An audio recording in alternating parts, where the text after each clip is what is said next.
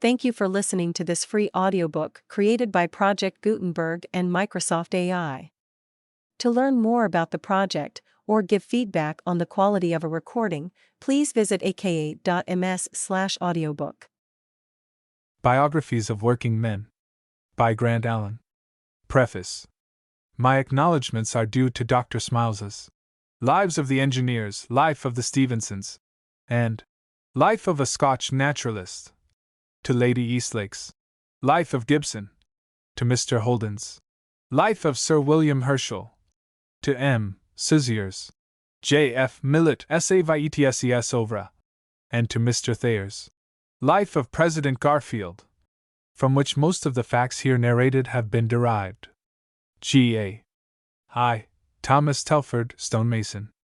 High up among the heather-clad hills which form the broad dividing barrier between England and Scotland, the little river-esque brawls and bickers over its stony bed through a wild land of barren braysides and brown peat mosses, forming altogether some of the gloomiest and most forbidding scenery in the whole expanse of northern Britain. Almost the entire bulk of the counties of Dumfries, Kirkcudbright, and Ayr is composed of just such solemn desolate upland wolds, with only a few stray farms or solitary cottages sprinkled at wide distances over their bare bleak surface, and with scarcely any sign of life in any part save the little villages which cluster here and there at long intervals around some stern and simple Scottish church. Yet the hardy people who inhabit this wild and chilly moorland country may well be considered to rank among the best raw material of society in the whole of Britain, for from the peasant homes of these southern Scotch highlands have come forth, among a host of scarcely less distinguished natives, 3 men, at least, who deserve to take their place in the very front line of British thinkers or workers: Thomas Telford, Robert Burns, and Thomas Carlyle. By origin, all 3 alike belonged in the very strictest sense to the working classes, and the story of each is full of lessons or of warnings for every one of us. But that of Telford is perhaps the most encouraging and the most remarkable of all, as showing how much may be accomplished by energy and perseverance, even under the most absolutely adverse and difficult circumstances. Near the upper end of Eskdale, in the tiny village of Westerkirk, a young shepherd's wife gave birth to a son on the 9th of August 1757. Her husband, John Telford, was employed in tending sheep on a neighboring farm, and he and his Janet occupied a small cottage close by, with mud walls and rudely thatched roof, such as in southern England even the humblest agricultural laborer would scarcely consent willingly to inhabit. Before the child was 3 months old, his father died, and Janet Telford was left alone in the world with her unweaned baby. But in remote country districts, neighbors are often more neighborly than in great towns, and a poor widow can manage to eke out a livelihood for herself with an occasional lift from the helping hands of friendly fellow villagers. Janet Telford had nothing to live upon save her own 10 fingers, but they were handy enough, after the sturdy Scotch fashion, and they earned some sort of livelihood in a humble way for herself and her fatherless boy. The farmers about found her work on their farms at haymaking or milking, and their wives took the child home with them while its mother was busy laboring in the harvest fields. Amid such small beginnings did the greatest of English engineers before the railway era receive his first hard lessons in the art of life. After her husband's death, the poor widow removed from her old cottage to a still more tiny hut, which she shared with a neighbor, a very small hut, with a single door for both families, and here young Tam Telford spent most of his boyhood in the quiet, honorable poverty of the uncomplaining rural poor. As soon as he was big enough to herd sheep, he was turned out upon the hillside in summer like any other ragged country laddie, and in winter he tended cows, receiving for wages only his food and money enough to cover the cost of his scanty clothing. He went to school, too, how, nobody now knows, but he did go, to the parish school of Westerkirk, and there he learnt with a will, in the winter months, though he had to spend the summer on the more profitable task of working in the fields. To a steady earnest boy like young Tam Telford, however, it makes all the difference in the world that he should have been to school, no matter how simply. Those 26 letters of the alphabet, once fairly learnt, are the key, after all, to all the book learning in the whole world.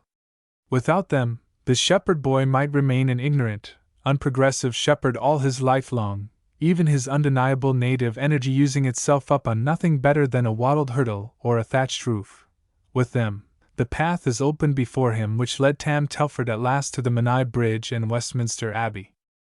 When Tam had gradually eaten his way through enough thin oatmeal porridge, with very little milk, we fear, to make him into a hearty lad of 15, it began to be high time for him to choose himself a final profession in life, such as he was able.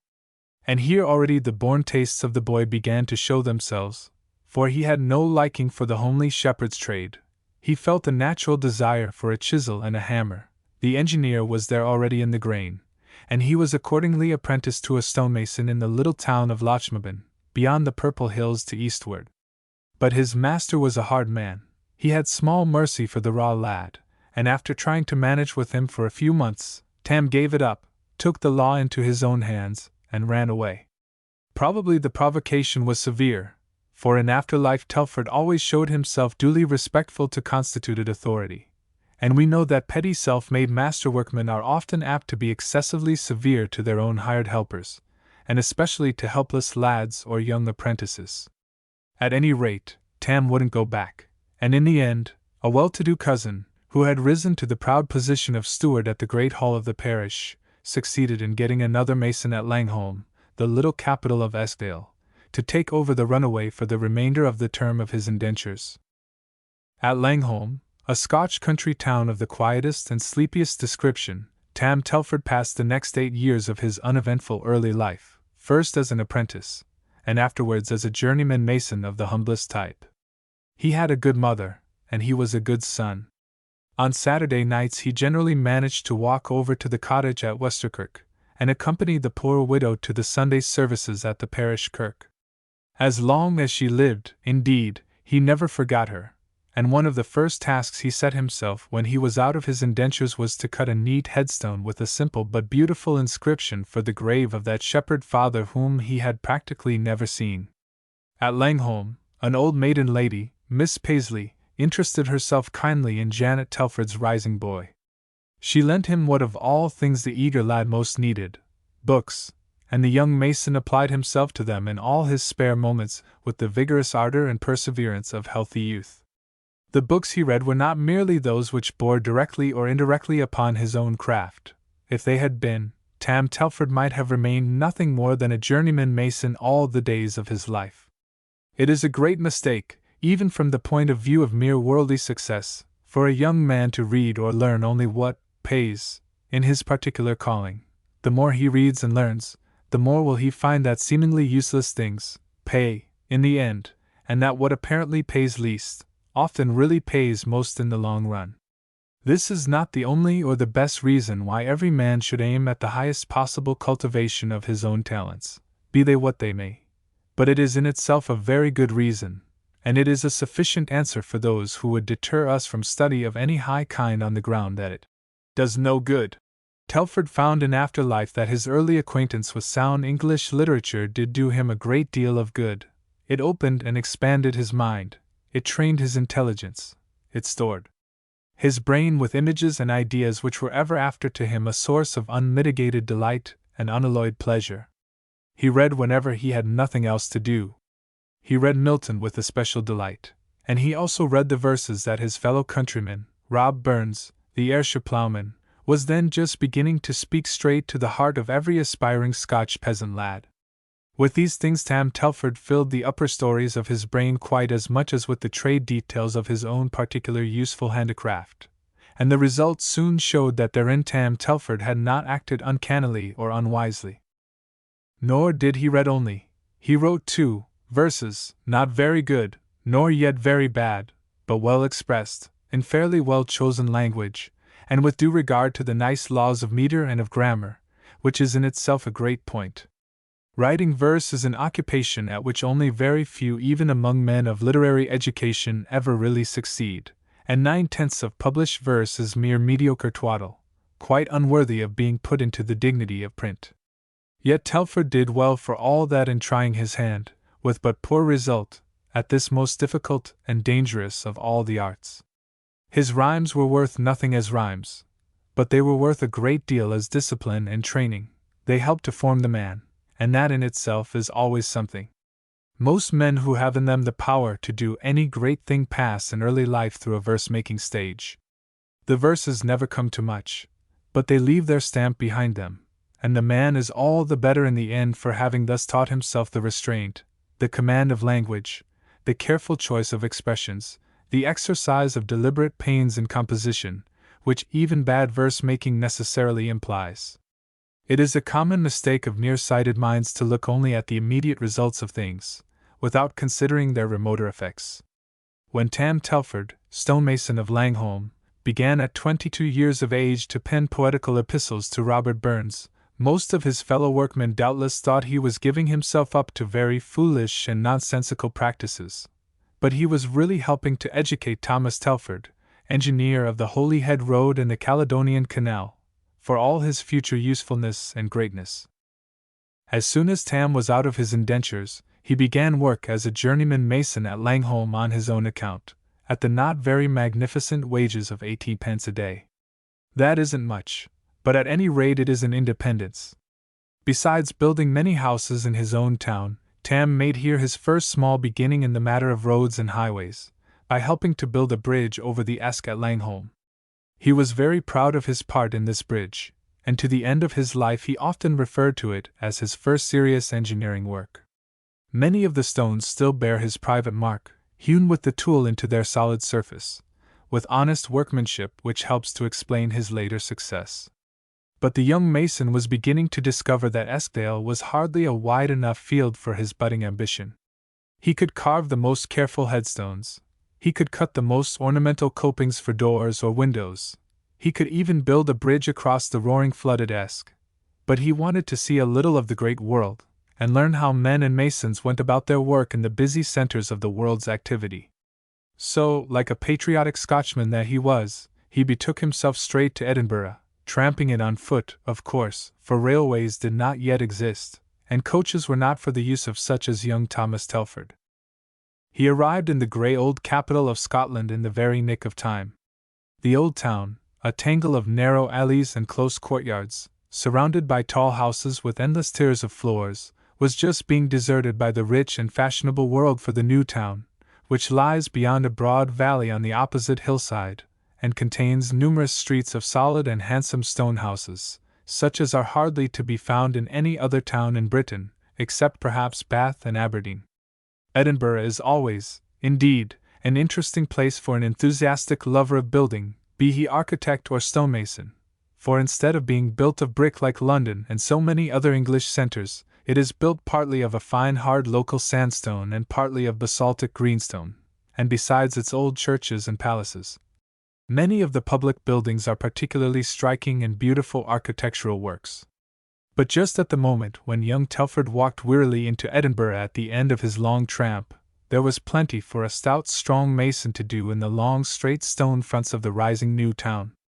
For 2 years, he worked away patiently at his trade in the grain metropolis of the north, and he took advantage of the special opportunities the place afforded him to learn drawing, and to make minute sketches in detail of Holyrood Palace, Harriet's Hospital, Roslyn Chapel, and all the other principal old buildings in which the neighborhood of the capital is particularly rich.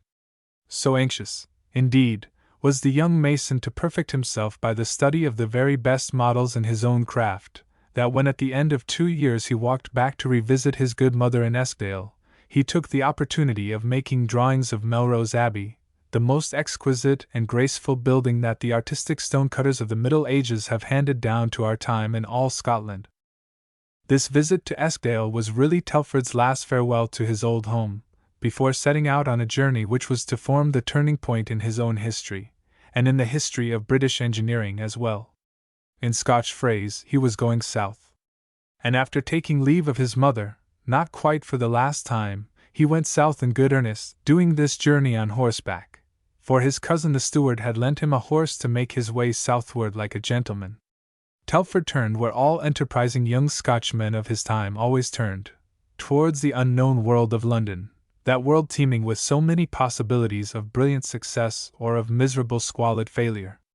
It was the year 1782, and the young man was just 25. No sooner had he reached the great city than he began looking about him for suitable work. He had a letter of introduction to the architect of Somerset House, whose ornamental fronts were just then being erected, facing the Strand and the river, and Telford was able to get a place at once on the job as a hewer of the finer architectural details, for which both his taste and experience well fitted him. He spent some 2 years in London at this humble post as a stonecutter, but already he began to aspire to something better. He earned first-class mason's wages now, and saved whatever he did not need for daily expenses. In this respect, the improvidence of his English fellow workmen struck the cautious young Scotchman very greatly. They lived, he said, from week to week entirely.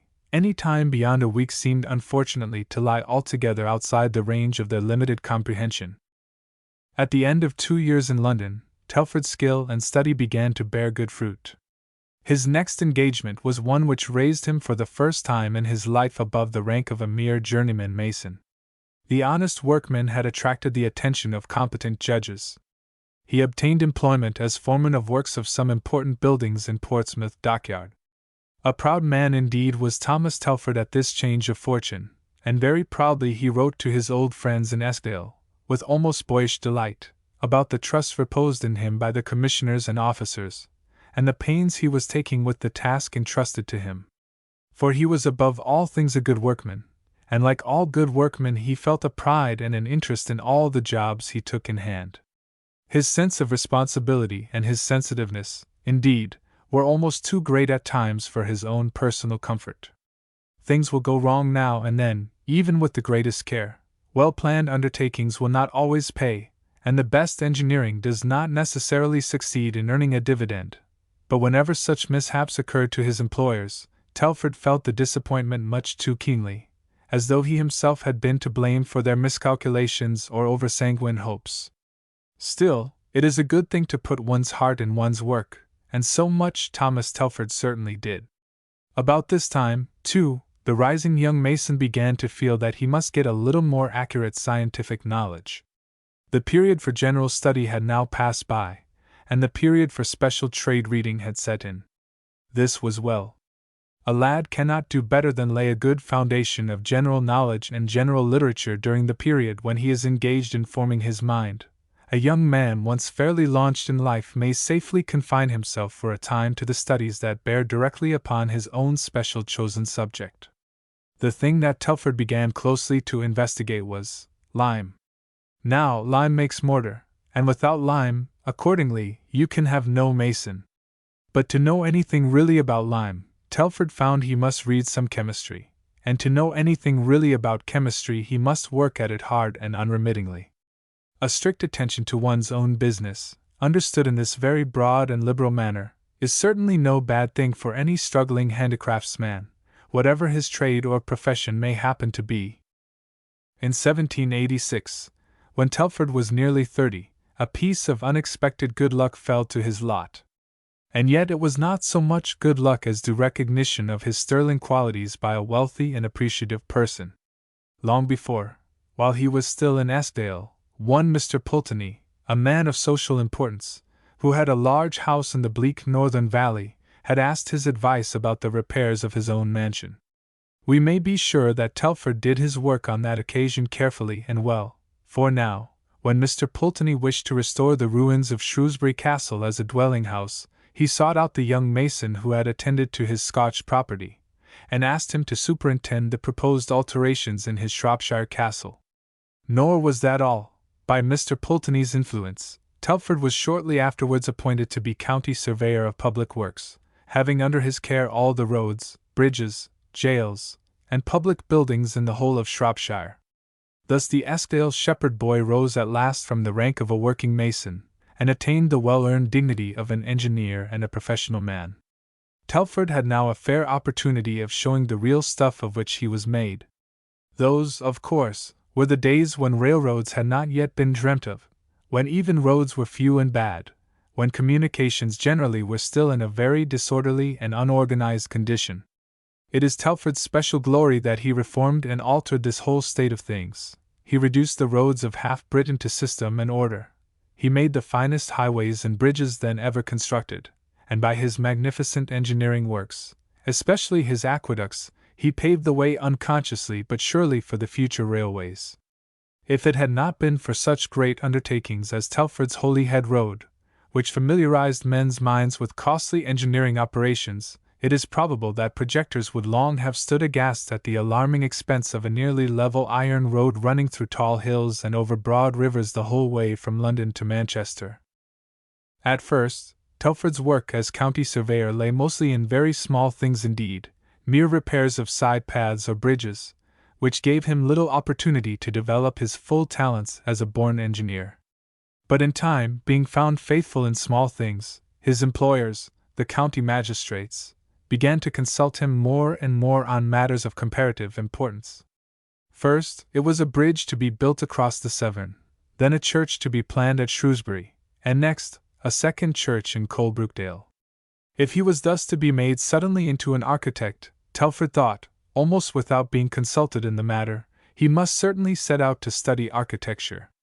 So, with characteristic vigor, he went to work to visit London, Worcester, Gloucester, Bath, and Oxford, at each place taking care to learn whatever was to be learned in the practice of his new art.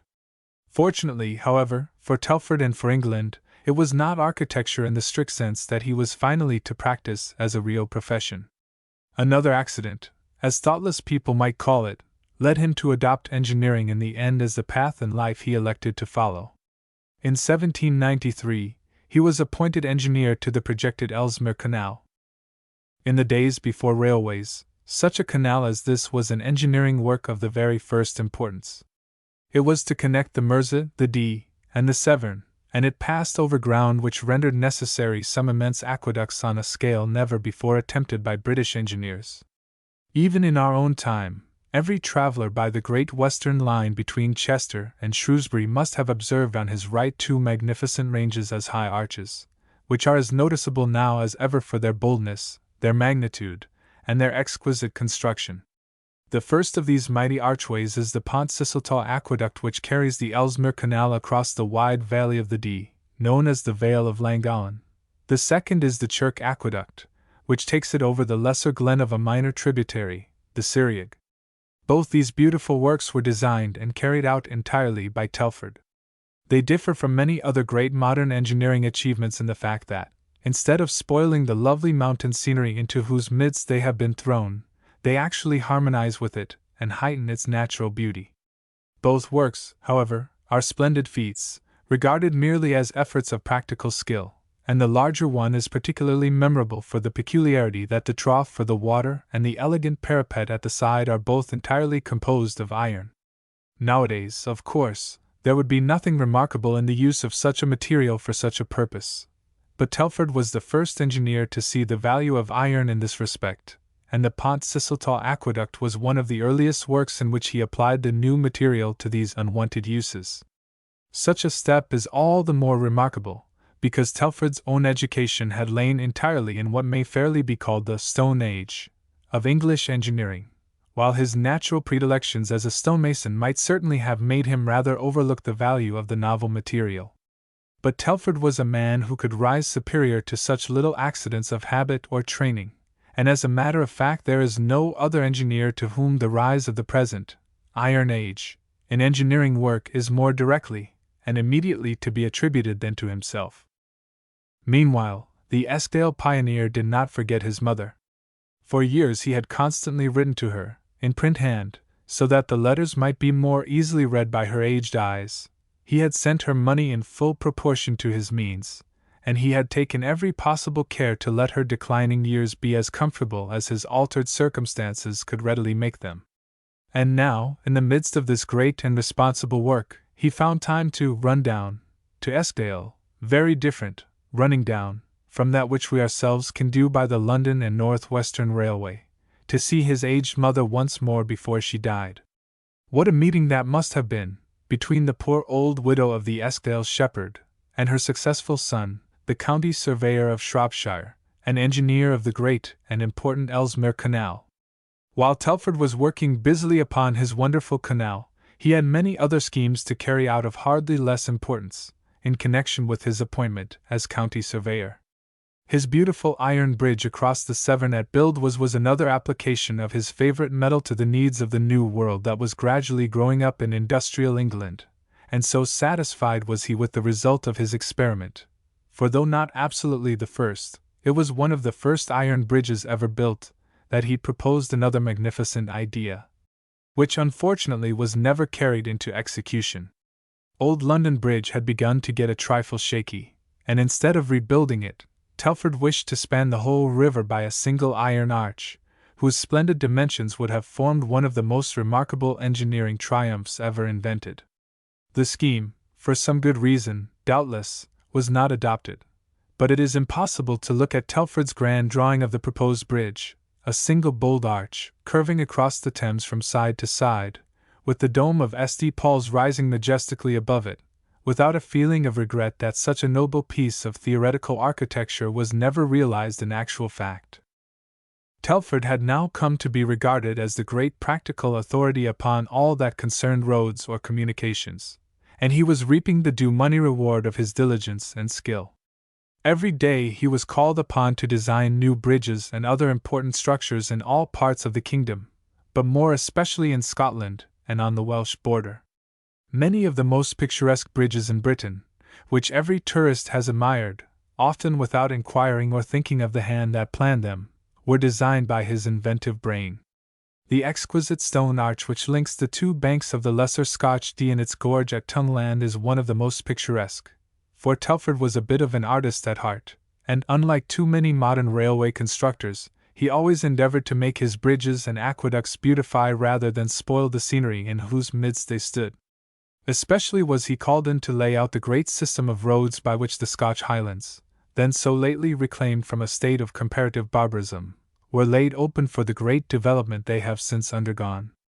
In the earlier part of the century, it is true, a few central highways had been run through the very heart of that great solid block of mountains, but these were purely military roads, to enable the king's soldiers more easily to march against the revolted clans, and they had hardly more connection with the life of the country than the bare military posts, like Fort William and Fort Augustus, which guarded their ends, had to do with the ordinary life of a commercial town. Meanwhile, however, the Highlands had begun gradually to settle down, and Telford's roads were intended for the far higher and better purpose of opening out the interior of northern Scotland to the humanizing influences of trade and industry. Fully to describe the great work which the mature engineer constructed in the Highland region would take up more space than could be allotted to such a subject anywhere save in a complete industrial history of roads and traveling in modern Britain. It must suffice to say that when Telford took the matter in hand, the vast block of country north and west of the great glen of Caledonia, which divides the Highlands in two between Inverness and Ben Nevis, a block comprising the counties of Caithness, Sutherland, Ross, Cromarty, and half Inverness, had literally nothing within it worthy of being called a road. Wheeled carts or carriages were almost unknown, and all burdens were conveyed on pack horses, or, worse still, on the broad backs of Highland lassies. The people lived in small scattered villages, and communications from one to another were well nigh impossible. Telford set to work to give the country, not a road or two, but a main system of roads. First, he bridged the broad river Tay at Dunkeld, so as to allow of a direct route straight into the very jaws of the Highlands. Then, he also bridged over the Bowley at Inverness, so as to connect the opposite sides of the great glen with one another. Next, he laid out a number of trunk lines, running through the country on both banks, to the very north of Caithness, and the very west of the Isle of Skye. Whoever to this day travels on the main thoroughfares in the greater Scottish Islands, in Arran, Islay, Jura, Mull, or in the wild peninsula of Morven and the land of Lorne, or through the rugged regions of Inverness-shire and Ross-shire, where the railway has not yet penetrated, travels throughout on Telford's roads. The number of large bridges and other great engineering masterpieces on this network of roads is enormous. Among the most famous and the most beautiful are the exquisite single arch which spans the Spey just beside the lofty rearing rocks of Craig Ellachie, and the bridge across the Dee, beneath the purple heather-clad braes of Ballater. Altogether, on Telford's Highland roads alone, there are no fewer than 1,200 bridges. Nor were these the only important labors by which Telford ministered to the comfort and well-being of his Scotch fellow-countrymen. Scotland's debt to the Eskdale stonemason is indeed deep and lasting. While on land, he improved her communications by his great lines of roads, which did on a smaller scale for the Highland valleys what railways have since done for the whole of the civilized world, He also labored to improve her means of transit at sea by constructing a series of harbors along that bare and inhospitable eastern coast, once almost a desert, but now teeming with great towns and prosperous industries. It was Telford who formed the harbor of Wick, which has since grown from a miserable fishing village into a large town, the capital of the North Sea herring fisheries. It was he who enlarged the petty port of Peterhead into the chief station of the flourishing whaling trade. It was he who secured prosperity for Fraserburgh and Banff, and many other less important centres, while even Dundee and Aberdeen, the chief commercial cities of the East Coast, owe to him a large part of their present extraordinary wealth and industry. When one thinks how large a number of human beings have been benefited by Telford's Scotch harbour works alone, it is impossible not to envy a great engineer his almost unlimited power of permanent usefulness to unborn thousands of his fellow creatures. As a canal maker, Telford was hardly less successful than as a constructor of roads and harbours. It is true, his greatest work in this direction was in one sense a failure. He was employed by government for many years as the engineer of the Caledonian Canal, which runs up the great glen of Caledonia, connecting the line of lakes whose basins occupy that deep hollow in the Highland ranges, and so avoiding the difficult and dangerous sea voyage round the stormy northern capes of Caithness. Unfortunately, though the canal as an engineering work proved to be of the most successful character, it has never succeeded as a commercial undertaking. It was built just at the exact moment when steamboats were on the point of revolutionizing ocean traffic, and so, though in itself a magnificent and lordly undertaking, it failed to satisfy the sanguine hopes of its projectors. But though Telford felt most bitterly the unavoidable ill success of this great scheme, he might well have comforted himself by the good results of his canal building elsewhere. He went to Sweden to lay out the Gotha Canal, which still forms the main high road of commerce between Stockholm and the sea, while in England itself some of his works in this direction, such as the improvements on the Birmingham Canal, with its immense tunnel, may fairly be considered as the direct precursors of the great railway efforts of the succeeding generation. The most remarkable of all Telford's designs, however, and the one which most immediately paved the way for the railway system, was his magnificent Holyhead Road.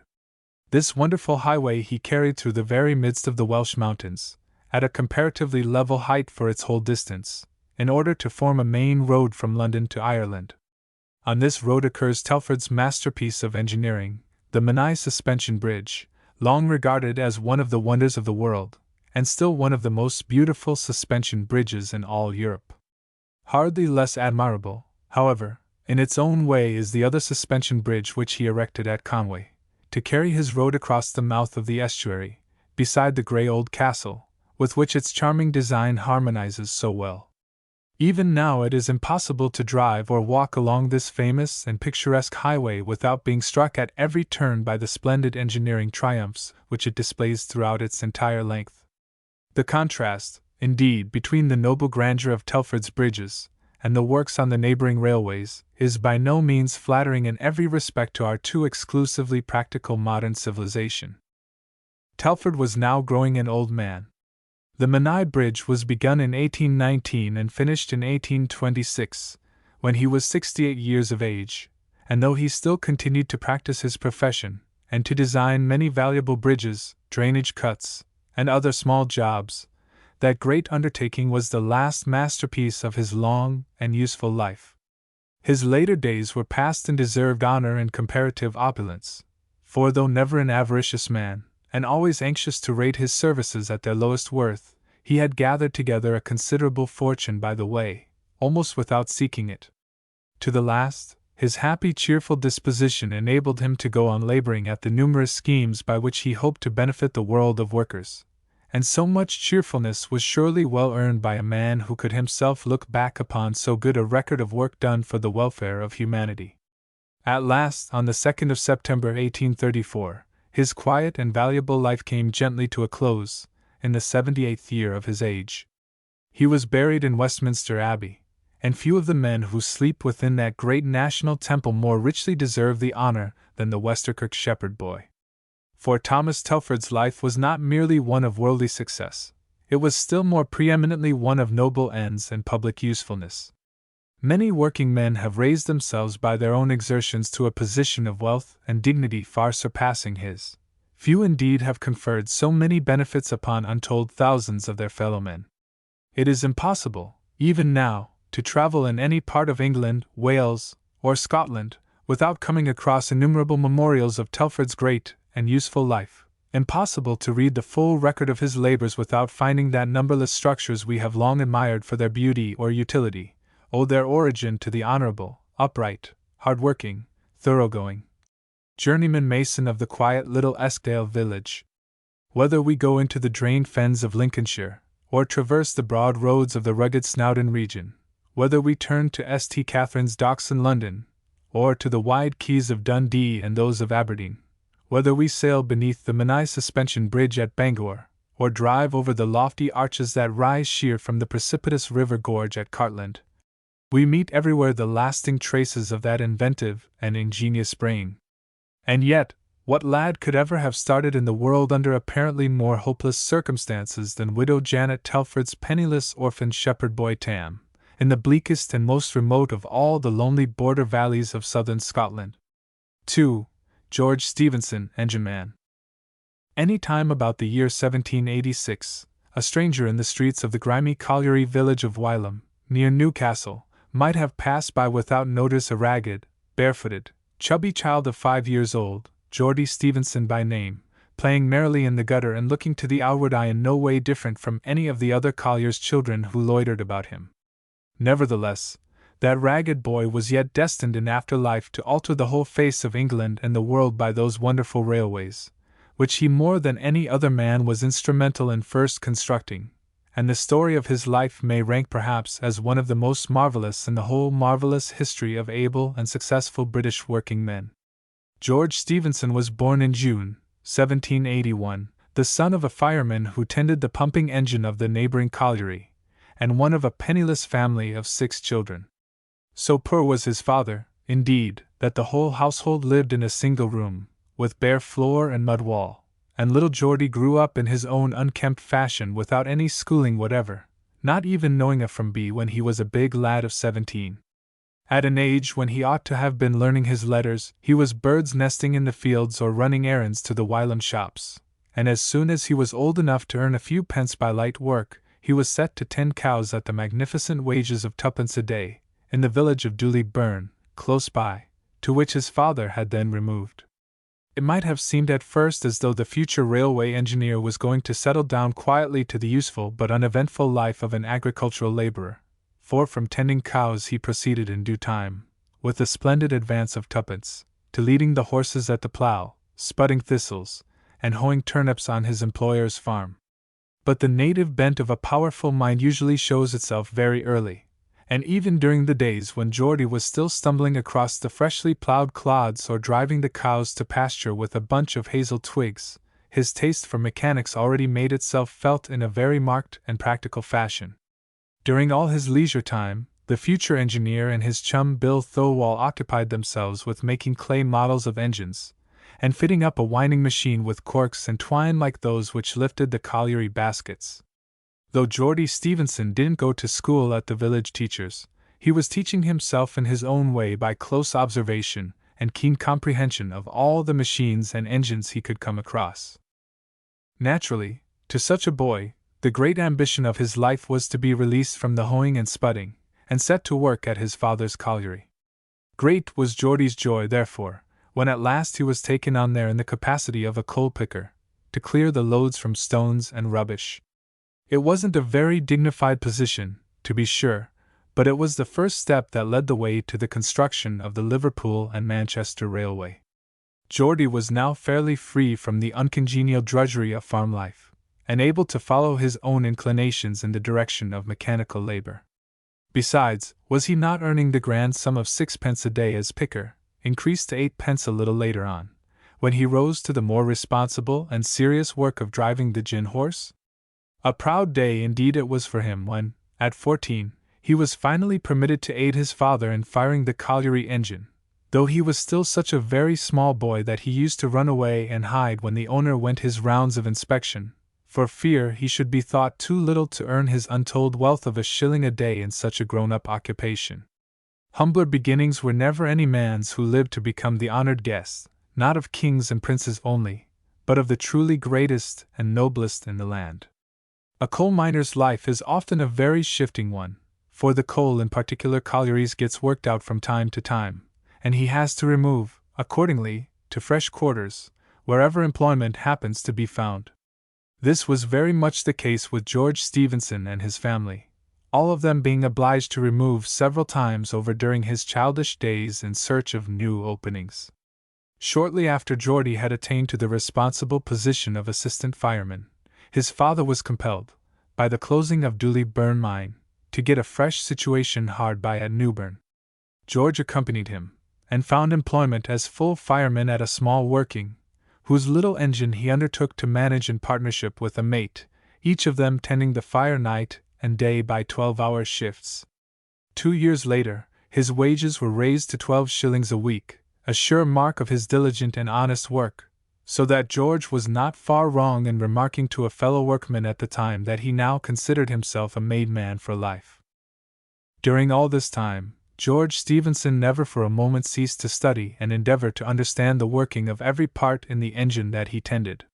He was not satisfied, as too many workmen are, with merely learning the routine work of his own trade, with merely knowing that he must turn such and such a tap or valve in order to produce such and such a desired result. He wanted to see for himself how and why the engine did this or that, what was the use and object of piston and cylinder and crank and joint and condenser, in short, fully to understand the underlying principle of its construction.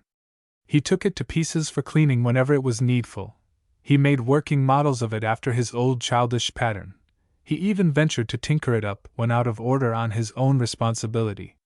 Thus he learned at last something of the theory of the steam engine, and learned also by the way a great deal about the general principles of mechanical science.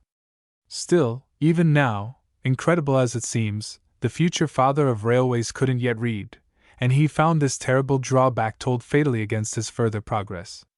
Whenever he wanted to learn something that he didn't quite understand, he was always referred for information to a book. Oh, those books, those mysterious, unattainable, incomprehensible books, how they must have bothered and worried poor intelligent and aspiring but still painfully ignorant young George Stephenson. Though he was already trying singularly valuable experiments in his own way, he hadn't yet even begun to learn his letters. Under these circumstances, George Stephenson, eager and anxious for further knowledge, took a really heroic resolution. He wasn't ashamed to go to school. Though now a full workman on his own account, about 18 years old, he began to attend the night school at the neighboring village of Wallowell, where he took lessons in reading 3 evenings every week. It is a great thing when a man is not ashamed to learn. Many men are. They consider themselves so immensely wise that they look upon it as an impertinence in anybody to try to tell them anything they don't know already. Truly wise or truly great men, men with the capability in them for doing anything worthy in their generation, never feel this false and foolish shame. They know that most other people know some things in some directions which they do not, and they are glad to be instructed in them whenever opportunity offers. This wisdom George Stephenson possessed in sufficient degree to make him feel more ashamed of his ignorance than of the steps necessary in order to conquer it. Being a diligent and willing scholar, he soon learned to read, and by the time he was 19 he had learned how to write also. At arithmetic, a science closely allied to his native mechanical bent, he was particularly apt, and beat all the other scholars at the village night school. This resolute effort at education was the real turning point in George Stephenson's remarkable career, the first step on the ladder whose topmost rung led him so high that he himself must almost have felt giddy at the unwonted elevation. Shortly after, young Stephenson gained yet another promotion in being raised to the rank of brakesman, whose duty it was to slacken the engine when the full baskets of coal reached the top of the shaft. This was a more serious and responsible post than any he had yet filled, and one for which only the best and steadiest workmen were ever selected. His wages now amounted to £1 a week, a very large sum in those days for a skilled working man. Meanwhile, George, like most other young men, had fallen in love. His sweetheart, Fanny Henderson, was servant at the small farmhouse where he had taken lodgings since leaving his father's home, and though but little is known about her, for she unhappily died before George had begun to rise to fame and fortune, what little we do know seems to show that she was in every respect a fitting wife for the active young brakesman, and a fitting mother for his equally celebrated son, Robert Stevenson. Fired by the honorable desire to marry Fanny, with a proper regard for prudence, George set himself to work to learn cobbling in his spare moments, and so successfully did he cobble the worn shoes of his fellow colliers after working hours, that before long he contrived to save a whole guinea out of his humble earnings. That guinea was the first step towards an enormous fortune, a fortune, too, all accumulated by steady toil and constant useful labor for the ultimate benefit of his fellowmen. To make a fortune is the smallest and least noble of all possible personal ambitions, but to save the first guinea which leads us on at last to independence and modest comfort is indeed an important turning point in every prudent man's career. Geordie Stevenson was so justly proud of his achievement in this respect that he told a friend in confidence he might now consider himself a rich man. By the time George was 21, he had saved up enough by constant care to feel that he might safely embark on the sea of housekeeping. He was able to take a small cottage lodging for himself and Fanny, at Willington Quay, near his work at the moment, and to furnish it with the simple comfort which was all that their existing needs demanded. He married Fanny on the 28th of November 1802, and the young couple proceeded at once to their new home. Here George labored harder than ever, as became the head of a family. He was no more ashamed of odd jobs than he had been of learning the alphabet. He worked overtime at emptying ballast from ships, he continued to cobble, to cut lasts, and even to try his hand at regular shoemaking. Furthermore, he actually acquired the art of mending clocks, a matter which lay strictly in his own line, and he thus earned a tidy penny at odd hours by doctoring all the rusty or wheezy old timepieces of all his neighbors. Nor did he neglect his mechanical education meanwhile, for he was always at work upon various devices for inventing a perpetual motion machine. Now perpetual motion is the most foolish will-o'-the-wisp that ever engaged a sane man's attention. The thing has been proved to be impossible from every conceivable point of view, and the attempt to achieve it, if pursued to the last point, can only end in disappointment if not in ruin. Still, for all that, the work George Stevenson spent upon this unpractical object did really help to give him an insight into mechanical science which proved very useful to him at a later date. He didn't discover perpetual motion, but he did invent at last the real means for making the locomotive engine a practical power in the matter of traveling. A year later, George's only son Robert was born, and from that moment the history of those two able and useful lives is almost inseparable. During the whole of George Stevenson's long upward struggle, and during the hard battle he had afterwards to fight on behalf of his grand design of railways, he met with truer sympathy, appreciation, and comfort from his brave and gifted son than from any other person whatsoever. Unhappily, his pleasure and delight in the upbringing of his boy was soon to be clouded for a while by the one great bereavement of an otherwise singularly placid and happy existence. Some 2 years after her marriage, Fanny Stevenson died, as yet a mere girl, leaving her lonely husband to take care of their baby boy alone and unaided. Grief for this irretrievable loss drove the young widower away for a while from his accustomed field of work among the Tyneside coal pits. He accepted an invitation to go to Montrose in Scotland, to overlook the working of a large engine in some important spinning works. He remained in this situation for 1 year only, but during that time he managed to give clear evidence of his native mechanical insight by curing a defect in the pumps which supplied water to his engine, and which had hitherto defied the best endeavors of the local engineers. The young father was not unmindful, either, of his duty to his boy, whom he had left behind with his grandfather on Tyneside, for he saved so large a sum as £28 during his engagement, which he carried back with him in his pocket on his return to England. A sad disappointment awaited him when at last he arrived at home. Old Robert Stevenson, the father, had met with an accident during George's absence which made him quite blind, and incapacitated him for further work. Helpless and poor, he had no resource to save him from the workhouse except George, but George acted towards him exactly as all men who have in them a possibility of any good thing always do act under similar circumstances. He spent L15 of his hard-earned savings to pay the debts the poor blind old engine man had necessarily contracted during his absence, and he took a comfortable cottage for his father and mother at Killingworth, where he had worked before his removal to Scotland, and where he now once more obtained employment, still as a brakesman. In that cottage this good and brave son supported his aged parents till their death, in all the simple luxury that his small means would then permit him. That, however, was not the end of George's misfortunes. Shortly after, he was drawn by lot as a militiaman, and according to the law of that time, for this was in 1807, during the very height of the wars against Napoleon, he must either serve in person or else pay heavily to secure a substitute.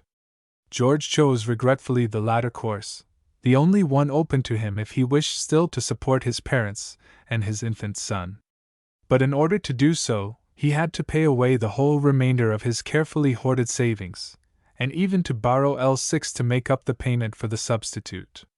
It must have seemed very hard to him to do this, and many men would have sunk under the blow, become hopeless, or taken to careless rowdy drinking habits.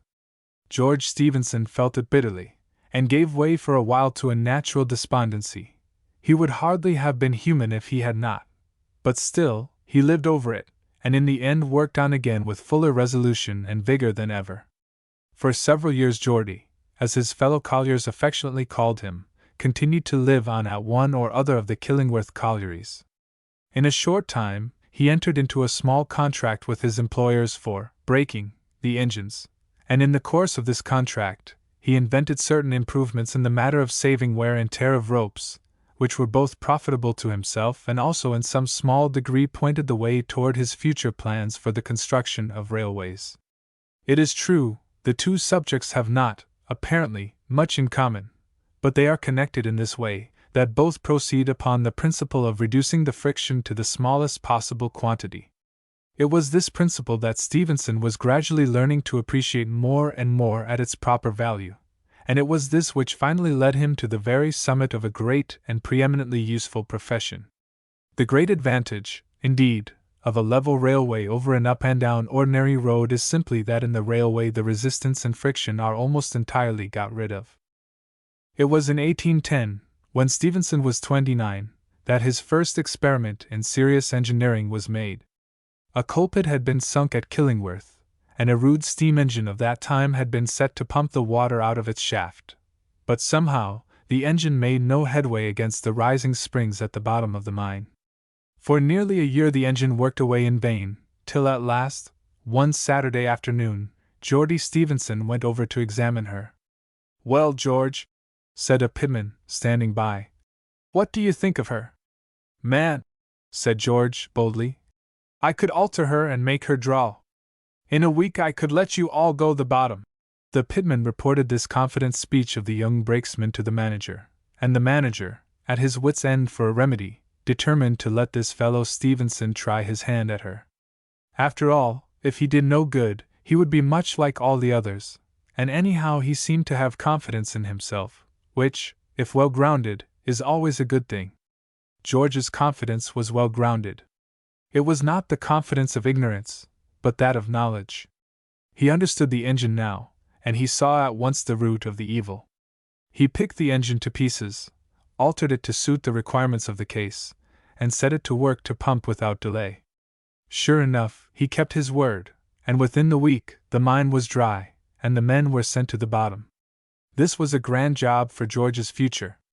The manager, a Mr. Dodds, not only gave him £10 at once as a present, in acknowledgment of his practical skill, but also appointed him engineman of the new pit, another rise in the social scale as well as in the matter of wages. Dodds kept him in mind for the future, too, and a couple of years later, on a vacancy occurring, he promoted the promising hand to be engine wright of all the collieries under his management, at a salary of L100 a year. When a man's income comes to be reckoned by the year, rather than by the week or month, it is a sign that he is growing into a person of importance. George had now a horse to ride upon, on his visits of inspection to the various engines, and his work was rather one of mechanical engineering than of mere ordinary laboring handicraft. The next few years of George Stephenson's life were mainly taken up in providing for the education of his boy Robert. He had been a good son, and he was now a good father. Feeling acutely how much he himself had suffered, and how many years he had been put back, by his own want of a good sound rudimentary education, he determined that Robert should not suffer from a similar cause. Indeed, George Stephenson's splendid abilities were kept in the background far too long, owing to his early want of regular instruction. So the good father worked hard to send his boy to school, not to the village teachers only, but to a school for gentlemen's sons at Newcastle. By mending clocks and watches in spare moments, and by rigid economy in all unnecessary expenses, especially beer, Stephenson had again gathered together a little hoard, which mounted up this time to 100 guineas. 100 guineas is a fortune and a capital to a working man. He was therefore rich enough not only to send little Robert to school, but even to buy him a donkey, on which the boy made the journey every day from Killingworth to Newcastle. This was in 1815, when George was 34, and Robert 12. Perhaps no man who ever climbed so high as George Stephenson had ever reached so little of the way at so comparatively late an age. For in spite of his undoubted success, viewed from the point of view of his origin and early prospects, he was as yet after all nothing more than the common engine-wright of the Killingworth collieries, a long way off as yet from the distinguished father of the railway system. George Stephenson's connection with the locomotive, however, was even now beginning. Already, in 1816, he and his boy had tried a somewhat higher flight of mechanical and scientific skill than usual, in the construction of a sundial, which involves a considerable amount of careful mathematical work, and now George found that the subject of locomotive engines was being forced by circumstances upon his attention. From the moment he was appointed engine-wright of the Killingworth collieries, he began to think about all possible means of hauling coal at cheaper rates from the pit's mouth to the shipping place on the river. For that humble object alone, an object that lay wholly within the line of his own special business, did the great railway projector set out upon his investigations into the possibilities of the locomotive. Indeed, in its earliest origin, the locomotive was almost entirely connected with coals and mining.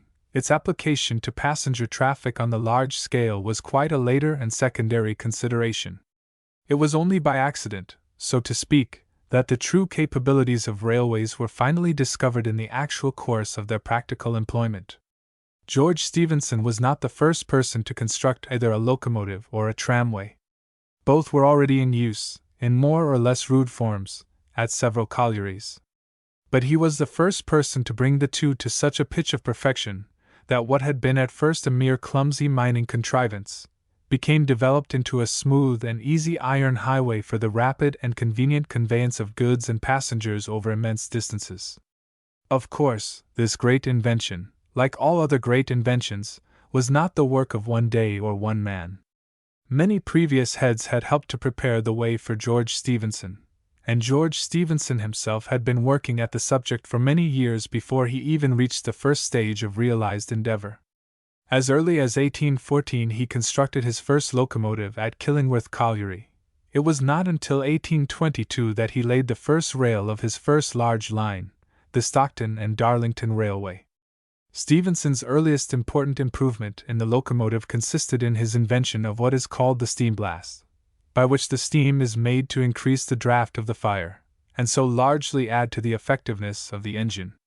It was this invention that enabled him at last to make the railway into the great carrier of the world, and to begin the greatest social and commercial upheaval that has ever occurred in the whole history of the human race. Meanwhile, however, George was not entirely occupied with the consideration of his growing engine.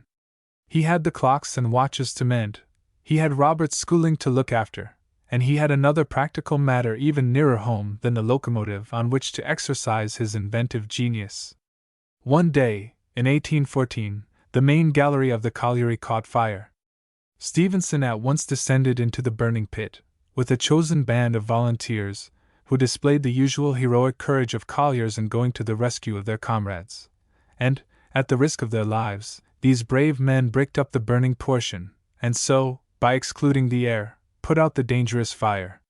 Still, even so, several of the workmen had been suffocated, and one of the pitmen asked Geordie in dismay whether nothing could be done to prevent such terrible disasters in future.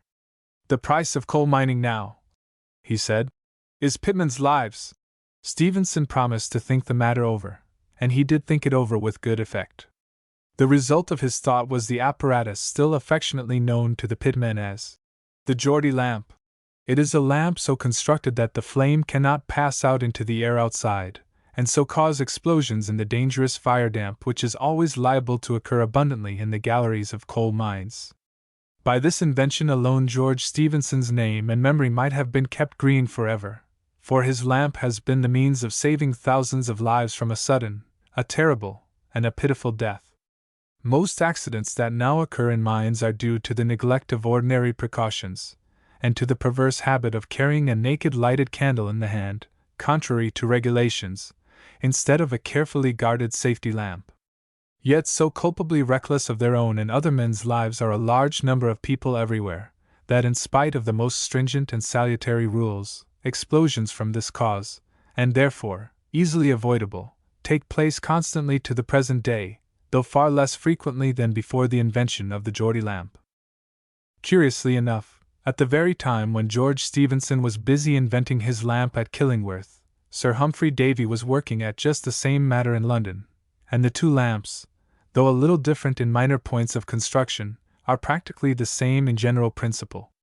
Now, Sir Humphrey was then the great fashionable natural philosopher of the day, the favourite of London society, and the popular lecturer of the Royal Institution. His friends thought it a monstrous idea that his splendid life-saving apparatus should have been independently devised by an engine-wright of Killingworth of the name of Stephenson, a person not even possessing a knowledge of the elements of chemistry. This sounds very odd reading at the present day, when the engine-wright of the name of Stephenson has altered the whole face of the world, while Davy is chiefly remembered as a meritorious and able chemist. But at the time, Stephenson's claim to the invention met with little courtesy from the great public of London, where a meeting was held on purpose to denounce his right to the credit of the invention. What the co-owners and colliers of the North Country thought about the matter was sufficiently shown by their subscription of L1000 as a Stephenson testimonial fund. With part of the money, a silver tankard was presented to the deserving engine-wright, while the remainder of the sum was handed over to him in ready cash. A very acceptable present it was, and one which George Stephenson remembered with pride down to his dying day. The Geordie lamp continues in use to the present moment in the Tyneside collieries with excellent effect. For some years more, Mr. Stephenson, he is now fairly entitled to that respectable prefix, went on still further experimenting on the question of locomotives and railways. He was now beginning to learn that much unnecessary wear and tear arose on the short lines of rail down from the pit's mouths to the loading places on the river by the inequalities and roughnesses of the joints, and he invented a method of overlapping the rails which quite got over this source of loss of speed, loss of power, and loss of material at once. It was in 1819 that he laid down his first considerable piece of road, the Hetton Railway. The owners of a colliery at the village of Hetton, in Durham, determined to replace their wagon road by a locomotive line, and they invited the now locally famous Killingworth engine-wright to act as their engineer. Stephenson gladly undertook the post, and he laid down a railway of 8 miles in length, on the larger part of which the trucks were to be drawn by the iron horse, as people now began to style the altered and improved locomotive. The Hetton Railway was opened in 1822, and the assembled crowd were delighted at beholding a single engine draw 17 loaded trucks after it, at the extraordinary rate of 4 miles an hour, nearly as fast as a man could walk, whence it may be gathered that Stephenson's ideas upon the question of speed were still on a very humble scale indeed. Before the Hetton Railway was opened, however, George Stephenson had shown one more proof of his excellence as a father by sending his boy Robert, now 19, to Edinburgh University. It was a serious expense for a man who was even now, after all, hardly more than a working man of the superior grade, but George Stephenson was well repaid for the sacrifice he thus made on behalf of his only son. He lived to see him the greatest practical engineer of his own time, and to feel that his success was in large measure due to the wider and more accurate scientific training the lad had received from his Edinburgh teachers. In 1819 George married again, his second wife being the daughter of a farmer at Black Colleton. The work which finally secured the position of George Stephenson and of his dearly loved locomotive was the Stockton and Darlington Railway. Like all the other early railways, it was originally projected simply as a mineral line. Darlington lies in the center of a rich inland mining district, but the impossibility of getting the coal carried to the sea by cart or donkey long prevented the opening up of its immense natural wealth. At last, as early as 1817, Edward Pease and a few other enterprising Darlington Quakers determined to build a line of railway from the mining region to Stockton, on the River Tees, where the coal could be loaded into seagoing ships. It was a very long line, compared to any railway that had yet been constructed, but it was still only to be worked by horsepower, to be, in fact, what we now call a tramway, rather than a railway in the modern sense. However, while the plan was still undecided, George Stephenson, who had heard about the proposed scheme, went over to Darlington one day, and boldly asked to see Mr. Pease. The good Quaker received him kindly, and listened to his arguments in favor of the locomotive. "Come over to Killingworth some day and see my engine at work," said Stephenson confidently, "and if you do you will never think of horses again." Mr. Pease, with Quaker caution, came and looked. George put the engine through its paces, and showed off its marvelous capabilities to such good effect that Edward Pease was immediately converted. Henceforth, he became a decided advocate of locomotives, and greatly aided by his wealth and influence in securing their final triumph. Not only that, but Mr. Pease also aided Stephenson in carrying out a design which George had long had upon his mind, the establishment of a regular locomotive factory, where the work of engine-making for this particular purpose might be carried on with all the necessary finish and accuracy. George himself put into the concern his precious L1000, not one penny of which he had yet touched, while Pease and a friend advanced as much between them.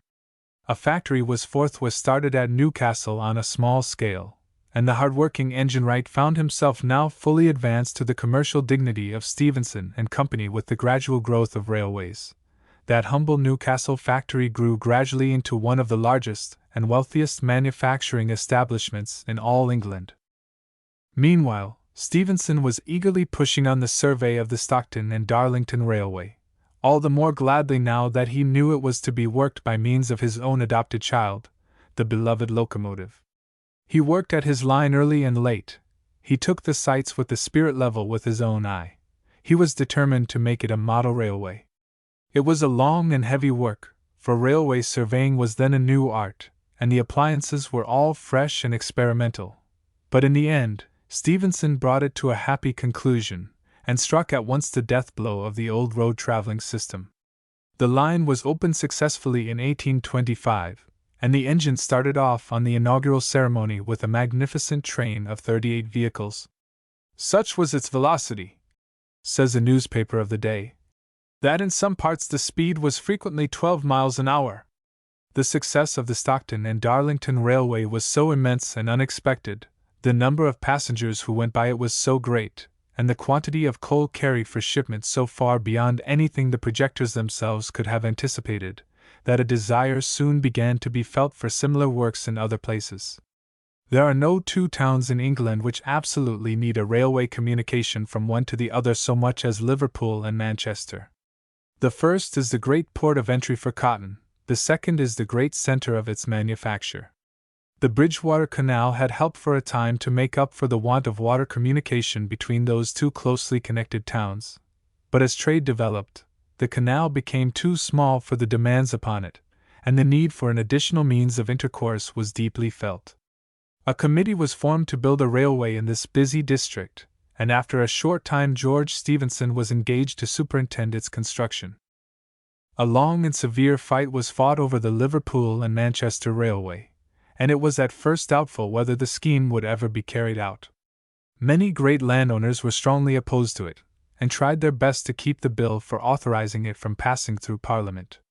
Stephenson himself was compelled to appear in London as a witness before a parliamentary committee, and was closely cross-examined as to the possibilities of his plan.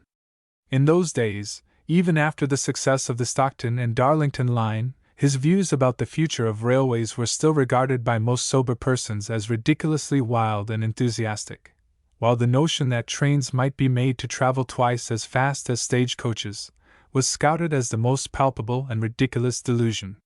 One of the members of the committee pressed Stevenson very hard with questions. "Suppose," he said, "a cow were to get upon the line, and the engine were to come into collision with it. Wouldn't that be very awkward, now?" George looked up at him with a merry twinkle of the eye, and answered in his broad North Country dialect, "Oh, aye, very awkward for the coo." In spite of all Stevenson's earnestness and mother wit, however, Parliament refused to pass the bill in 1825, and for the moment the engineer's vexation was bitter to behold. He and his friends plucked up heart, however. They were fighting the winning battle against prejudice and obstruction, and they were sure to conquer in the long run. The line was resurveyed by other engineers. The lands of the hostile owners were avoided. The causes of offense were dexterously smoothed down, and after another hard fight, in 1826, the bill authorizing the construction of the Liverpool and Manchester Railway was finally passed. The board at once appointed Stevenson engineer for constructing the line, at a salary of £1,000 a year. George might now fairly consider himself entitled to the honors of an esquire. The line was a difficult one to construct, but George Stephenson set about it with the skill and knowledge acquired during many years of slow experience, and he performed it with distinguished success. He was now 44, and he had had more to do with the laying down of rails than any other man then living. The great difficulty of the Liverpool and Manchester line lay in the fact that it had to traverse a vast shaking bog or morass, Chat Moss, which the best engineers had emphatically declared it would be impossible to cross. George Stephenson, however, had a plan for making the impossible possible. He simply floated his line on a broad bottom, like a ship, on the top of the quaking quagmire, and proceeded to lay down his rails on this seemingly fragile support without further scruple. It answered admirably, and still answers to the present day. The other works on the railway, especially the cuttings, were such as might well have appalled the boldest heart in those experimental ages of railway enterprise. It is easy enough for us now to undertake tunneling great hills or filling up wide valleys with long ranges of viaduct, because the thing has been done so often, and the prospect of earning a fair return on the money sunk can be calculated with so high a degree of reasonable probability. But it required no little faith for George Stephenson and his backers to drive a level road, for the first time, through solid rocks and over trembling morasses, the whole way from Liverpool to Manchester.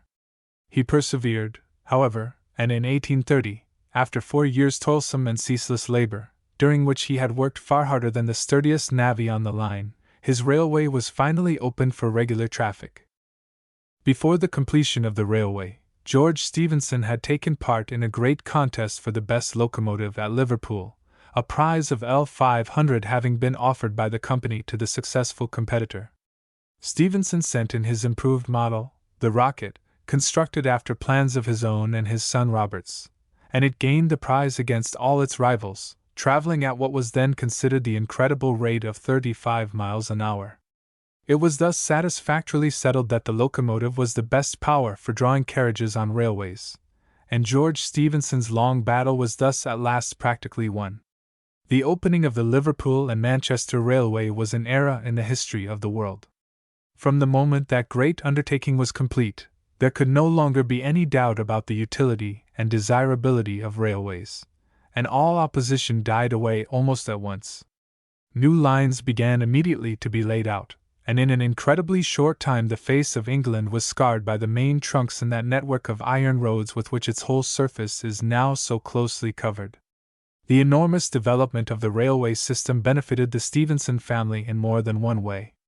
Robert Stephenson became the engineer of the vast series of lines now known as the London and North Western, and the increased demand for locomotives caused George Stephenson's small factory at Newcastle to blossom out suddenly into an immense and flourishing manufacturing concern. The rest of George Stephenson's life is one long story of unbroken success. In 1831, the year after the opening of the Liverpool and Manchester line, George, being now 50, began to think of settling down in a more permanent home. His son Robert, who was surveying the Leicester and Swannington Railway, observed on an estate called Snibston, near Ashby-de-la-Zouch, what to his experienced geological eye looked like the probable indications of coal beneath the surface. He wrote to his father about it, and as the estate was at the time for sale, George, now a comparatively wealthy man, bought it up on his son's recommendation. He also pitched his home close by at Alton Grange, and began to sink shafts in search of coal. He found it in due time, and thus, in addition to his Newcastle works, he became a flourishing colliery proprietor. It is pleasing to note that Stevenson, unlike too many other self-made men, always treated his workmen with the greatest kindness and consideration, erecting admirable cottages for their accommodation, and providing them with church, chapel, and schools for their religious and social education. While living at Alton Grange, Stevenson was engaged in laying out several new lines in the middle and north of England, especially the Grand Junction and the Midland, both of which he constructed with great boldness and practical skill. As he grew older and more famous, he began to mix in the truly best society of England, his acquaintance being sought by all the most eminent men in literature, science, and political life. Though but an uneducated working man by origin, George Stevenson had so improved his mind by constant thought and expansive self-education, that he was able to meet these able and distinguished friends of his later days on terms of perfect intellectual and social equality. To the last, however, he never forgot his older and poorer friends, nor was he ever ashamed of their acquaintance. A pleasant trait is narrated by his genial biographer, Dr. Smiles, who notices that on one occasion he stopped to speak to one of his wealthy acquaintances in a fine carriage, and then turned to shake hands with the coachman on the box, whom he had known and respected in his earlier days. He enjoyed, too, the rare pleasure of feeling his greatness recognized in his own time, and once, when he went over to Brussels on a visit to the King of the Belgians, he was pleased and surprised, as the royal party entered the ballroom at the town hall, to hear a general murmur among the guests of, "Which is Stevenson?" George Stevenson continued to live for 16 years, first at Alton Grange, and afterwards at Tapton House, near Chesterfield, in comfort and opulence, growing big pines and melons, keeping birds and dogs, and indulging himself towards the end in the well-earned repose to which his useful and laborious life fully entitled him.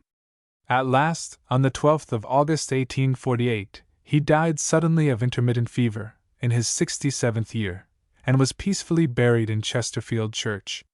Probably no one man who ever lived did so much to change and renovate the whole aspect of human life as George Stevenson, and unlike many other authors of great revolutions, he lived long enough to see the full result of his splendid labors in the girdling of England by his iron roads. A grand and simple man, he worked honestly and steadfastly throughout his days, and he found his reward in the unprecedented benefits which his locomotive was even then conferring upon his fellowmen. It is indeed wonderful to think how very different is the England in which we live today, from that in which we might possibly have been living were it not for the barefooted little collier boy who made clay models of engines at Wylam, and who grew at last into the great and famous engineer of the marvelous Liverpool and Manchester Railway. The main characteristic of George Stevenson was perseverance, and it was that perseverance that enabled him at last to carry out his magnificent schemes in the face of so much bitter and violent opposition.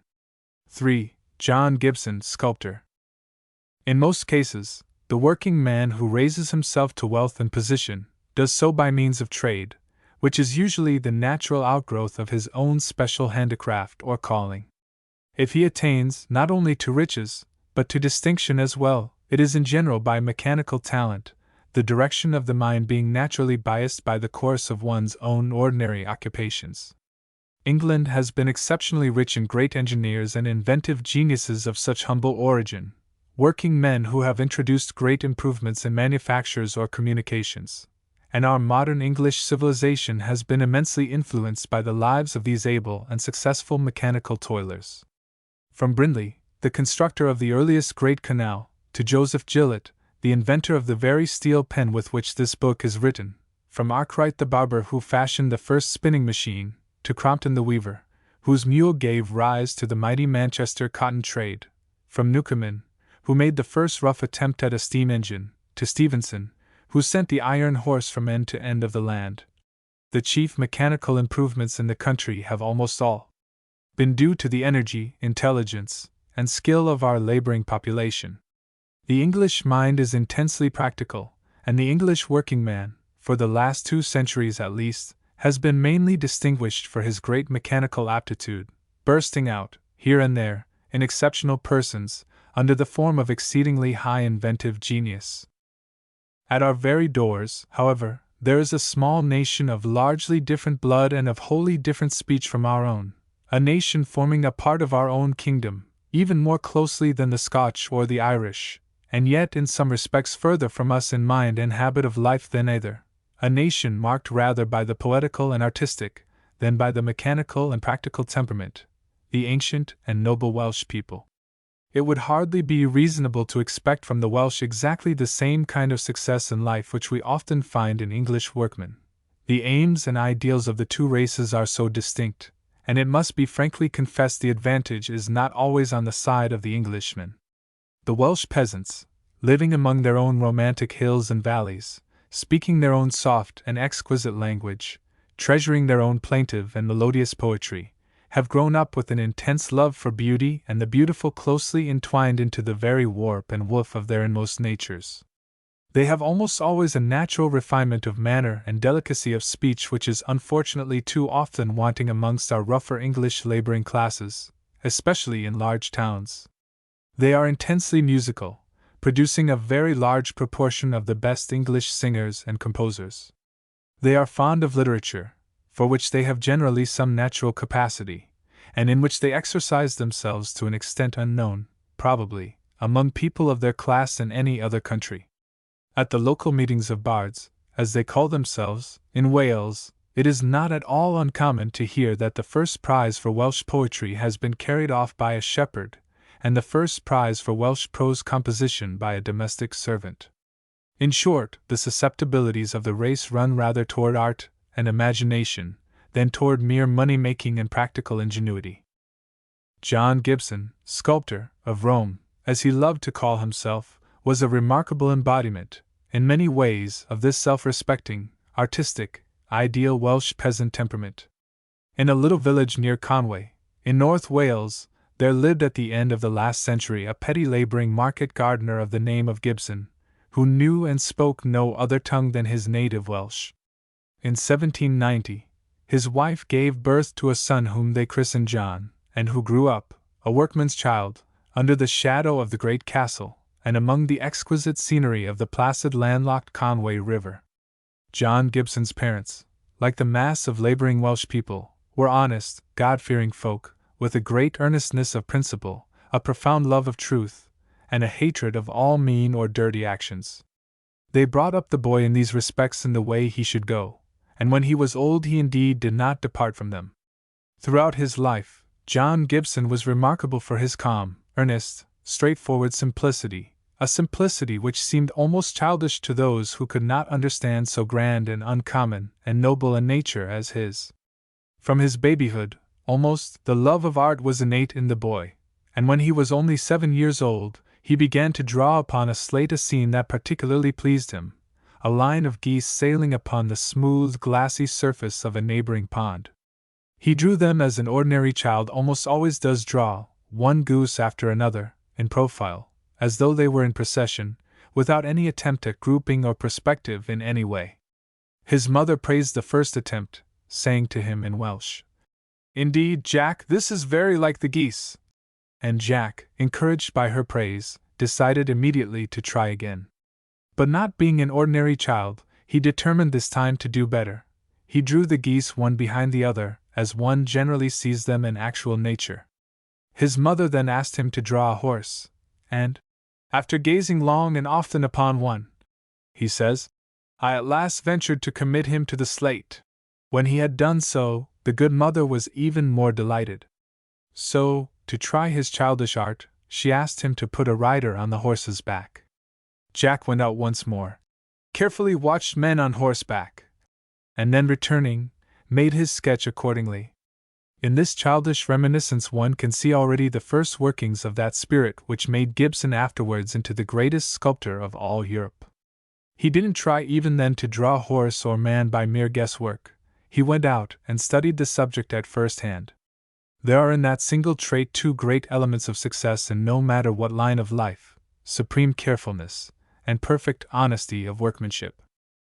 When Jack was 9 years old, his father determined to emigrate to America, and for that purpose went to Liverpool to embark for the United States. But when he had got as far as the docks, Mrs. Gibson, good soul, frightened at the bigness of the ships, a queer cause of alarm, refused plumply ever to put her foot on one of them.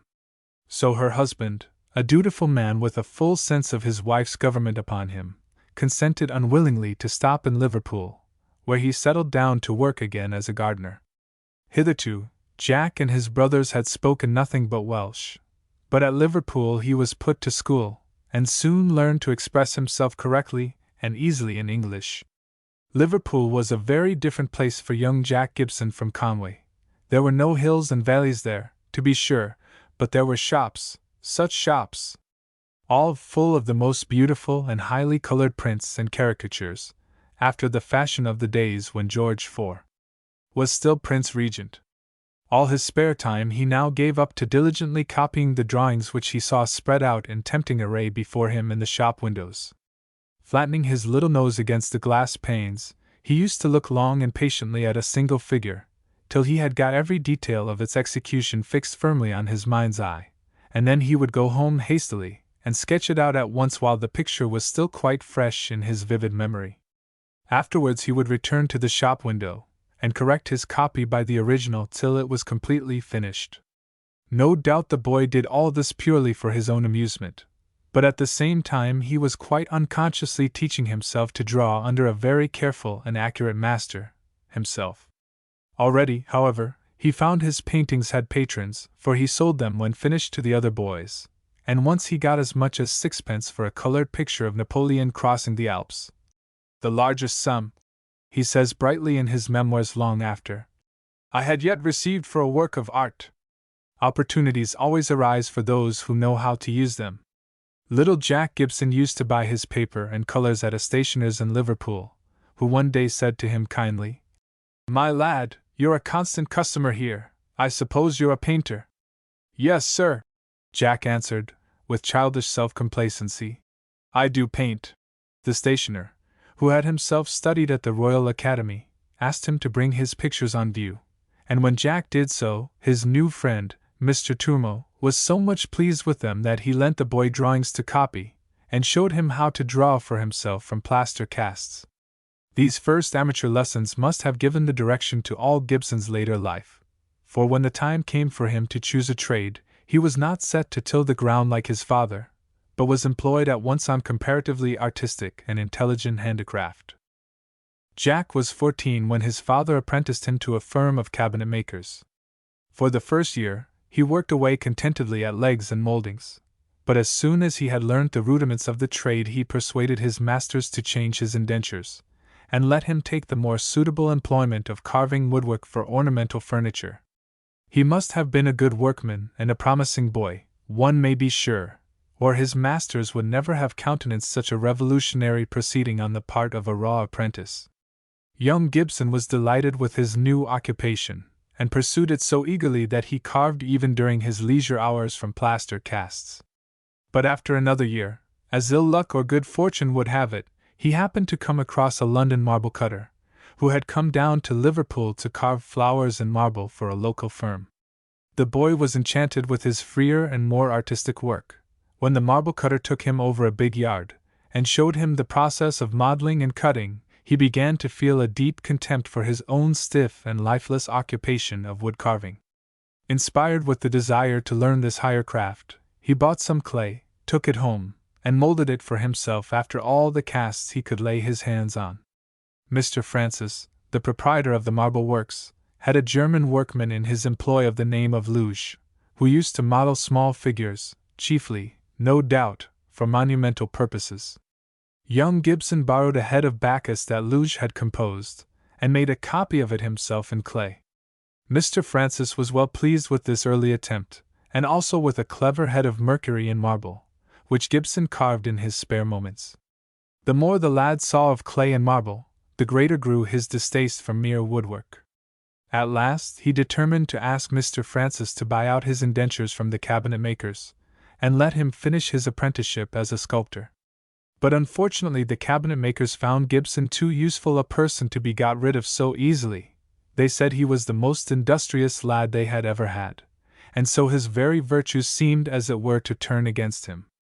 Not so, really. Mr. Francis thought so well of the boy that he offered the masters L70 to be quit of their bargain, and in the end, Gibson himself having made a very firm stand in the matter, he was released from his indentures and handed over finally to Mr. Francis and a sculptor's life.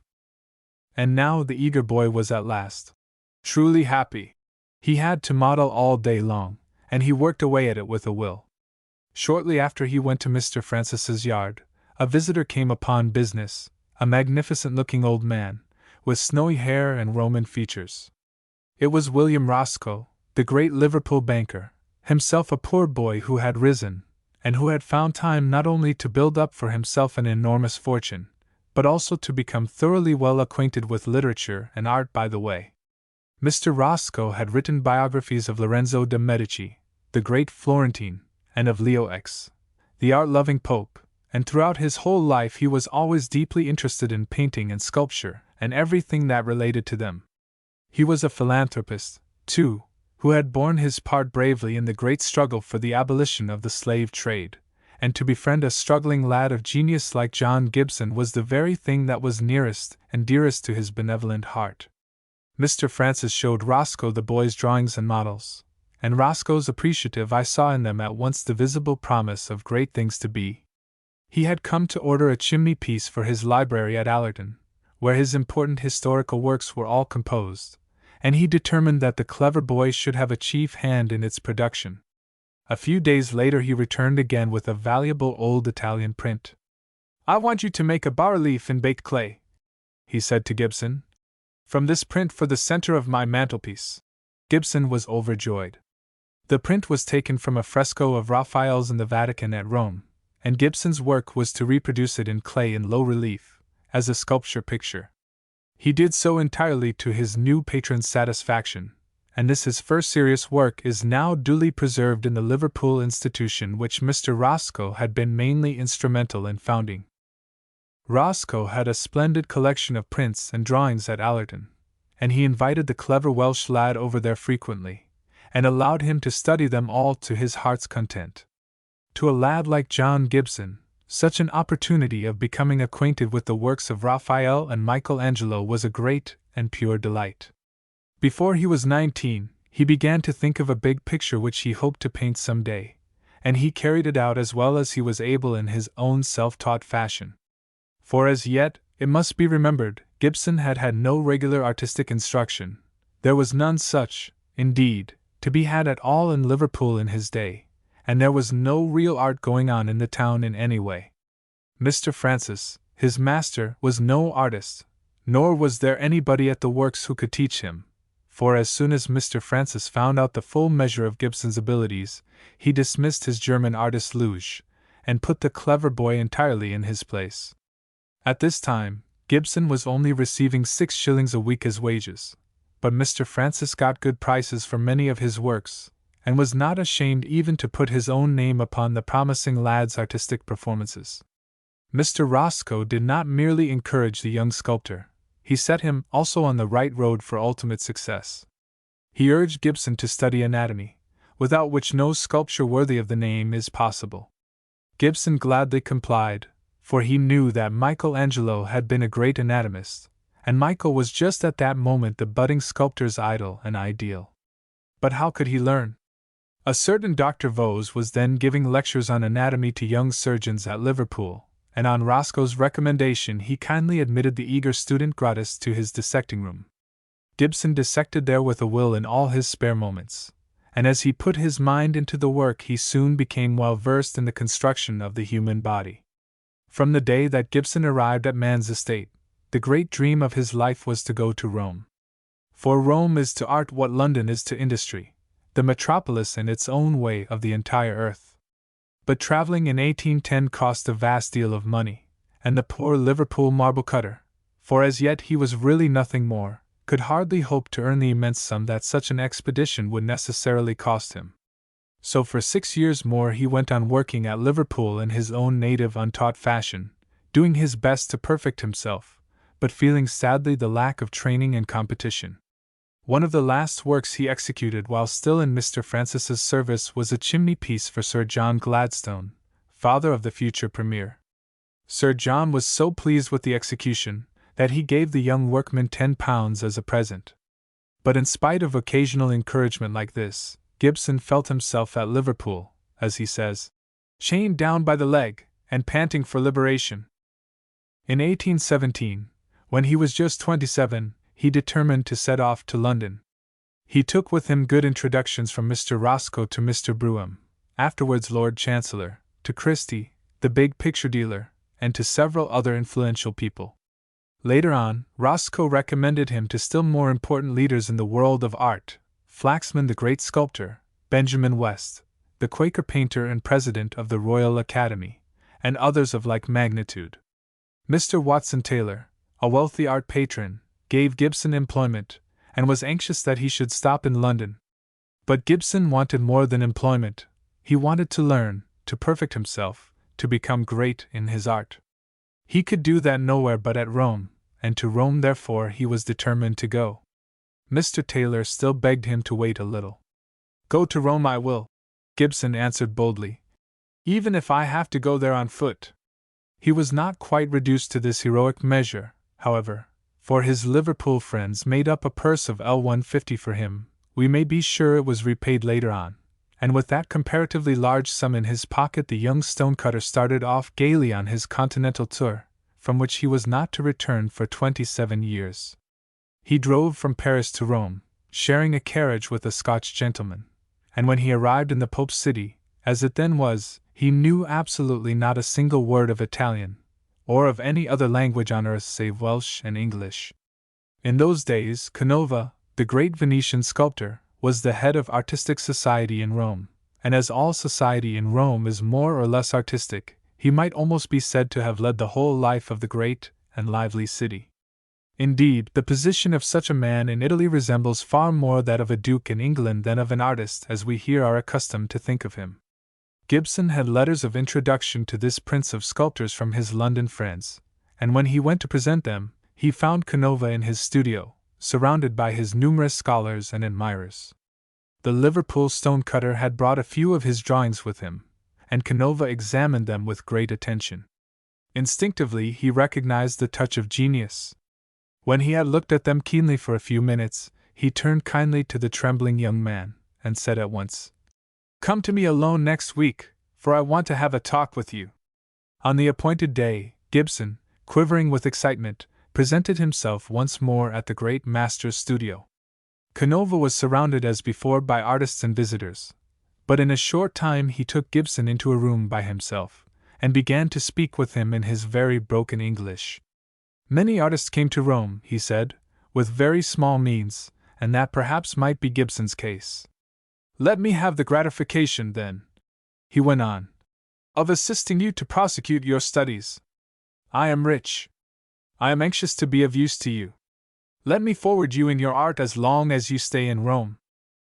Gibson replied, with many stammerings, that he hoped his slender means would suffice for his personal needs, but that if Canova would only condescend to give him instruction, to make him his pupil, to let him model in his studio, he would be eternally grateful.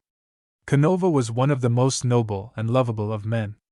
He acceded at once to Gibson's request, and Gibson never forgot his kind and fatherly assistance. "Dear generous master," the Welsh sculptor wrote many years after, when Canova had long passed away, "I see you before me now. I hear your soft Venetian dialect, and your kindly words inspiring my efforts and gently correcting my defects. My heart still swells with grateful recollection of you." Canova told his new pupil to devote a few days first to seeing the sights of Rome, but Gibson was impatient to begin at once. "I shall be at your studio tomorrow morning," the ardent Welshman said, and he kept his word. Canova, pleased with so much earnestness and promptitude, set him to work forthwith upon a clay model from his own statue of the pugilist. Gibson went to the task with a will, molding the clay as best he could into shape. But he still knew so little of the technical ways of regular sculptors that he tried to model this work from the clay alone, though its pose was such that it could not possibly hold together without an iron framework. Canova saw his error and smiled, but let him go on so that he might learn his business by experience. In a day or two the whole thing, of course, collapsed by its own weight, and then Canova called in a blacksmith and showed the eager beginner how the mechanical skeleton was formed with iron bars and interlacing crosses of wood and wire. This was quite a new idea to Gibson, who had modeled hitherto only in his own self-taught fashion with moist clay, letting it support its own weight as best it might. Another pupil then fleshed out the iron skeleton with clay, and roughly shaped it to the required figure, so that it stood as firm as a rock for Gibson to work upon. The new hand turned to vigorously once more, and, in spite of his seeming rawness, finished the copy so well that Canova admitted him at once to the academy to model from life. At this academy Canova himself, who loved art far more than money, used to attend twice a week to give instruction to students without receiving any remuneration whatsoever. It is of such noble men as this that the world of art is largely made up, that world which we too practical English have always undervalued, or even despised. Gibson's student period at Rome under Canova was a very happy episode in a uniformly happy and beautiful life. His only trouble was that he had not been able to come there earlier. Singularly free from every taint of envy, like all the great sculptors of his time, he could not help regretting when he saw other men turning out work of such great excellence while he was still only a learner. When I observed the power and experience of youths much younger than myself, he says in his generous appreciative fashion, their masterly manner of sketching in the figure, and their excellent imitation of nature, my spirits fell many degrees, and I felt humbled and unhappy. He need not have done so, for the man who thus distrusts his own work is always the truest workman. It is only fools or poor creatures who are pleased and self-satisfied with their own first bungling efforts. But the great enjoyment of Rome to Gibson consisted in the free artistic society which he found there. At Liverpool, he had felt almost isolated. There was hardly anybody with whom he could talk on an equality about his artistic interests. Nobody but himself cared about the things that pleased and engrossed his earnest soul the most. But at Rome, there was a great society of artists. Every man's studio was open to his friends and fellow workers, and a lively running fire of criticism went on everywhere about all new works completed or in progress. He was fortunate, too, in the exact moment of his residence. Rome then contained at once, besides himself, the two truest sculptors of the present century, Canova the Venetian, and Tervalsen the Dane.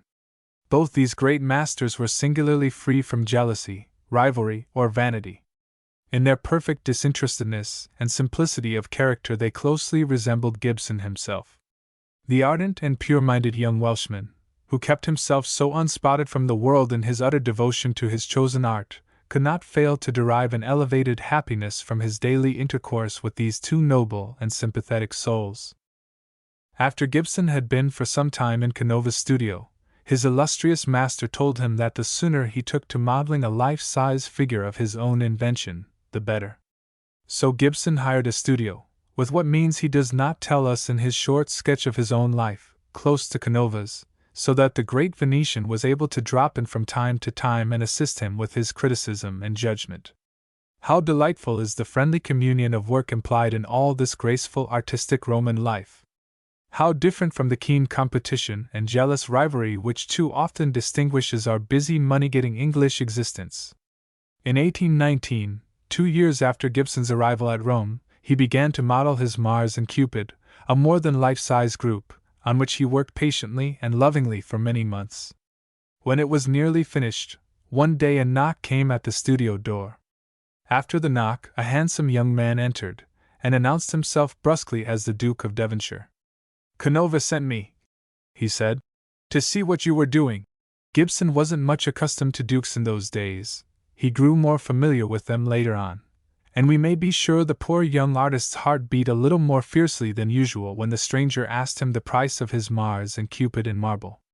The sculptor had never yet sold a statue, and didn't know how much he ought to ask, but after a few minutes' consideration he said, £500. But perhaps, he added timidly. I have said too much. Oh no, the Duke answered. Not at all too much.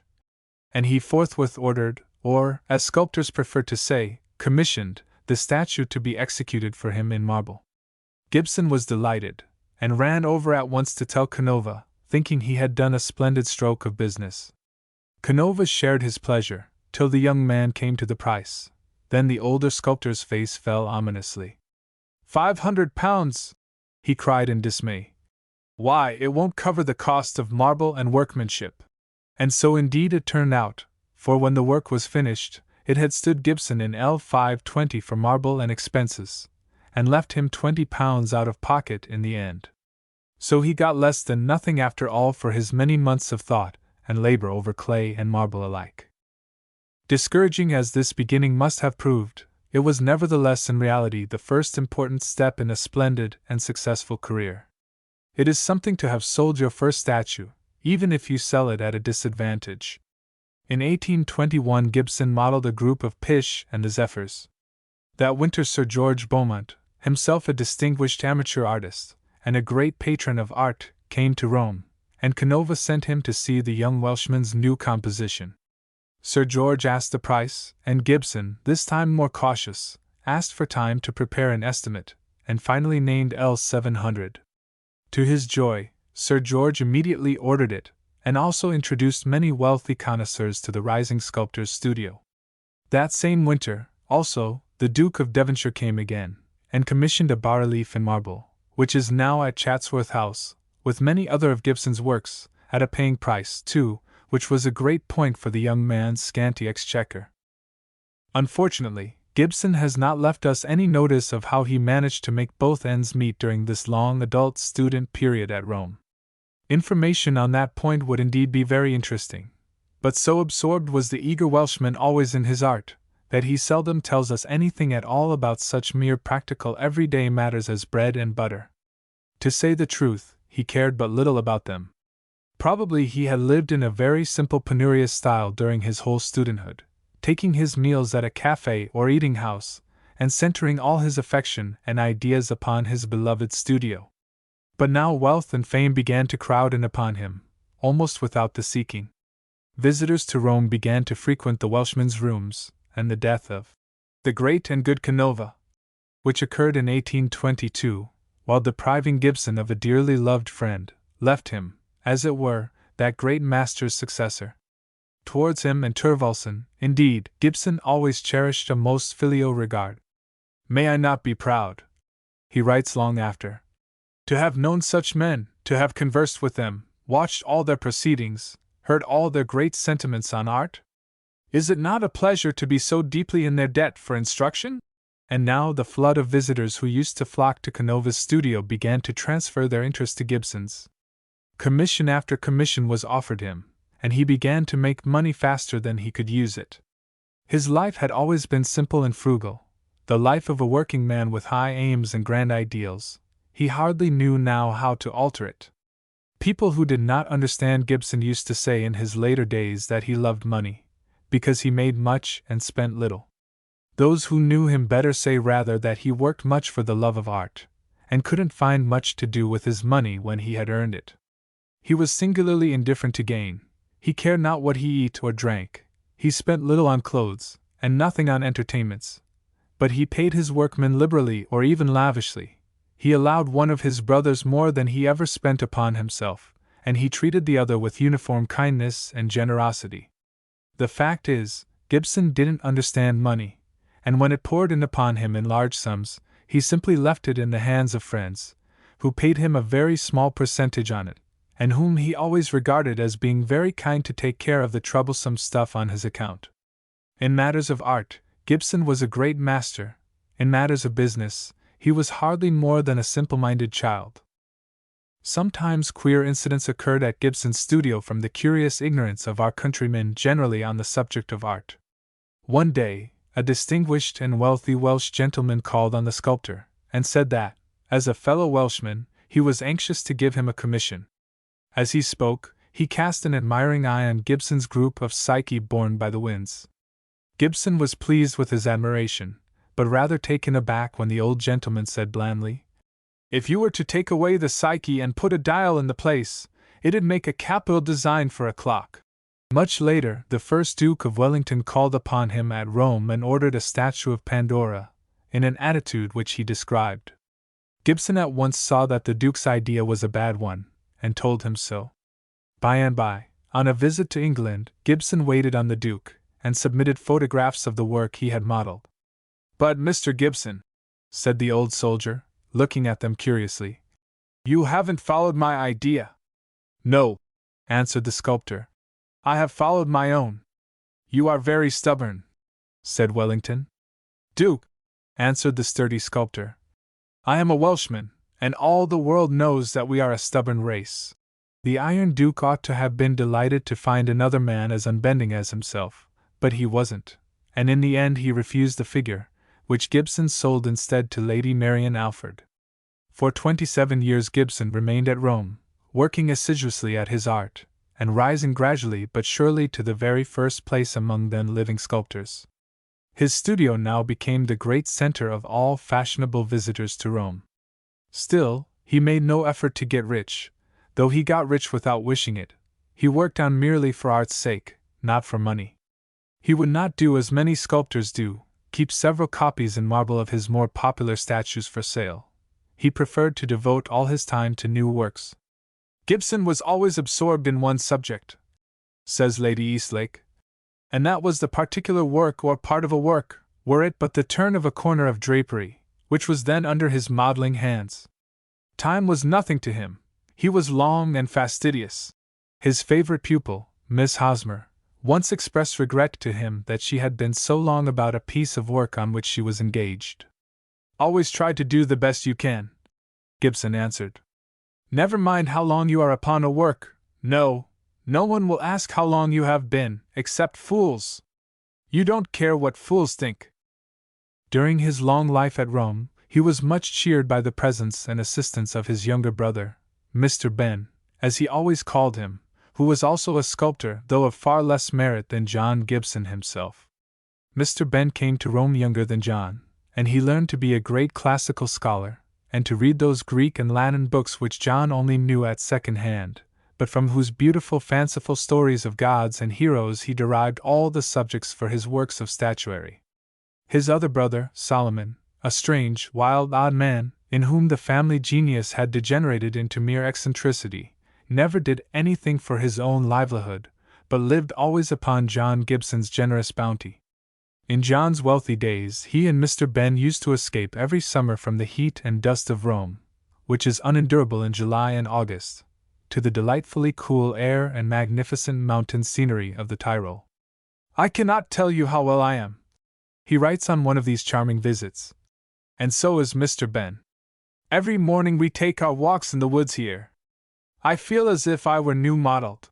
Another passage in one of these summer tourist letters well deserves to be copied here, as it shows the artist's point of view of labors like Telford's and Stevenson's. "From Bormio," he says, "the famous road begins which passes over the Stelvio into the Tyrol, the highest carriage road in the world. We began the ascent early in the morning. It is magnificent and wonderful. Man shows his talents, his power over great difficulties, in the construction of these roads. Behold the cunning little workman. He comes, he explores, and he says, 'Yes, I will send a carriage and horses over these mighty mountains, and by Jove, you are drawn up among the eternal snows.' I am a great admirer of these roads." In 1844 Gibson paid his first visit to England, a very different England indeed to the one he had left 27 years earlier. His Liverpool friends, now thoroughly proud of their stonecutter, insisted upon giving him a public banquet. Glasgow followed the same example, and the simple-minded sculptor, unaccustomed to such honors, hardly knew how to bear his blushes decorously upon him. During this visit, he received a command to execute a statue of the Queen. Gibson was at first quite disconcerted at such an awful summons. "I don't know how to behave to queens," he said. "Treat her like a lady," said a friend, and Gibson, following the advice, found it sufficiently answered all the necessities of the situation. But when he went to arrange with the Prince Consort about the statue, he was rather puzzled what he should do about measuring the face, which he always did for portrait sculpture with a pair of compasses. All these difficulties were at last smoothed over, and Gibson was also permitted to drape the Queen's statue in Greek costume, for in his artistic conscientiousness he absolutely refused to degrade sculpture by representing women in the fashionable gown of the day, or men in swallowtail coats and high collars. Another work which Gibson designed during this visit possesses for us a singular and exceptional interest. It was a statue of George Stephenson, to be erected at Liverpool. Thus, by a curious coincidence, the Liverpool stonecutter was set to immortalize the features and figure of the Killingworth engineman. Did those two great men, as they sat together in one room, sculptor and sitter, know one another's early history and strange struggles, we wonder? Perhaps not, but if they did, it must surely have made a bond of union between them. At any rate, Gibson greatly admired Stephenson, just as he had admired the Stelvio Road. "I will endeavor to give him a look capable of action and energy," he said. "But he must be contemplative, grave, simple. He is a good subject. I wish to make him look like an Archimedes." If Gibson admired Stephenson, however, he did not wholly admire Stephenson's railways. The England he had left was the England of mail coaches. In Italy, he had learned to travel by carriage, after the fashion of the country, but these new whizzing locomotives, with their timetables, and their precision, and their inscrutable mysteries of shunts and junctions, were quite too much for his simple, childish, old-world habits. He had a knack of getting out too soon or too late, which often led him into great confusion. Once, when he wanted to go to Chichester, he found himself landed at Portsmouth, and only discovered his mistake when, on asking the way to the cathedral, he was told there was no cathedral in the town at all. Another story of how he tried to reach Wentworth, Lord Fitzwilliam's place, is best told in his own words. "The train soon stopped at a small station, and seeing some people get out, I also descended, when, in a moment, the train moved on, faster and faster, and left me standing on the platform. I walked a few paces backward and forward in disagreeable meditation. I wish to heaven, thought I to myself, that I was on my way back to Rome with a postboy. Then I observed a policeman darting his eyes upon me, as if he would look me through. Said I to the fellow, 'Where is that cursed train gone to?' 'It's off with my luggage and here am I.' The man asked me the name of the place where I took my ticket. 'I don't remember,' said I. 'How should I know the name of any of these places? It's as long as my arm. I've got it written down somewhere.' 'Pray, sir,' said the man, after a little pause, 'are you a foreigner?' 'No,' I replied, 'I am not a foreigner. I'm a sculptor.' The consequence of this almost childish carelessness was that Gibson had always to be accompanied on his long journeys either by a friend or a courier. While Mr. Ben lived, he usually took his brother in charge to some extent, and the relation between them was mutual, for while John Gibson found the sculpture, Mr. Ben found the learning, so that Gibson used often to call him my classical dictionary. In 1847, however, Mr. Ben was taken ill. He got a bad cold, and would have no doctor, take no medicine. "I consider Mr. Ben," his brother writes, "as one of the most amiable of human beings, too good for this world, but he will take no care against colds, and when ill he is a stubborn animal." That summer Gibson went again to England, and when he came back found Mr. Ben no better. For 4 years the younger brother lingered on, and in 1851 died suddenly from the effects of a fall in walking. Gibson was thus left quite alone, but for his pupil Miss Hosmer, who became to him more than a daughter.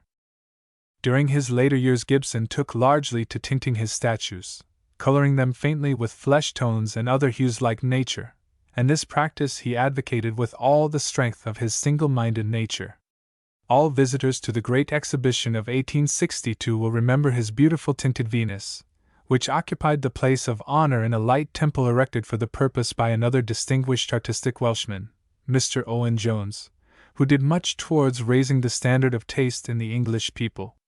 In January 1866, John Gibson had a stroke of paralysis, from which he never recovered. He died within the month, and was buried in the English cemetery at Rome. Both his brothers had died before him, and he left the whole of his considerable fortune to the Royal Academy in England. An immense number of his works are in the possession of the Academy, and are on view there throughout the year. John Gibson's life is very different in many respects from that of most other great working men whose story is told in this volume. Undoubtedly, he was deficient in several of those rugged and stern qualities to which English working men have oftenest owed their final success. But there was in him a simple grandeur of character, a purity of soul, and an earnestness of aim which raised him at once far above the heads of most among those who would have been the readiest to laugh at and ridicule him. Besides his exquisite taste, his severe love of beauty, and his marvelous power of expressing the highest ideals of pure form, he had one thing which linked him to all the other great men whose lives we have here recounted: his steadfast and unconquerable personal energy. In one sense it may be said that he was not a practical man, and yet in another and higher sense, what could possibly be more practical than this accomplished resolve of the poor Liverpool stonecutter to overcome all obstacles, to go to Rome, and to make himself into a great sculptor? It is indeed a pity that in writing for Englishmen of the present day such a life should even seem for a moment to stand in need of a practical apology. For purity, for guilelessness, for exquisite appreciation of the true purpose of sculpture as the highest embodiment of beauty of form, John Gibson's art stands unsurpassed in all the annals of modern statuary. For William Herschel, bandsman. Old Isaac Herschel, the oboe player of the King's Guard in Hanover, had served with his regiment for many years in the chilly climate of North Germany, and was left at last broken down in health and spirits by the many hardships of several severe European campaigns. Isaac Herschel was a man of tastes and education above his position, but he had married a person in some respects quite unfitted for him. His good wife, Anna, though an excellent housekeeper and an estimable woman in her way, had never even learned to write, and when the pair finally settled down to old age in Hanover, they were hampered by the cares of a large family of 10 children. Respectable poverty in Germany is even more pressing than in England. The decent poor are accustomed to more frugal fare and greater privations than with us, and the domestic life of the Herschel family circle must needs have been of the most careful and penurious description. Still, Isaac Herschel dearly loved his art, and in it he found many amends and consolations for the sordid shifts and troubles of a straitened German household. All his spare time was given to music, and in his later days he was enabled to find sufficient pupils to eke out his little income with comparative comfort. William Herschel, the great astronomer, born in 1738, was the 4th child of his mother, and with his brothers he was brought up at the garrison school in Hanover, together with the sons of the other common soldiers. There he learned, not only the 3 R's, but also a little French and English. Still, the boy was not content with these ordinary studies. In his own playtime he took lessons in Latin and mathematics privately with the regimental schoolmaster. The young Herschels, indeed, were exceptionally fortunate in the possession of an excellent and intelligent father, who was able to direct their minds into channels which few people of their position in life have the opportunity of entering. Isaac Herschel was partly of Jewish descent, and he inherited in a marked degree 2 very striking Jewish gifts: a turn for music and a turn for philosophy. The Jews are probably the oldest civilized race now remaining on earth, and their musical faculties have been continuously exercised from a time long before the days of David, so that now they produce undoubtedly a far larger proportion of musicians and composers than any other class of the population whatsoever. They are also deeply interested in the same profound theological and philosophical problems which were discussed with so much acuteness and freedom in the book of Ecclesiastes and the subtle argument of Job and his friends. There has never been a time when the Jewish mind has not exercised itself profoundly on these deep and difficult questions, and the Hanover bandsman inherited from his Jewish ancestry an unusual interest in similar philosophical subjects. Thus, while the little ones were sleeping in the same common room at night, William and his father were often heard discussing the ideas of such abstruse thinkers as Newton and Leibniz, whose names must have sounded strange indeed to the ordinary frequenters of the Hanover barracks. On such occasions good Dame Herschel was often compelled to interpose between them, lest the loudness of their logic should wake the younger children in the crib hard by. William, however, possessed yet another gift, which he is less likely to have derived from the Jewish side of the house. He and his brother Alexander were both distinguished by a natural taste for mechanics, and early gave proof of their learning by turning neat globes with the equator and ecliptic accurately engraved upon them, or by making model instruments for their own amusement out of bits of pasteboard. Thus, in early opportunities and educational advantages, the young Herschels certainly started in life far better equipped than most working men's sons, and considering their father's doubtful position, it may seem at first sight rather a stretch of language to describe him as a working man at all. Nevertheless, when one remembers the humble grade of military bandsmen in Germany, even at the present day, and the fact that most of the Herschel family remained in that grade during all their lives, it is clear that William Herschel's life may be fairly included within the scope of the present series. In my 15th year, he says himself, I enlisted in military service.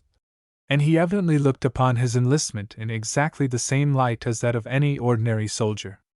England and Hanover were, of course, very closely connected together at the middle of the last century. The king moved about a great deal from one country to the other, and in 1755 the regiment of Hanoverian Guards was ordered on service to England for a year.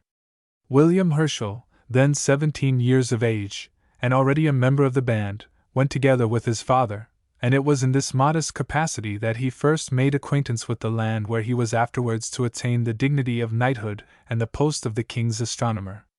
He played the oboe, like his father before him, and no doubt underwent the usual severe military discipline of that age of stiff stocks and stern punishments.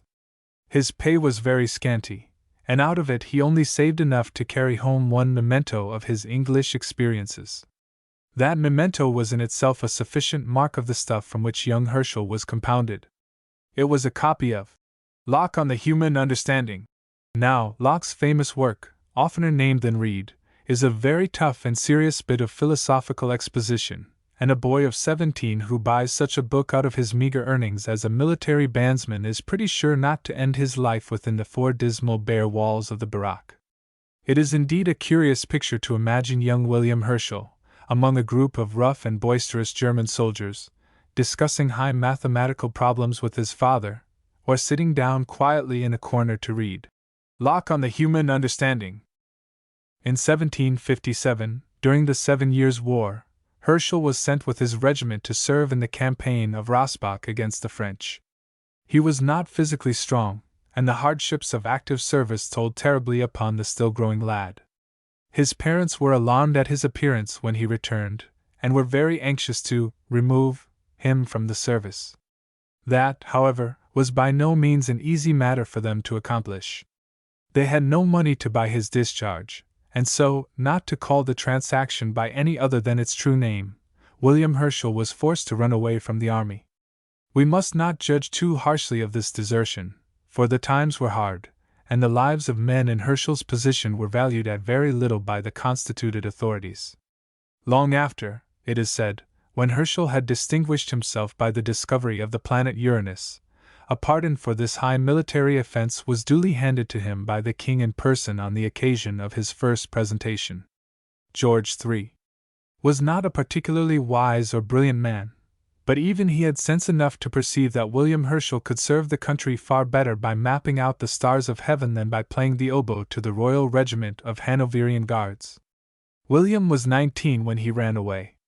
His good mother packed his boxes for him with such necessaries as she could manage, and sent them after him to Hamburg, but, to the boy's intense disgust, she forgot to send the copy of Locke on the Human Understanding. What a sturdy deserter we have here, to be sure!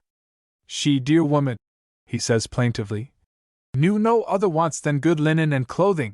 So William Herschel, the oboe player, started off alone to earn his living as best he might in the great world of England.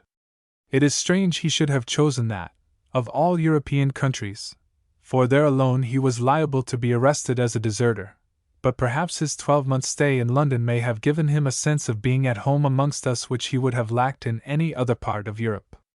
At any rate, hither he came, and for the next 3 years picked up a livelihood, we know not how, as many other excellent German bandsmen have done before and since him. Our information about his early life is very meager, and at this period we lose sight of him for a while altogether. About the year 1760, however, we catch another incidental glimpse of the young musician in his adopted country. By that time, he had found himself once more a regular post as oboist to the Durham militia, then quartered for its muster at Pontefract. A certain Dr. Miller, an organist at Doncaster, was dining one evening at the officers' mess, when his host happened to speak to him in high praise of a young German they had in their band, who was really, he said, a most remarkable and spirited performer. Dr. Miller asked to see, or rather hear, this clever musician, so Herschel was called up, and made to go through a solo for the visitor's gratification. The organist was surprised at his admirable execution, and asked him on what terms he was engaged to the Durham militia. "Only from month to month," Herschel answered. "Then leave them at the end of your month," said Miller, "and come to live with me. I'm a single man. I think we can manage together, and I'm sure I can get you a better situation." Herschel frankly accepted the offer so kindly made, and seems to have lived for much of the next 5 years with Miller in his little two-roomed cottage at Doncaster. Here he took pupils and performed in the orchestra at public concerts, always in a very quiet and modest fashion. He also lived for part of the time with a Mr. Bowman at Leeds, for whom he afterwards generously provided a place as clerk to the Octagon Chapel at Bath. Indeed, it is a very pleasing trait in William Herschel's character that to the end he was constantly engaged in finding places for his early friends, as well as for the less energetic or less fortunate members of his own family. During these years, Herschel also seems to have given much attention to the organ, which enabled him to make his next step in life in 1765, when he was appointed organist at Halifax. Now, there is a great social difference between the position of an oboe player in a band and a church organist, and it was through his organ playing that Herschel was finally enabled to leave his needy hand-to-mouth life in Yorkshire. A year later, he obtained the post of organist to the Octagon Chapel at Bath, an engagement which gave him new opportunities of turning his mind to the studies for which he possessed a very marked natural inclination. Bath was in those days not only the most fashionable watering place in England, but almost the only fashionable watering place in the whole kingdom. It was, to a certain extent, all that Brighton, Scarborough, Buxton, and Harrogate are today, and something more. In our own time, when railways and steamboats have so altered the face of the world, the most wealthy and fashionable English society resorts a great deal to continental pleasure towns like Cannes, Nice, Florence, Vichy, Baden, ams, and Hamburg, but in the 18th century it resorted almost exclusively to Bath. The Octagon Chapel was in one sense the center of life in Bath, and through his connection with it, Herschel was thrown into a far more intelligent and learned society than that which he had left behind him in still rural Yorkshire. New books came early to Bath, and were read and discussed in the reading rooms. Famous men and women came there, and contributed largely to the intellectual life of the place. The theatre was the finest out of London. The assembly rooms were famous as the greatest resort of wit and culture in the whole kingdom. Herschel here was far more in his element than in the barracks of Hanover, or in the little two-roomed cottage at rustic Doncaster. He worked very hard indeed, and his work soon brought him comfort and comparative wealth. Besides his chapel services, and his later engagement in the orchestra of the assembly rooms, he had often as many as 38 private pupils in music every week, and he also composed a few pieces, which were published in London with some modest success. Still, in spite of all these numerous occupations, the eager young German found a little leisure time to devote to self-education, so much so that, after a fatiguing day of 14 or 16 hours spent in playing the organ and teaching, he would unbend his mind by studying the higher mathematics, or give himself a lesson in Greek and Italian. At the same time, he was also working away at a line of study, seemingly useless to him, but in which he was afterwards to earn so great and deserved a reputation.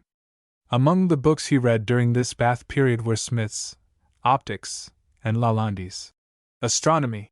Throughout all his own later writings, the influence of these two books, thoroughly mastered by constant study in the intervals of his Bath music lessons, makes itself everywhere distinctly felt. Meanwhile, the family at Hanover had not been flourishing quite so greatly as the son William was evidently doing in wealthy England. During all those years, The young man had never forgotten to keep up a close correspondence with his people in Germany.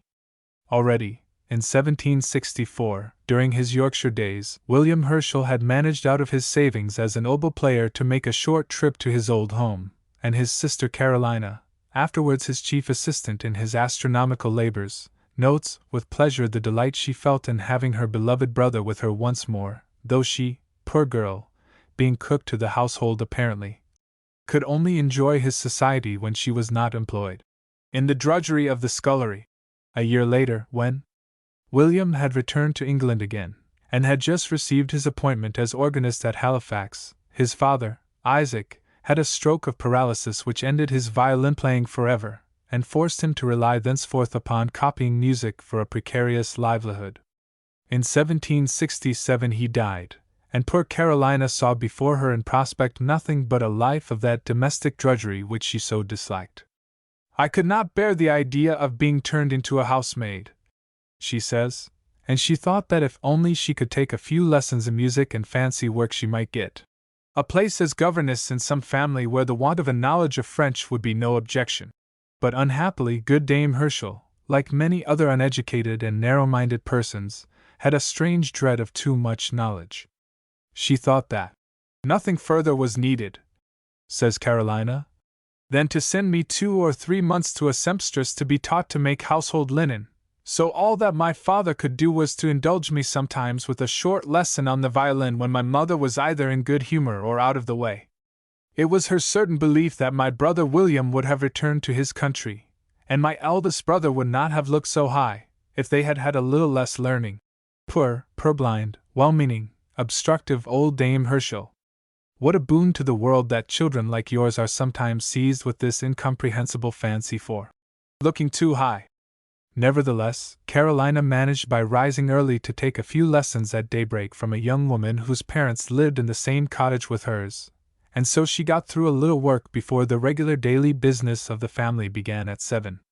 Imagine her delight then, just as the difficulties after her father's death are making that housemaid's place seem almost inevitable, when she gets a letter from William at Bath, asking her to come over to England and join him at that gay and fashionable city. He would try to prepare her for singing at his concerts, but if after 2 years' trial she didn't succeed, he would take her back again to Hanover himself.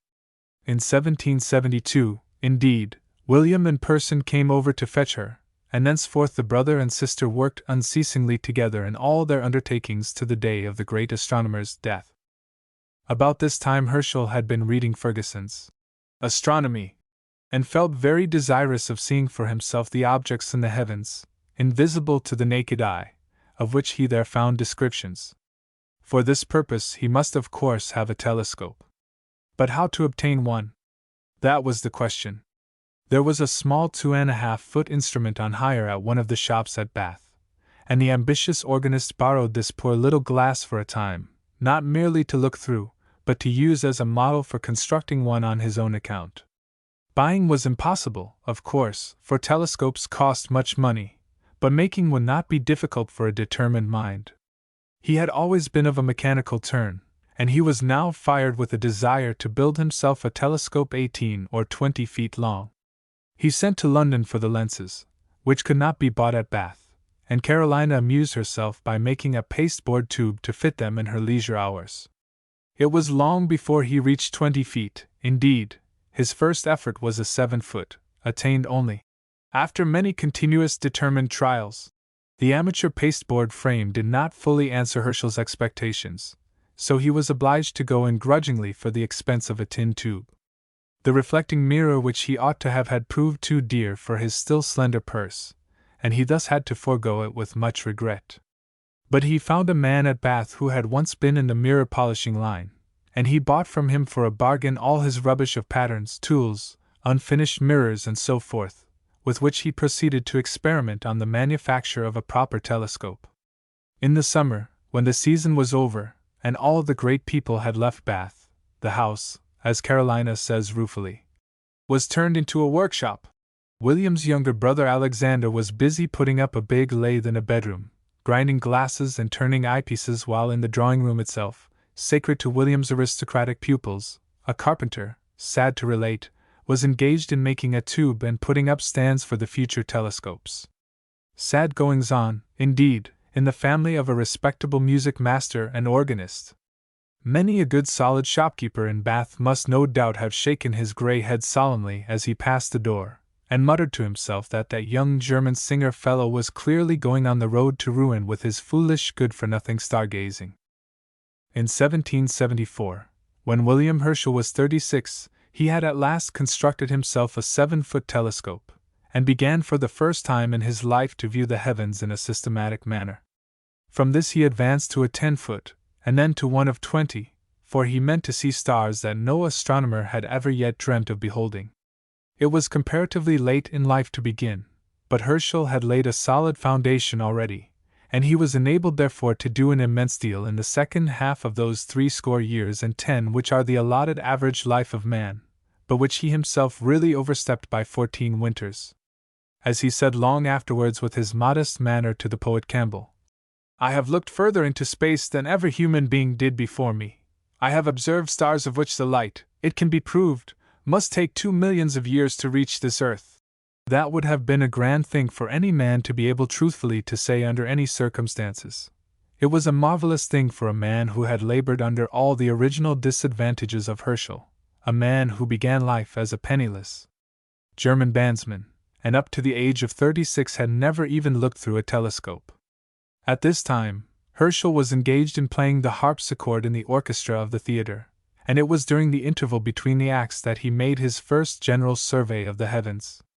The moment his part was finished, he would rush out to gaze through his telescope, and in these short periods he managed to observe all the visible stars of what are called the first, second, third, and fourth magnitudes. Henceforth he went on building telescope after telescope, each one better than the last, and now all his glasses were ground and polished either by his own hand or by his brother Alexander's. Carolina meanwhile took her part in the workshop, but as she had also to sing at the oratorios, and her awkward German manners might shock the sensitive nerves of the Bath aristocrats, she took 2 lessons a week for a whole 12-month, she tells us in her delightfully straightforward fashion. From Miss Fleming, the celebrated dancing mistress, to drill me for a gentlewoman. Poor Carolina, there she was mistaken. Miss Fleming could make her into no gentlewoman, for she was born one already. And nothing proves it more than the perfect absence of false shame with which in her memoirs she tells us all these graphic little details of their early humble days. While they were thus working at Bath, an incident occurred which is worth mentioning because it shows the very different directions in which the presence, or the want of steady persistence, may lead the various members of the very selfsame family. William received a letter from his widowed mother at Hanover to say, in deep distress, that Dietrich, the youngest brother, had run away from home, it was supposed for the purpose of going to India, with a young idler no older than himself. Forthwith, the budding astronomer left the lathe where he was busy turning an eyepiece from a cocoanut shell, and, like a good son and brother as he always was, hurried off to Holland and thence to Hanover. No Dietrich was anywhere to be found. But while he was away, Carolina at Bath received a letter from Dietrich himself, to tell her ruefully he was laid up very ill at a waterside tavern in Wapping, not the nicest or most savoury East End sailor suburb of London. Alexander immediately took the coach to town, put the prodigal into a decent lodging, nursed him carefully for a fortnight, and then took him down with him in triumph to the family home at Bath. Their brother William found him safe and sound on his return, under the sisterly care of good Carolina. A pretty dance he had led the 2 earnest and industrious astronomers, but they seem always to have treated this black sheep of the family with uniform kindness, and long afterwards Sir William remembered him favourably in his last will. In 1779 and the succeeding years the 3 Herschels were engaged during all their spare time in measuring the heights of about 100 mountains in the moon, which William gauged by 3 different methods. In the same year, he made an acquaintance of some importance to him, as forming his first introduction to the wider world of science in London and elsewhere. Dr. Watson, a Fellow of the Royal Society, happened to see him working at his telescope, and this led to a visit from the electrician to the amateur astronomer. Dr. Watson was just then engaged in getting up a philosophical society at Bath, a far rarer institution at that time in a provincial town than now, and he invited William Herschel to join it. Here Herschel learned for the first time to mix with those who were more nearly his intellectual equals, and to measure his strength against other men's. It was in 1781 that Herschel made the great discovery which immediately established his fame as an astronomer, and enabled him to turn from conducting concerts to the far higher work of professionally observing the stars. On the night of Tuesday, March 13th, Herschel was engaged in his usual systematic survey of the sky, a bit at a time, when his telescope lighted among a group of small fixed stars upon what he at first imagined to be a new comet. It proved to be no comet, however, but a true planet, a veritable world, revolving like our own in a nearly circular path around the Sun as center, though far more remote from it than the most distant planet then known, Saturn. Herschel called his new world the Georgium Sidus, King George's star, in honor of the reigning monarch, but it has since been known as Uranus. Astronomers all over Europe were soon apprised of this wonderful discovery, and the path of the freshly found planet was computed by calculation, its distance from the Sun being settled at 19 times that of our own Earth. In order faintly to understand the importance attached at the time to Herschel's observation of this very remote and seemingly petty world, we must remember that up to that date all the planets which circle round our own Sun had been familiarly known to everybody from time immemorial. To suggest that there was yet another world belonging to our system outside the path of the furthest known planet would have seemed to most people like pure folly. Since then, we have grown quite accustomed to the discovery of a fresh small world or two every year, and we have even had another large planet, Neptune, still more remote than Herschel's Uranus, added to the list of known orbs in our own solar system. But in Herschel's day, nobody had ever heard of a new planet being discovered since the beginning of all things.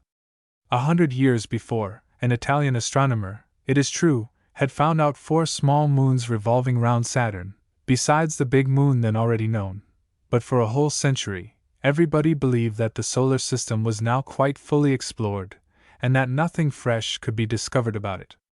Hence Herschel's observation produced a very different effect from, say, the discovery of the 2 moons which revolve round Mars, in our own day. Even people who felt no interest in astronomy were aroused to attention. Mr. Herschel's new planet became the talk of the town, and the subject of much admiring discussion in the London newspapers. Strange, indeed, that an amateur astronomer of Bath, a mere German music master, should have hit upon a planet which escaped the sight even of the King's own Astronomer Royal at Greenwich. Of course, there were not people wanting who ascribed this wonderful discovery of Herschel's to pure chance. If he hadn't just happened to turn his telescope in that particular direction on that particular night, he wouldn't have seen this Georgium Sidus they made such a fuss about at all. Quite so. And if he hadn't built a 20-foot telescope for himself, he wouldn't have turned it anywhere at any time. But Herschel himself knew better. This was by no means the result of chance, he said, but a simple consequence of the position of the planet on that particular evening, since it occupied precisely that spot in the heavens which came in the order of the minute observations that I had previously mapped out for myself. Had I not seen it just when I did, I must inevitably have come upon it soon after, since my telescope was so perfect that I was able to distinguish it from a fixed star in the first minute of observation. Indeed, when once Herschel's 20-foot telescope was made, he could not well have failed in the long run to discover Uranus, as his own description of his method clearly shows. When I had carefully and thoroughly perfected the great instrument in all its parts, he says, I made a systematic use of it in my observation of the heaven, first forming a determination never to pass by any, the smallest, portion of them without due investigation. This habit, persisted in, led to the discovery of the new planet, Georgium Sidus. As well might one say that a skilled mining surveyor, digging for coal, came upon the scene by chance, as ascribed to chance the necessary result of such a careful and methodical scrutiny as this. Before the year was out, the ingenious Mr. Herschel of Bath was elected a Fellow of the Royal Society, and was also presented with the Copley Gold Medal.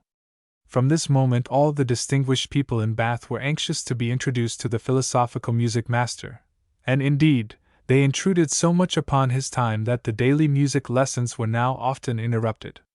He was soon, however, to give up lessons forever, and devote himself to his more congenial and natural work in astronomy.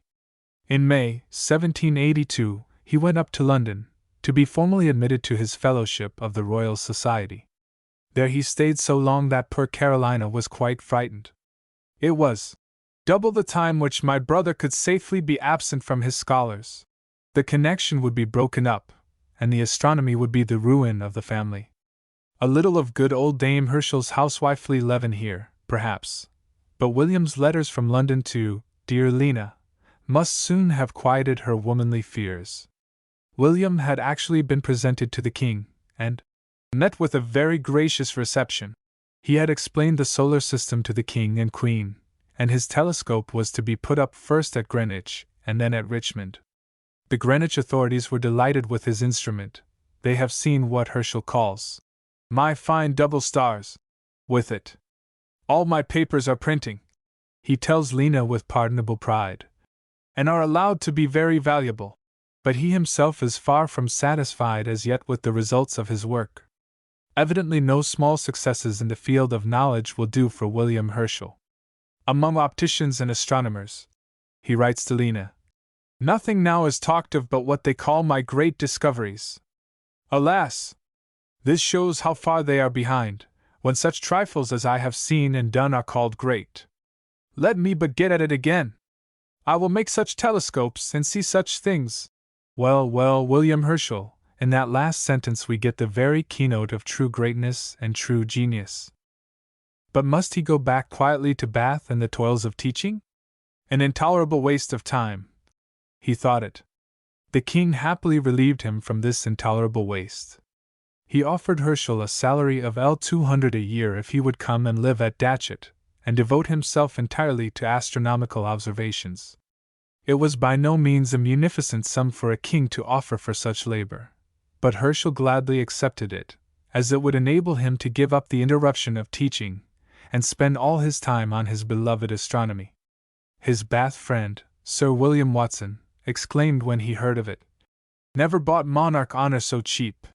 Herschel was 43 when he removed to Datchet, and from that day forth he lived almost entirely in his observatory, wholly given up to his astronomical pursuits.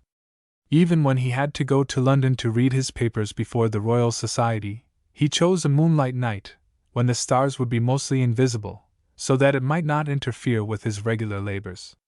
Poor Carolina was horrified at the house at Datchet, which seemed terribly desolate and poor, even to her modest German ideas. But William declared his willingness to live permanently and cheerfully upon eggs and bacon, now that he was at last free to do nothing on earth but observe the heavens. Night after night he and Carolina worked together at their silent task, he noting the small features with his big telescope, she sweeping for comets with a smaller glass or finder. Herschel could have had no more useful or devoted assistant than his sister, who idolized him with all her heart. Alexander, too, came to stay with them during the slack months at Bath, and then the whole strength of the family was bent together on their labor of love and gauging the heavens. But what use was it all? Why should they wish to go stargazing? Well, if a man cannot see for himself what use it was, nobody else can put the answer into him, any more than they could put into him a love for nature, or for beauty, or for art, or for music, if he had it not to start with. What is the good of a great picture, a splendid oratorio, a grand poem? To the man who does not care for them, nothing; to the man who loves them, infinite. It is just the same with science. The use of knowledge to a mind like Herschel's is the mere possession of it.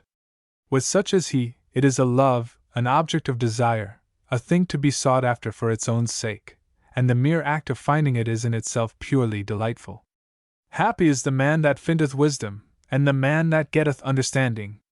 For the merchandise of it is better than the merchandise of silver, and the gain thereof than fine gold.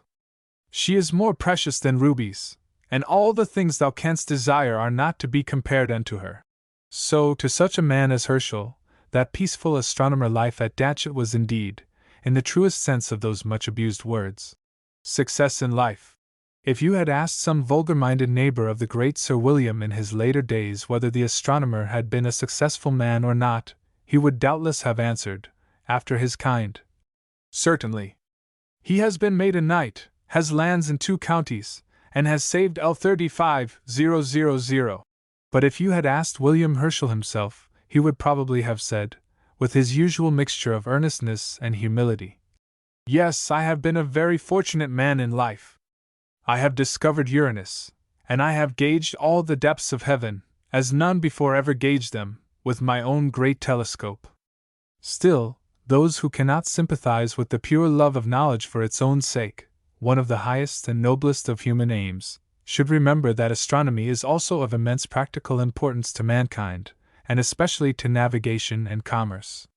Unless great astronomical calculations were correctly performed at Greenwich and elsewhere, it would be impossible for any ship or steamer to sail with safety from England to Australia or America. Every defect in our astronomical knowledge helps to wreck our vessels on doubtful coasts. Every advance helps to save the lives of many sailors and the cargoes of many merchants. It is this practical utility of astronomy that justifies the spending of national money on observatories and transits of Venus, and it is the best apology for an astronomer's life to those who do not appreciate the use of knowledge for its own beauty. At Datchet, Herschel not only made several large telescopes for sale, for which he obtained large prizes, but he also got a grant of L2000 from the king to aid him in constructing his huge 40-foot instrument. It was here, too, in 1783, that Herschel married.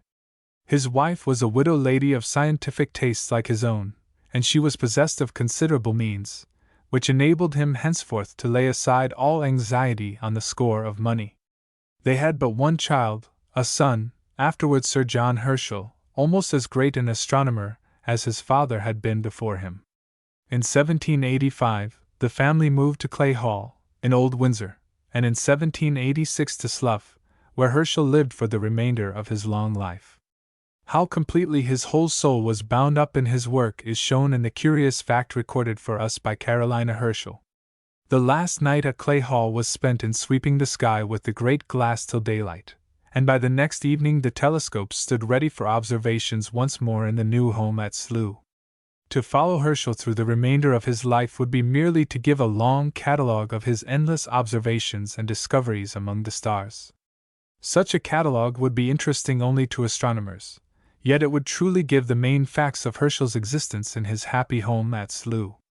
Honored by the world, dearly loved in his own family, and engrossed with a passionate affection for his chosen science, the great astronomer and philosopher grew gray in peace under his own roof, in the course of a singularly placid and gentle old age. In 1802 he laid before the Royal Society a list of 5,000 new stars, star clusters, or other heavenly bodies which he had discovered, and which formed the great body of his personal additions to astronomical knowledge.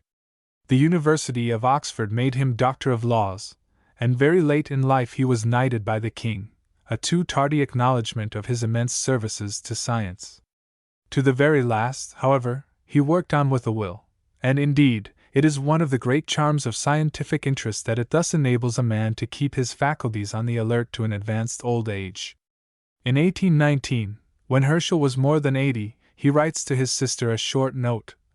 "Lena, there is a great comet. I want you to assist me. Come to dine and spend the day here. If you can come soon after 1 o'clock, we shall have time to prepare maps and telescopes. I saw its situation last night. It has a long tail. How delightful to find such a living interest in life at the age of 80. On the 25th of August 1822, this truly great and simple man passed away, in his 85th year. It has been possible here only to sketch out the chief personal points in his career, without dwelling much upon the scientific importance of his later lifelong labors. But it must suffice to say briefly upon this point that Herschel's work was no mere mechanical star-finding. It was the most profoundly philosophical astronomical work ever performed, except perhaps Newton's and Laplace's. Among astronomers proper there has been none distinguished by such breadth of grasp, such wide conceptions, and such perfect clearness of view as the self-taught oboe player of Hanover, the Jean-François Millet painter. There is no part of France so singularly like England, both in the aspect of the country itself and in the features and character of the inhabitants, as Normandy. The wooded hills and dales, the frequent copses and apple orchards, The numerous thriving towns and villages, the towers and steeples half hidden among the trees, recall at every step the very similar scenery of our own beautiful and fruitful Devonshire. And as the land is, so are the people. Ages ago, about the same time that the Anglo-Saxon invaders first settled down in England, a band of similar English pirates, from the old common English home by the cranberry marshes of the Baltic, drove their long ships upon the long rocky peninsula of the Cotentin, which juts out, like a French Cornwall, from the mainland of Normandy up to the steep cliffs and beetling crags of busy Cherbourg. There they built themselves little hamlets and villages of true English type, whose very names to this day remind one of their ancient Saxon origin.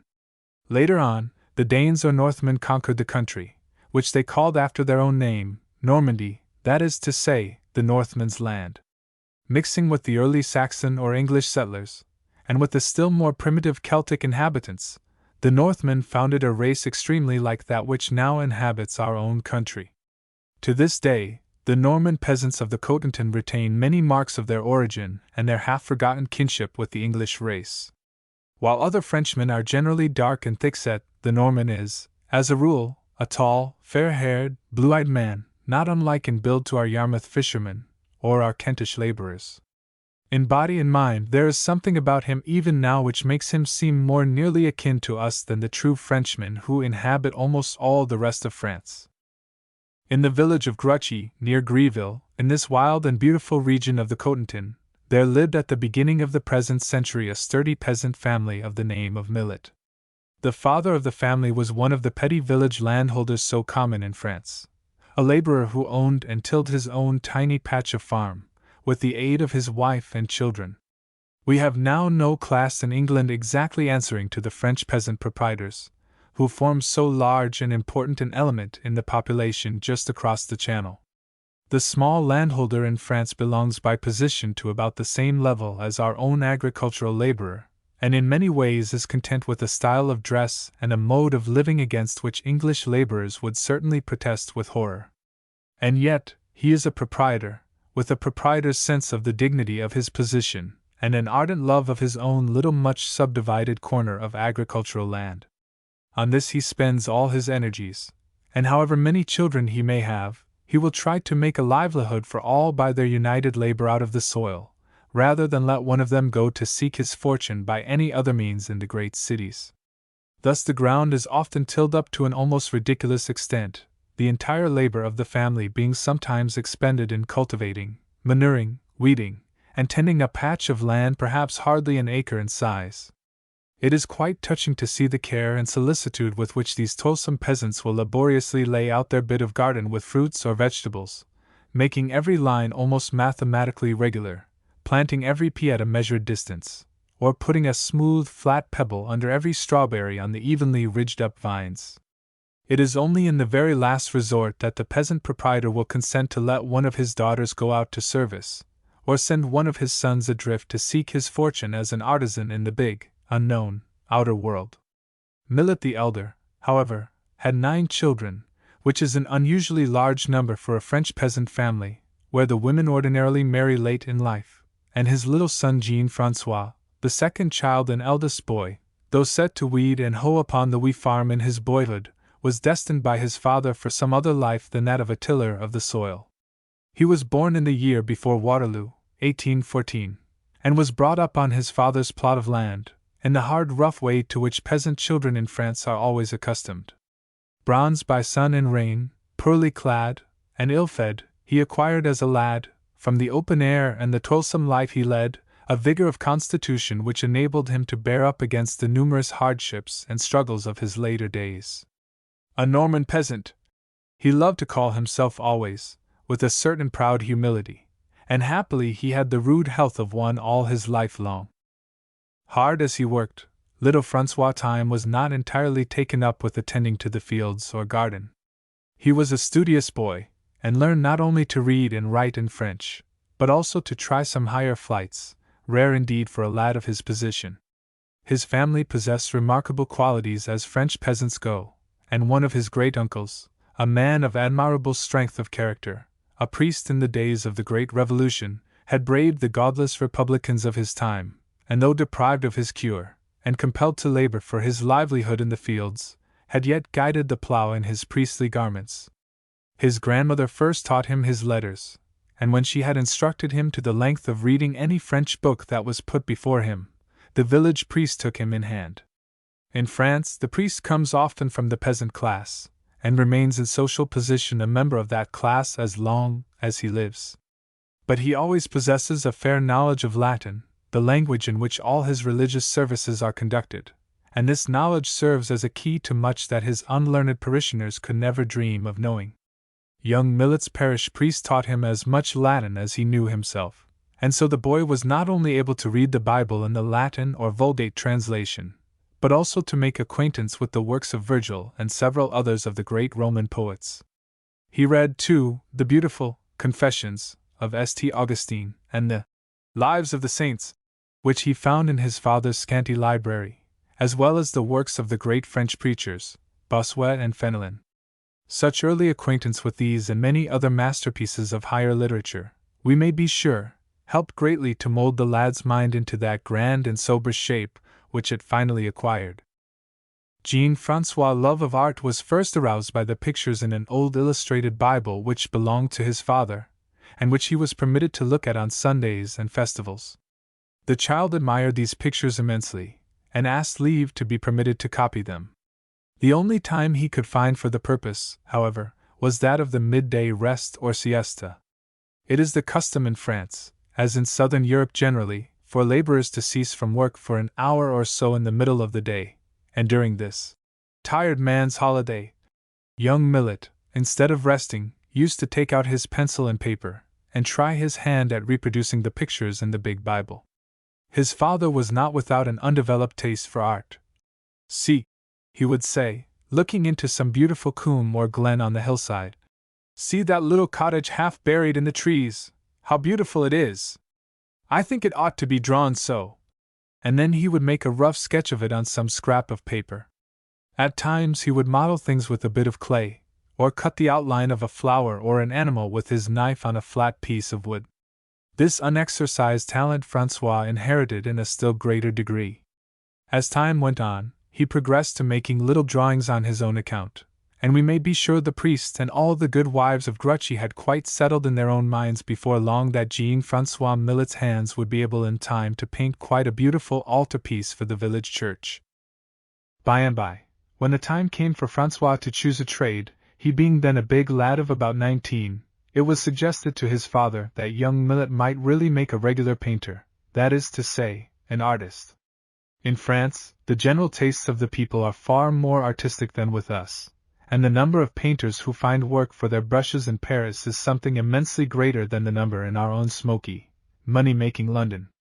So there was nothing very remarkable, from a French point of view, in the idea of the young peasant turning for a livelihood to the profession of an artist. But Millet's father was a sober and austere man, a person of great dignity and solemnity, who decided to put his son's powers to the test in a very regular and critical fashion. He had often watched Francois drawing, and he thought well of the boy's work. If he had a real talent for painting, a painter he should be; if not, he must take to some other craft, where he would have the chance of making himself a decent livelihood. So he told Francois to prepare a couple of drawings, which he would submit to the judgment of M. Muchel, a local painter at Cherbourg, the nearest large town, and capital of the department. Francois duly prepared the drawings, and Millet the elder went with his son to submit them in proper form for M.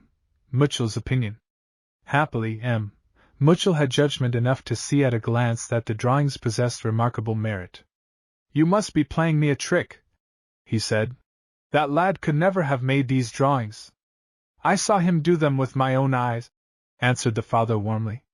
"Then," said Muchel, "all I can say is this: he has in him the making of a great painter."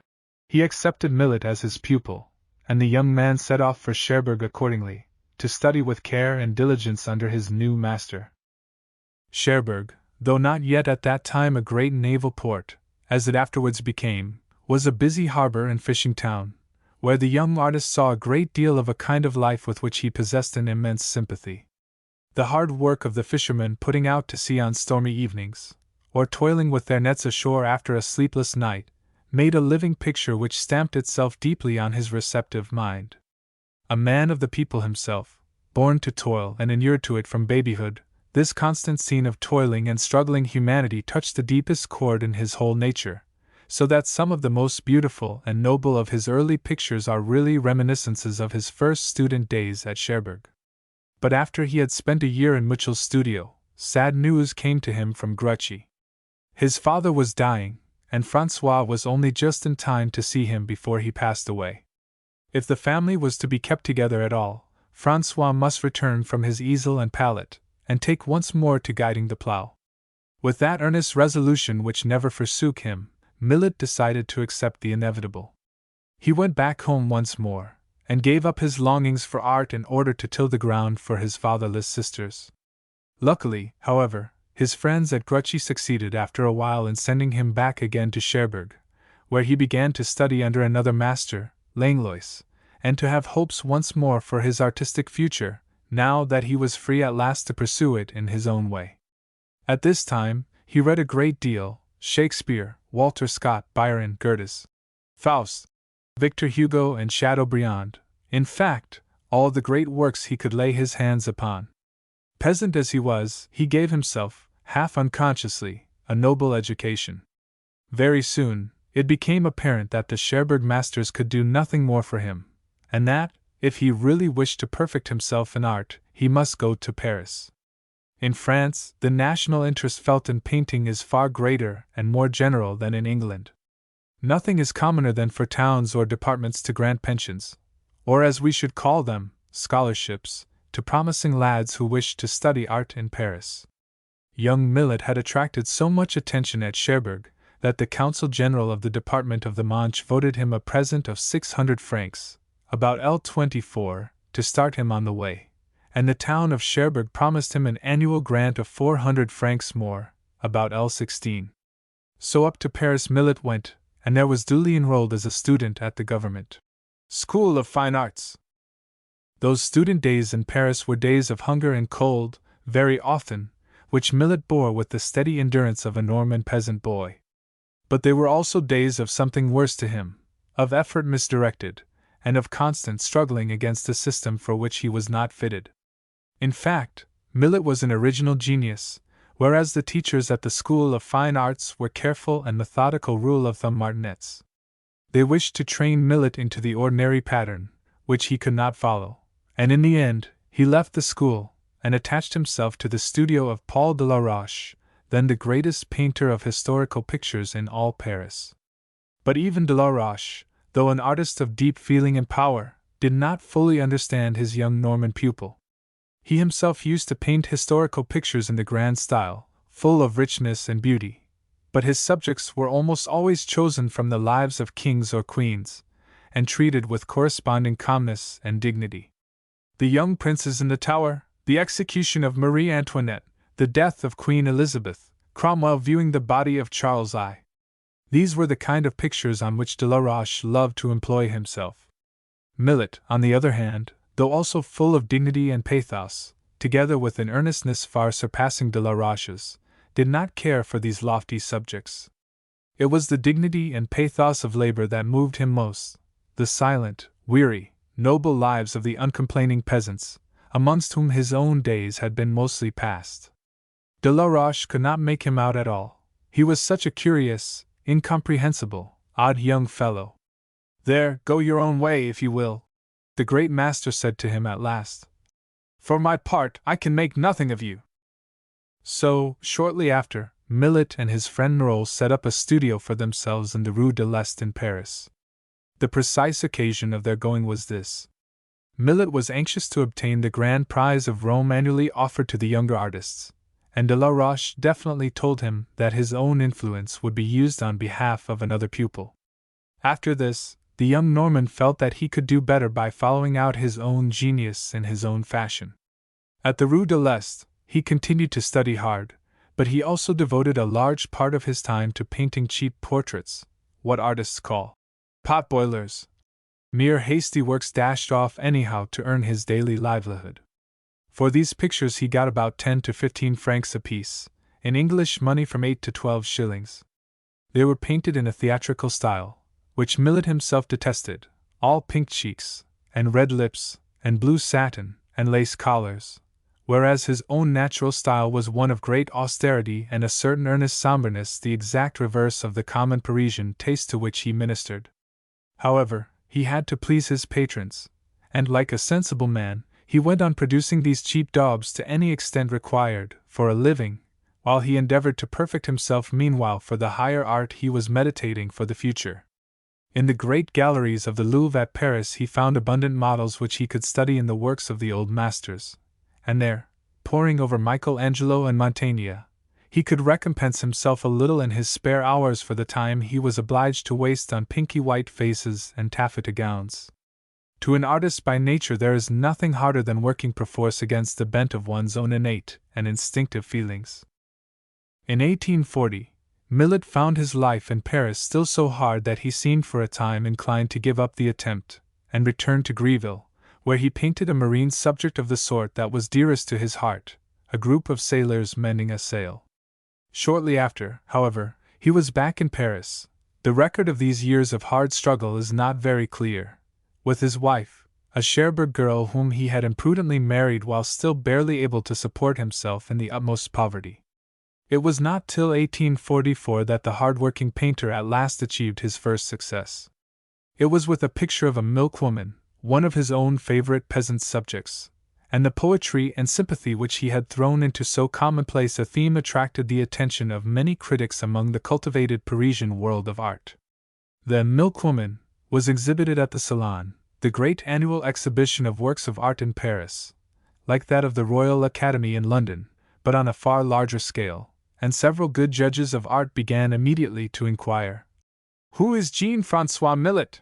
Hunting his address out, a party of friendly critics presented themselves at his lodgings, only to learn that Madame Millet had just died, and that her husband, half in despair, had gone back again once more to his native Norman hills and valleys. But Millet was the last man on earth to sit down quietly with his hands folded, waiting for something or other to turn up. At Cherbourg, he set to work once more, no doubt painting more potboilers for the respectable shopkeepers of the neighborhood, complacent portraits, perhaps, of a stout gentleman with a large watch chain fully displayed, and of a stout lady in a black silk dress and with a vacant smile, and by hook or by crook he managed to scrape together a few hundred francs, with which once more he might return to Paris. But before he did so, he married again, this time more wisely. His wife, Catherine Lemaire, was a brave and good woman, who knew how to appreciate her husband, and to second him well in all his further struggles and endeavors. They went for a while to Havre, where Millet, in despair of getting better work, and not ashamed of doing anything honest to pay his way, actually took to painting signboards.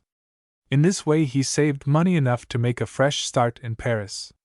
There, he continued his hard battle against the taste of the time, for French art was then dominated by the influence of men like Delaroche, or like Delacroix and Horace Vernet, who had accustomed the public to pictures of a very lofty, a very romantic, or a very fiery sort, and there were few indeed who cared for stern and sympathetic delineations of the French peasant's unlovely life of unremitting toil, such as Millet loved to set before them. Yet, in spite of discouragement, he did well to follow out this inner prompting of his own soul, for in that direction he could do his best work, and the best work is always the best worth doing in the long run. There are some minds, of which Franklin's is a good type, so versatile and so shifty that they can turn with advantage to any opening that chances to offer, no matter in what direction, and such minds do right in seizing every opportunity, wherever it occurs. But there are other minds, of which Gibson and Millet are excellent examples, naturally restricted to certain definite lines of thought or work, and such minds do right in persistently following up their own native talent, and refusing to be led aside by circumstances into any less natural or less promising channel. While living in Paris at this time, Millet painted several of his favorite peasant pictures, amongst others, The Workman's Monday, which is a sort of parallel in painting to Burns's Cotter's Saturday Night, in poetry. Indeed, there is a great deal in Millet which strongly reminds one at every step of Burns.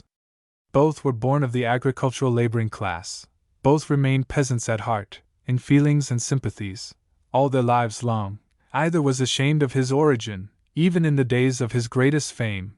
Painter and poet alike loved best to choose their themes from the simple life of the poor, whose trials and hardships they knew so well by bitter experience. And in each case they succeeded best in touching the hearts of others when they did not travel outside their own natural range of subjects. Only, if Scotchmen will allow one to say so, there was in Millet a far deeper vein of moral earnestness than in Burns. He was more profoundly impressed by the dignity and nobility of labor. In his tender sympathy there was a touch of solemn grandeur which was wanting in the too genial and easy-going Ayrshire ploughman. In 1848, the year of revolutions, Millet painted his famous picture of the Winnower, since considered as one of his finest works. Yet for a long time, though the critics praised it, it could not find a purchaser, till at last M. Ledru Rollin, a well-known politician, bought it for what Millet considered the capital price of 500 francs, about L20. It would now fetch a simply fabulous price, if offered for sale. Soon after this comparative success Millet decided to leave Paris, where the surroundings indeed were little fitted to a man of his peculiarly rural and domestic tastes. He would go where he might see the living models of his peasant friends forever before him, where he could watch them leaning over the plough pressed deep into the earth, cutting the faggots with stout arms in the thick-grown copses, driving the cattle home at milking time with weary feet, along the endless, straight white highroads of the French rural districts. At the same time, he must be within easy reach of Paris, for though he had almost made up his mind not to exhibit any more at the Salon, people didn't care to see his reapers or his fishermen, he must still manage to keep himself within call of possible purchasers, and for this purpose he selected the little village of Barbizon, on the edge of the forest of Fontainebleau. The woods of Fontainebleau stand to Paris in somewhat the same relation that Windsor Great Park stands to London, only, the scenery is more forest-like, and the trees are big and antique-looking. By the outskirts of this great wood stands the pretty hamlet of Barbizon, a single long street of small peasant cottages, built with the usual French rural disregard of beauty or cleanliness. At the top of the street, in a little three-roomed house, the painter and his wife settled down quietly, and here they lived for 27 years, long after Millet's name had grown to be famous in the history of contemporary French painting.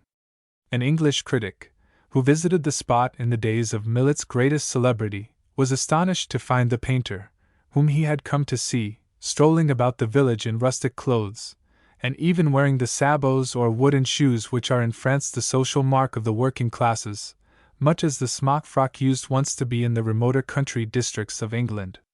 Perhaps this was a little bit of affectation on Millet's part, a sort of proud declaration of the fact that in spite of fame and honors he still insisted upon counting himself a simple peasant. But if so, it was, after all, a very pretty and harmless affectation indeed. Better to see a man sticking pertinaciously to his wooden shoes, than turning his back upon old friends and old associations in the days of his worldly prosperity. At Barbizon Millet's life moved on so quietly that there is nothing to record in it almost, save a long list of pictures painted, and a gradual growth, not in popularity, for that Millet never really attained at all, but in the esteem of the best judges, which of course brought with it at last, first ease, then comfort, and finally comparative riches. Millet was able now to paint such subjects as pleased him best, and he threw himself into his work with all the fervor of his intensely earnest and poetical nature. Whatever might be the subject which he undertook, he knew how to handle it so that it became instinct with his own fine feeling for the life he saw around him. In 1852 he painted his Man Spreading Manure. In itself, that is not a very exalted or beautiful occupation, but what Millet saw in it was the man, not the manure, the toiling, sorrowing, human fellow-being, whose labor and whose spirit he knew so well how to appreciate. And in this view of the subject he makes us all at once sympathize. Other pictures of this period are such as the gleaners, the reapers, a peasant grafting a tree, the potato planters, and so forth. These were very different subjects indeed from the dignified kings and queens painted by de la Roche, or the fiery battle-pieces of Delacroix, but they touch a chord in our souls which those great painters failed to strike, and his treatment of them is always truthful, tender, melancholy, and exquisite. Bit by bit, French artistic opinion began to recognize the real greatness of the retiring painter at Barbizon.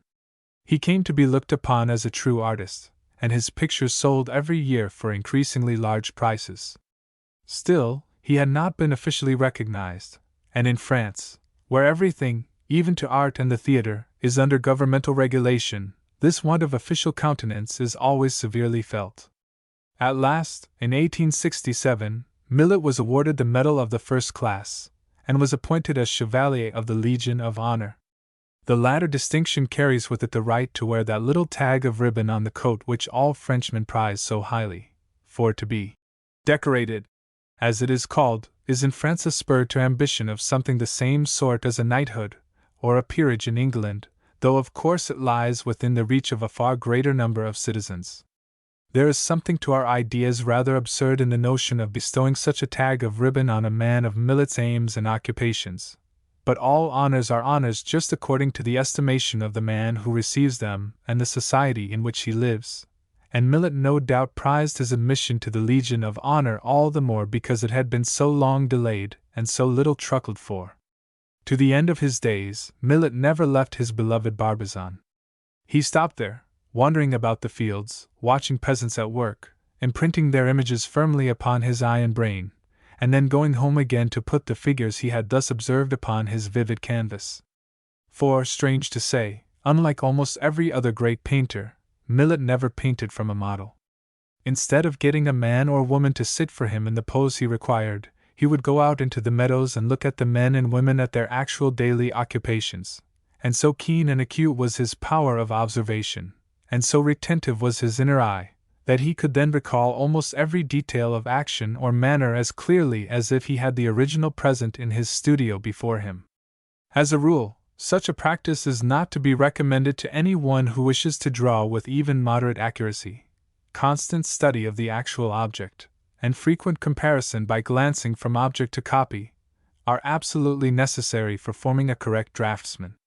But Millet knew his own way best, and how wonderfully minute and painstaking must his survey have been when it enabled him to reproduce the picture of a person afterwards in every detail of dress or movement. He did not paint very fast. He preferred doing good work to much work, an almost invariable trait of all the best workmen. During the 31 years that he worked independently, he produced only 80 pictures, not more, on an average, than 2 or 3 a year. Compared with the rate at which most successful artists cover canvas to sell, this was very slow. But then, Millet did not paint mainly to sell. He painted to satisfy his own strict ideas of what constituted the highest art. His pictures are usually very simple in their theme. Take, for example, his Angelus, painted at the height of his fame, in 1867. A man and a woman are working in the fields, two poor, simple-minded, weather-beaten, devout French peasants. It is nightfall. The bell called the Angelus rings out from the church steeple, and the two poor souls, resting for a moment from their labors, devote a few seconds to the silent prayers enjoined by their church. That is all, and yet in that one picture the sorrows, the toils, and the consolations of the needy French peasantry are summed up in a single glimpse of a pair of working and praying partners. Millet died somewhat suddenly in 1875. Strong and hardy as he was, even the sturdy health of the Norman peasant had been undermined by the long hardships of his early struggles, and his constitution gave way at last with comparative rapidity. Still, he had lived long enough to see his fame established, to enjoy 10 years of ease and honor, and to find his work cordially admired by all those for whose admiration he could have cared to make an effort. After his death, the pictures and unfinished sketches in his studio were sold for 321,000 francs, a little less than L13,000. The peasant boy of Greville had at last conquered all the difficulties which obstructed his path, and had fought his own way to fame and dignity. And in so fighting, he had steadily resisted the temptation to pander to the low and coarse taste in art of the men by whom he was surrounded. In spite of cold, and hunger, and poverty, he had gone on trying to put upon his canvas the purer, truer, and higher ideas with which his own beautiful soul was profoundly animated. In that endeavor he nobly succeeded. While too many contemporary French pictures are vicious and sensual in tone and feeling, every one of Millet's pictures is a sermon in color, a thing to make us sympathize more deeply with our kind, and to send us away, saddened perhaps, yet ennobled and purified. 6. James Garfield, Canal Boy. At the present time, the neighborhood of Cleveland, Ohio, the busiest town along the southern shore of Lake Erie, may fairly rank as one of the richest agricultural districts in all America. But when Abram Garfield settled down in the township of Orange in 1830, it was one of the wildest and most unpeopled woodland regions in the whole of the United States. Pioneers from the older states had only just begun to make little clearings for themselves in the unbroken forest, and land was still so cheap that Abram Garfield was able to buy himself a tract of 50 acres for no more than $20. His brother-in-law's family removed there with him, and the whole strength of the two households was immediately employed in building a rough log hut for their common accommodation, where both the Garfields and the Boyntons lived together during the early days of their occupation.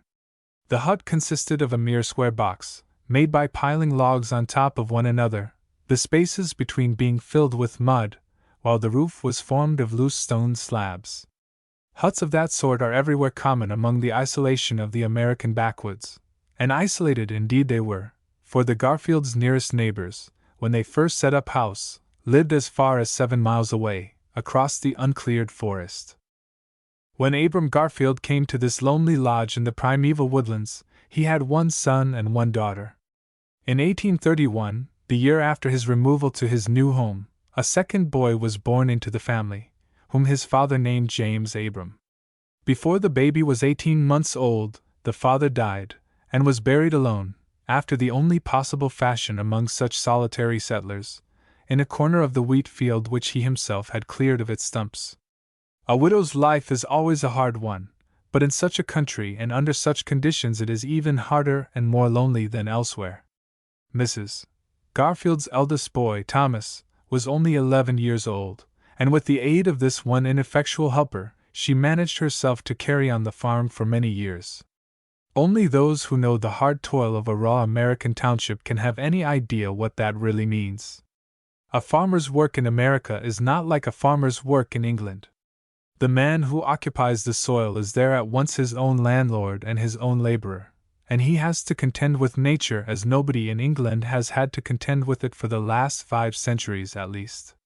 He finds the land covered with trees, which he has first to fell and sell as timber, then he must dig or burn out the stumps, clear the plot of boulders and large stones, drain it, fence it, plow it, and harrow it, build barns for the produce and sheds for the cows, in short, make his farm, instead of merely taking it. This is labor from which many strong men shrink in dismay, especially those who have come out fresh from a civilized and fully occupied land. For a woman and a boy, it is a task that seems almost above their utmost powers. Nevertheless, Mrs. Garfield and her son did not fail under it. With her own hands, the mother split up the young trees into rude triangular rails to make the rough snake fences of the country, mere zigzags of wood laid one bit above the other, while the lad worked away bravely at sowing fall and spring wheat, hoeing Indian corn, and building a little barn for the harvest before the arrival of the long, cold Ohio winter. To such a family did the future president originally belong, and with them he must have shared those strong qualities of perseverance and industry which more than anything else at length secured his ultimate success in life. For James Garfield's history differs greatly in one point from that of most other famous working men, whose stories have been told in this volume. There is no reason to believe that he was a man of exceptional or commanding intellect. On the contrary, his mental powers appear to have been of a very respectable but quite ordinary and commonplace order. It was not by brilliant genius that James Garfield made his way up in life. It was rather by hard work, unceasing energy, high principle, and generous enthusiasm for the cause of others.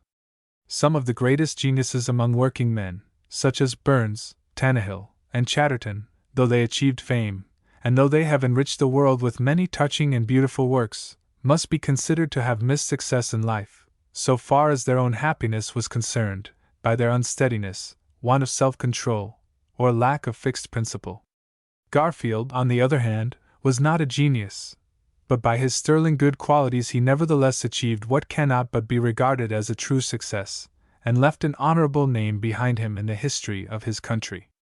However poor an American township may be, it is seldom too poor to afford its children a moderate and humble education.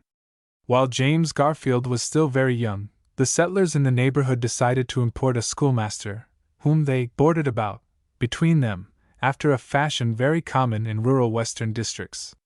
The schoolhouse was only a log hut, the master was a lad of 20, and the textbooks were of the very meagerest sort. But at least James Garfield was thus enabled to read and write, which after all is the great first step on the road to all possible promotion. The raw, uncouth Yankee lad who taught the Ohio boys slept at Widow Garfield's, with Thomas and James, and the sons of the neighboring settlers worked on the farm during the summer months, but took lessons when the long ice and snow of winter along the lake shore put a stop almost entirely for the time to their usual labors. James continued at school till he was 12 years old, and then, his brother Thomas, being by that time 21, went away by agreement still further west to Michigan, leaving young Jim to take his place upon the little farm. The fences were all completed by this time, the barn was built, the ground was fairly brought under cultivation, and it required comparatively little labor to keep the land cropped after the rough fashion which amply satisfies American pioneers, with no rent to pay, and only their bare living to make out of the soil. Thomas was going to fell trees in Michigan, to clear land there for a farmer, and he proposed to use his earnings, when he got them, for the purpose of building a frame house, that is to say, a house built of planks, instead of the existing log hut. It must be added, in fairness, that hard as were the circumstances under which the young Garfields lived, they were yet lucky in their situation in a new country, where wages were high, and where the struggle for life is far less severe or competitive than in old settled lands like France and England. Thomas, in fact, would get boarded for nothing in Michigan, and so would be able easily to save almost all his high wages for the purpose of building the frame house. So James had to take to the farm in summer, while in the winter he began to work as a sort of amateur carpenter in a small way. As yet he had lived entirely in the backwoods, and had never seen a town or even a village, but his education in practical work had begun from his very babyhood, and he was handy after the usual fashion of American or colonial boys, ready to turn his hand to anything that happened to present itself. In new countries, where everybody has not got neighbors and workmen within call, such rough and ready handiness is far more common than in old England. The one carpenter of the neighborhood asked James to help him, on the proud day when Tom brought back his earnings from Michigan, and set about the building of the frame house, for which he had already collected the unhewn timber. From that first beginning, by the time he was 13, James was promoted to assist in building a barn, and he might have taken permanently to a carpenter's life, had it not been that his boyish passion for reading had inspired him with an equal passion for going to sea. He had read Marryat's novels and other sailor tales, what boy has not, and he was fired with the usual childish desire to embark upon that wonderful life of chasing buccaneers, fighting pirates, capturing prizes, or hunting hidden treasure, which is a lad's brilliantly colored fancy picture of an everyday sailor's wet, cold, cheerless occupation. At last, when James was about 15, his longing for the sea grew so strong that his mother, by way of a compromise, allowed him to go and try his luck with the Lake Erie captains at Cleveland. Shipping on the Great Lakes, where one can see either bank from the middle of the wide blue sheet of water, and where wrecks are unhappily as painfully frequent as on our own coasts, was quite sufficiently like going to sea to suit the adventurous young backwoods man to the top of his bent. But when he got to Cleveland, a fortunate disappointment awaited him. The Cleveland captains declined his services in such vigorous seafaring language, not unmixed with many unnecessary oaths, that he was glad enough to give up the idea of sailoring, and take a place as driver of a canal boat from Cleveland to Pittsburgh in Pennsylvania, the boat being under the charge of one of his own cousins. Copper ore was then largely mined on Lake Superior, where it is very abundant, carried by ship to Cleveland, down the chain of lakes, and there transferred to canal boats, which took it on to Pittsburgh, the center of a great coal and manufacturing district in Pennsylvania, to be smelted and employed in various local arts. Young Garfield stuck for a little while to the canal business. He plodded along wearily upon the bank, driving his still wearier horse before him, and carrying her down to Pittsburgh with such grace as he best might, but it didn't somehow quite come up to his fancy picture of the seaman's life. It was dull and monotonous, and he didn't care for it much. In genuine American language, he didn't find it up to sample. The sea might be very well in its way, but a canal was a very different matter indeed. So after a fair trial, James finally gave the business up, and returned to his mother on the little homestead, ill and tired with his long tramping. While he was at home, the schoolmaster of the place, who saw that the lad had abilities, was never tired of urging him to go to school, and do himself justice by getting himself a first-rate education, or at least as good a one as could be obtained in America. James was ready enough to take this advice, if the means were forthcoming, but how was he to do so? "Oh, that's easy enough," said young Bates, the master. "You'll only have to work out of hours as a carpenter, take odd jobs in your vacations, live plainly, and there you are." In England there are few schools where such a plan would be practicable, but in rough and ready America, where self-help is no disgrace, there are many, and they are all well attended. In the neighboring town of Chester, a petty Baptist sect had started a young school which they named Geauga Seminary. There are no plain schools in America, they are all academies, or institutes, and to this simple place young Garfield went, to learn and work as best he might for his own advancement.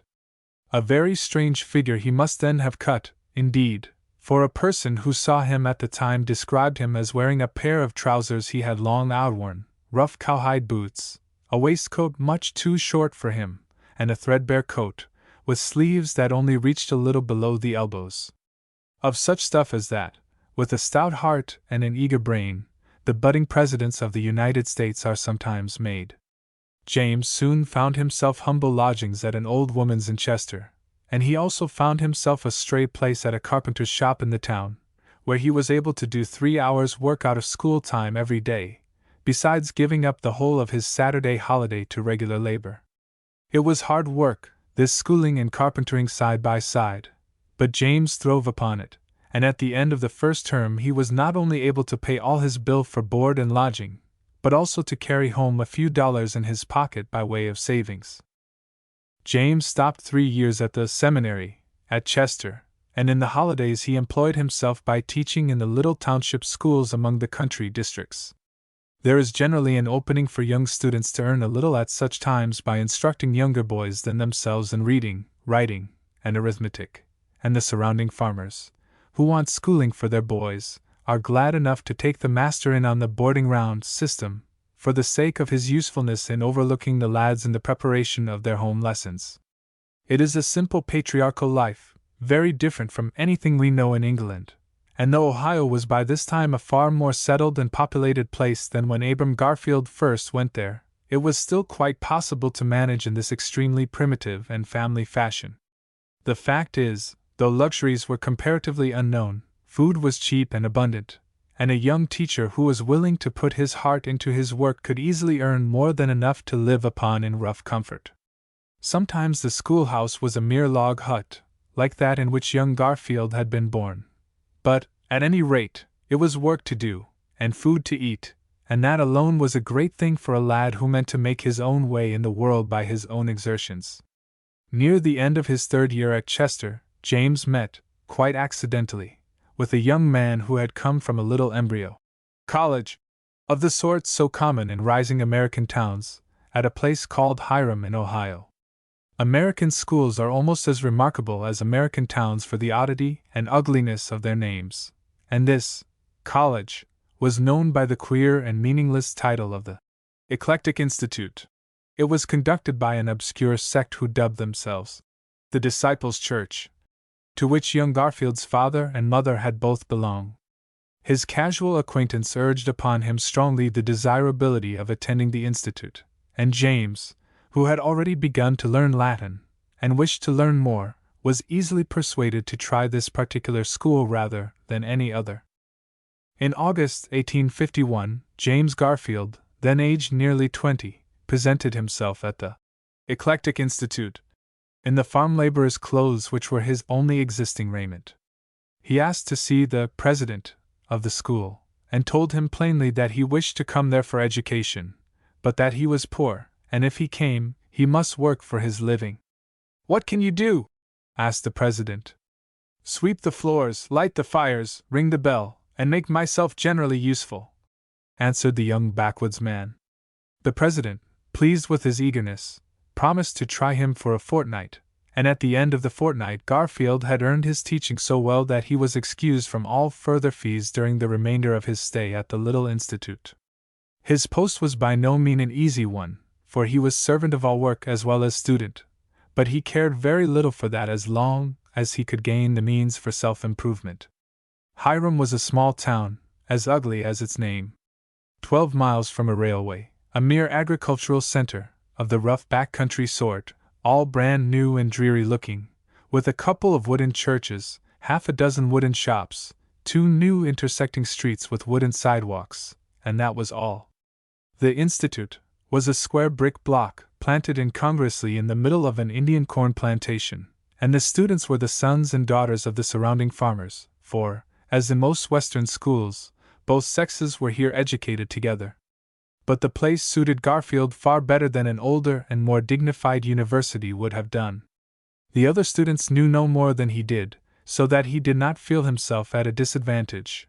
They were dressed almost as plainly as himself, and during the time he was at Hiram he worked away with a will at Latin, Greek, and the higher mathematics, so as to qualify himself for a better place hereafter. Meanwhile, the local carpenter gave him plenty of planing to do, with which he managed to pay his way, and as he had to rise before 5 every morning to ring the first bell, he was under no danger of oversleeping himself. By 1853, he had made so much progress in his studies that he was admitted as a sort of pupil teacher, giving instruction himself in the English department and in rudimentary Greek and Latin, while he went on with his own studies with the aid of the other teachers. James had now learnt as much as the little, eclectic institute could possibly teach him, and he began to think of going to some better college in the older settled and more cultivated Eastern states, where he might get an education somewhat higher than was afforded him by the raw seminaries and academies of his native Ohio. True, his own sect, the Disciples' Church, had got up a petty university of their own, Bethany College. Such self-styled colleges swarm all over the United States, but James didn't much care for the idea of going to it. "I was brought up among the disciples," he said. "I have mixed chiefly among them. I know little of other people. It will enlarge my views and give me more liberal feelings if I try a college elsewhere, conducted otherwise, if I see a little of the rest of the world." Moreover, those were stirring times in the States. The slavery question was beginning to come uppermost. The men of the free states in the North and West were beginning to say among themselves that they would no longer tolerate that terrible blot upon American freedom, the enslavement of 4 million Negroes in the cotton-growing South.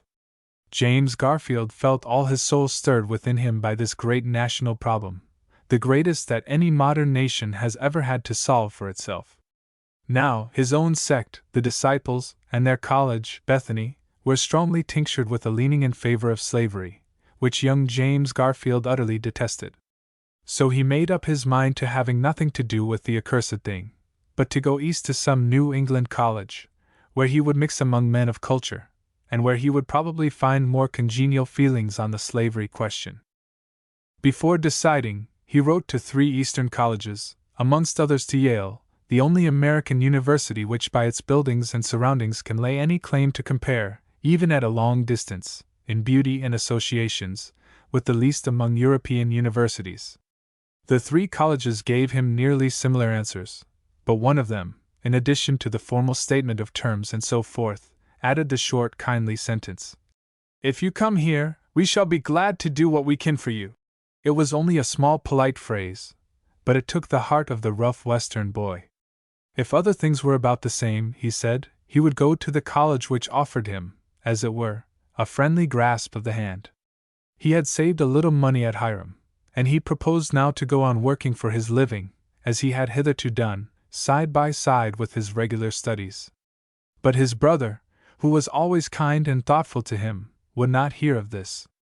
Thomas had prospered meanwhile in his own small way, and he insisted upon lending James such a sum as would cover his necessary expenses for 2 years at an Eastern university.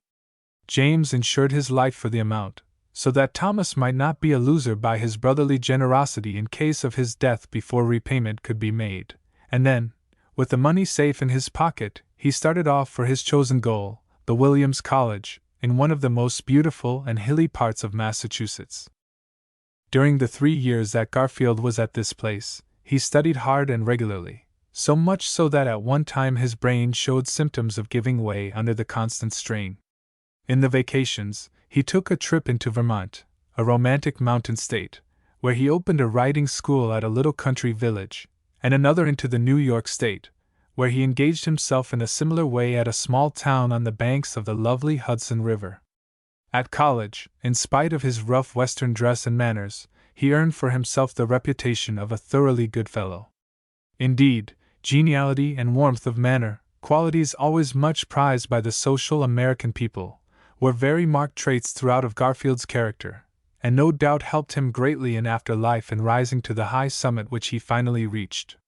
It was here, too, that he first openly identified himself with the anti-slavery party, which was then engaged in fighting out the important question whether any new slave states should be admitted to the Union. Charles Sumner, the real grand central figure of that noble struggle, was at that moment thundering in Congress against the iniquitous extension of the slave-holding area, and was employing all his magnificent powers to assail the abominable Fugitive Slave Bill, for the return of runaway Negroes, who escaped north, into the hands of their angry masters. The American colleges are always big debating societies, where questions of politics are regularly argued out among the students, and Garfield put himself at the head of the anti-slavery movement at his own little university. He spoke upon the subject frequently before the assembled students, and gained himself a considerable reputation, not only as a zealous advocate of the rights of the Negro, but also as an eloquent orator and a powerful argumentative debater.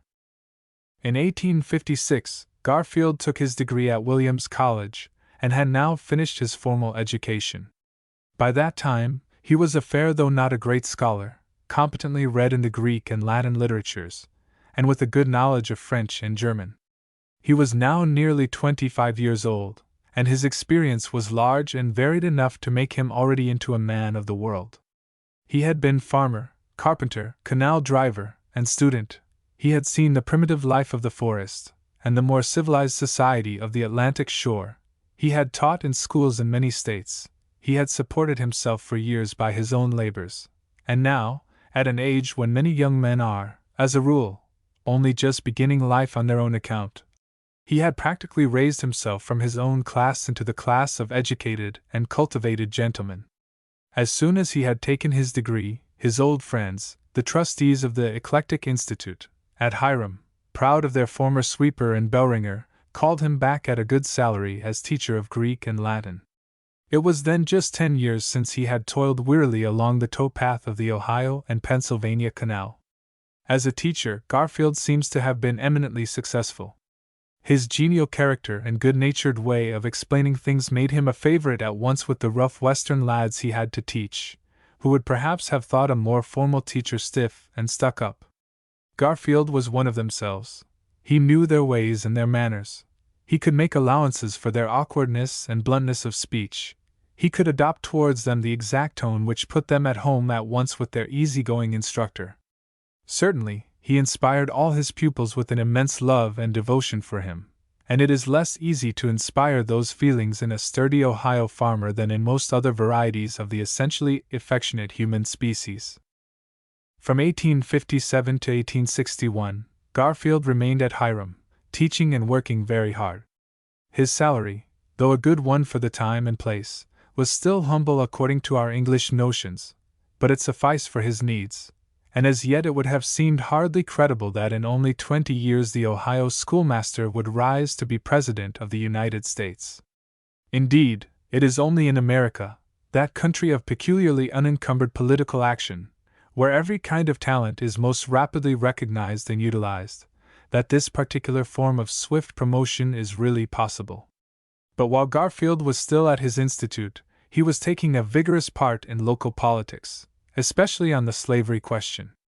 Whenever there was a political meeting at Hiram, the young schoolmaster was always called upon to take the anti-slavery side, and he delivered himself so effectively upon this favorite topic that he began to be looked upon as a rising political character. In America, politics are less confined to any one class than in Europe, and there would be nothing unusual in the selection of a schoolmaster who could talk to a seat in the local or general legislature. The practice of paying members makes it possible for comparatively poor men to offer themselves as candidates, and politics are thus a career, in the sense of a livelihood, far more than in any other country. In 1858, Garfield married a lady who had been a fellow student of his in earlier days, and to whom he had been long engaged. In the succeeding year, he got an invitation which greatly pleased and flattered him. The authorities at Williams College asked him to deliver the Master's Oration at their annual festival, an unusual compliment to pay to so young a man, and one who had so recently taken his degree.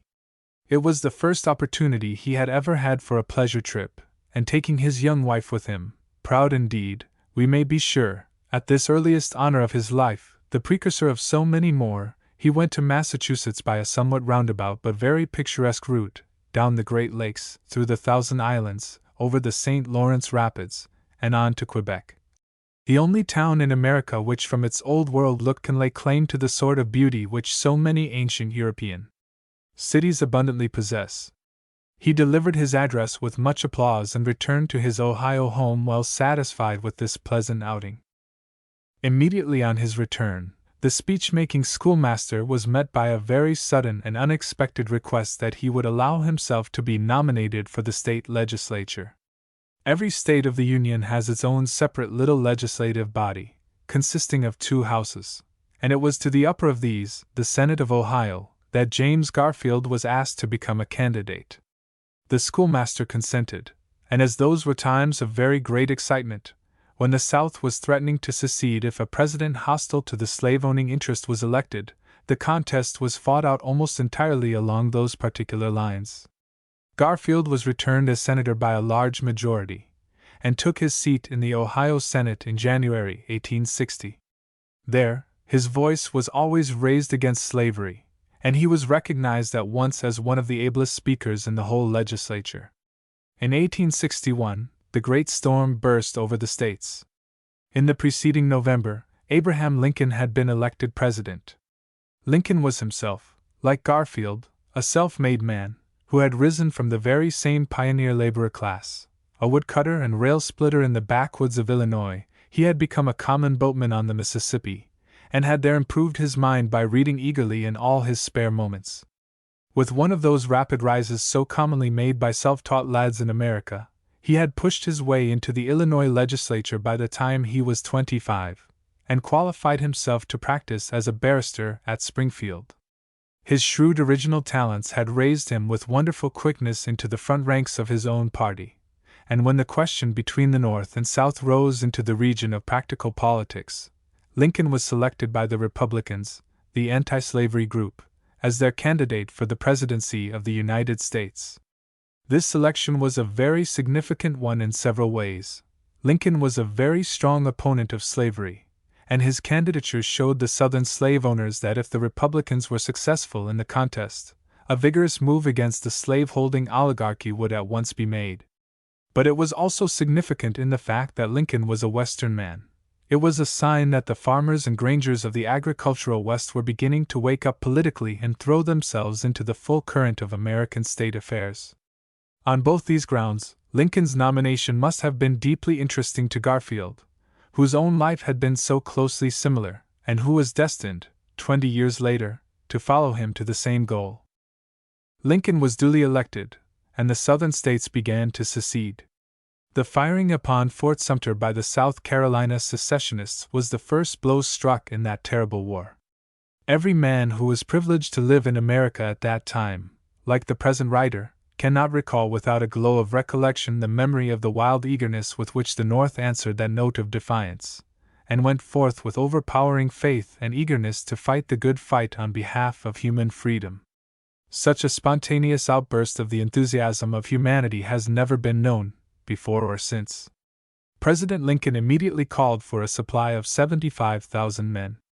In the Ohio Senate, his message was read amid tumultuous applause, and the moment the sound of the cheers died away, Garfield, as natural spokesman of the Republican Party, sprang to his feet and moved in a short and impassioned speech that the state of Ohio should contribute 20,000 men and $3 million as its share in the general preparations.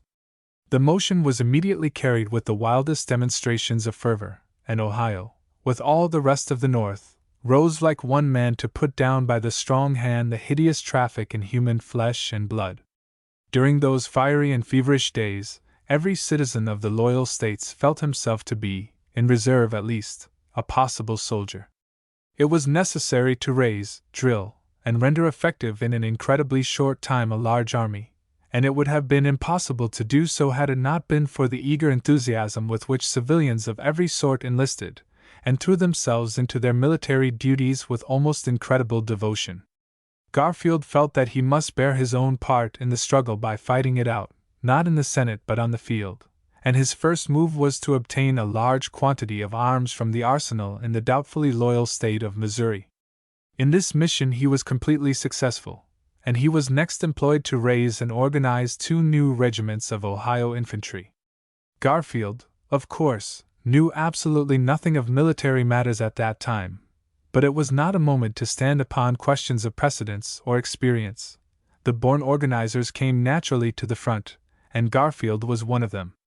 Indeed, the faculty for organization seems innate in the American people, so that when it became necessary to raise and equip so large a body of men at a few weeks' notice, the task was undertaken offhand by lawyers, doctors, shopkeepers, and schoolmasters, without a minute's hesitation, and was performed on the whole with distinguished success.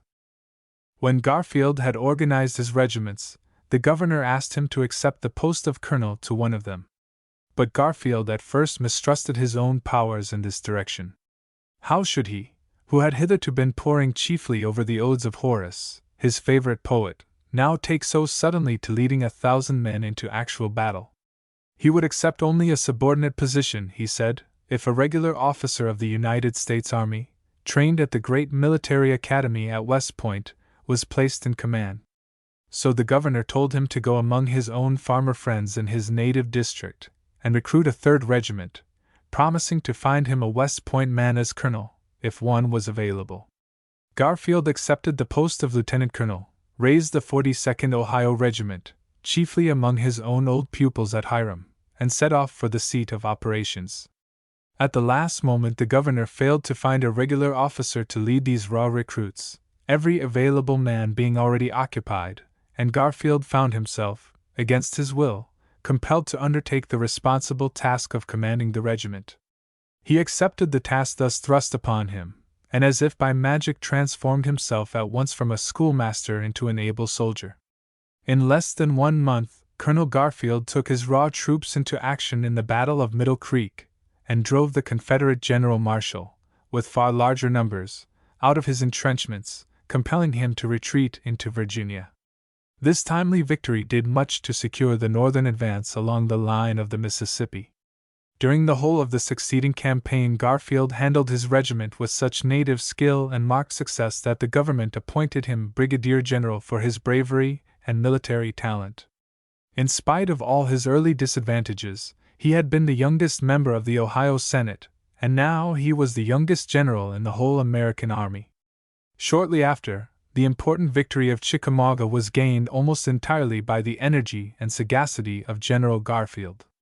For this service, he was raised 1 degree in dignity, receiving his commission as Major General. He served altogether only 2 years and 3 months in the army. But while Garfield was at the head of his victorious troops in Kentucky, his friends in Ohio were arranging, without his consent or knowledge, to call him away to a very different sphere of work. They nominated Garfield as their candidate for the United States House of Representatives at Washington. The general himself was unwilling to accede to their request, when it reached him. He thought he could serve the country better in the field than in Congress. Besides, he was still a comparatively poor man. His salary as Major General was double that of a member of the House, and for his wife's and children's sake he hesitated to accept the lesser position. Had he continued in the army to the end of the war, He would doubtless have risen to the very highest honors of that stirring epoch. But President Lincoln was very anxious that Garfield should come into the Congress, where his presence would greatly strengthen the president's hands, and with a generous self-denial which well bespeaks his thorough loyalty, Garfield gave up his military post and accepted a place in the House of Representatives. He took his seat in December 1863. For 17 years, General Garfield sat in the General Legislature of the United States as one of the members for Ohio. During all that time, he distinguished himself most honorably as the fearless advocate of honest government, and the pronounced enemy of those underhand dodges and wire-pulling machinery which are too often the disgrace of American politics.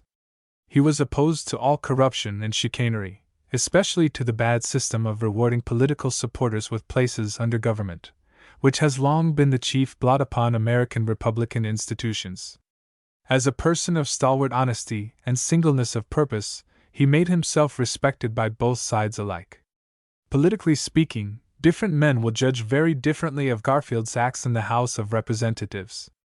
Englishmen especially cannot fail to remark that his attitude towards ourselves was almost always one of latent hostility, but it is impossible for anybody to deny that his conduct was uniformly guided by high principle and a constant deference to what he regarded as the right course of action.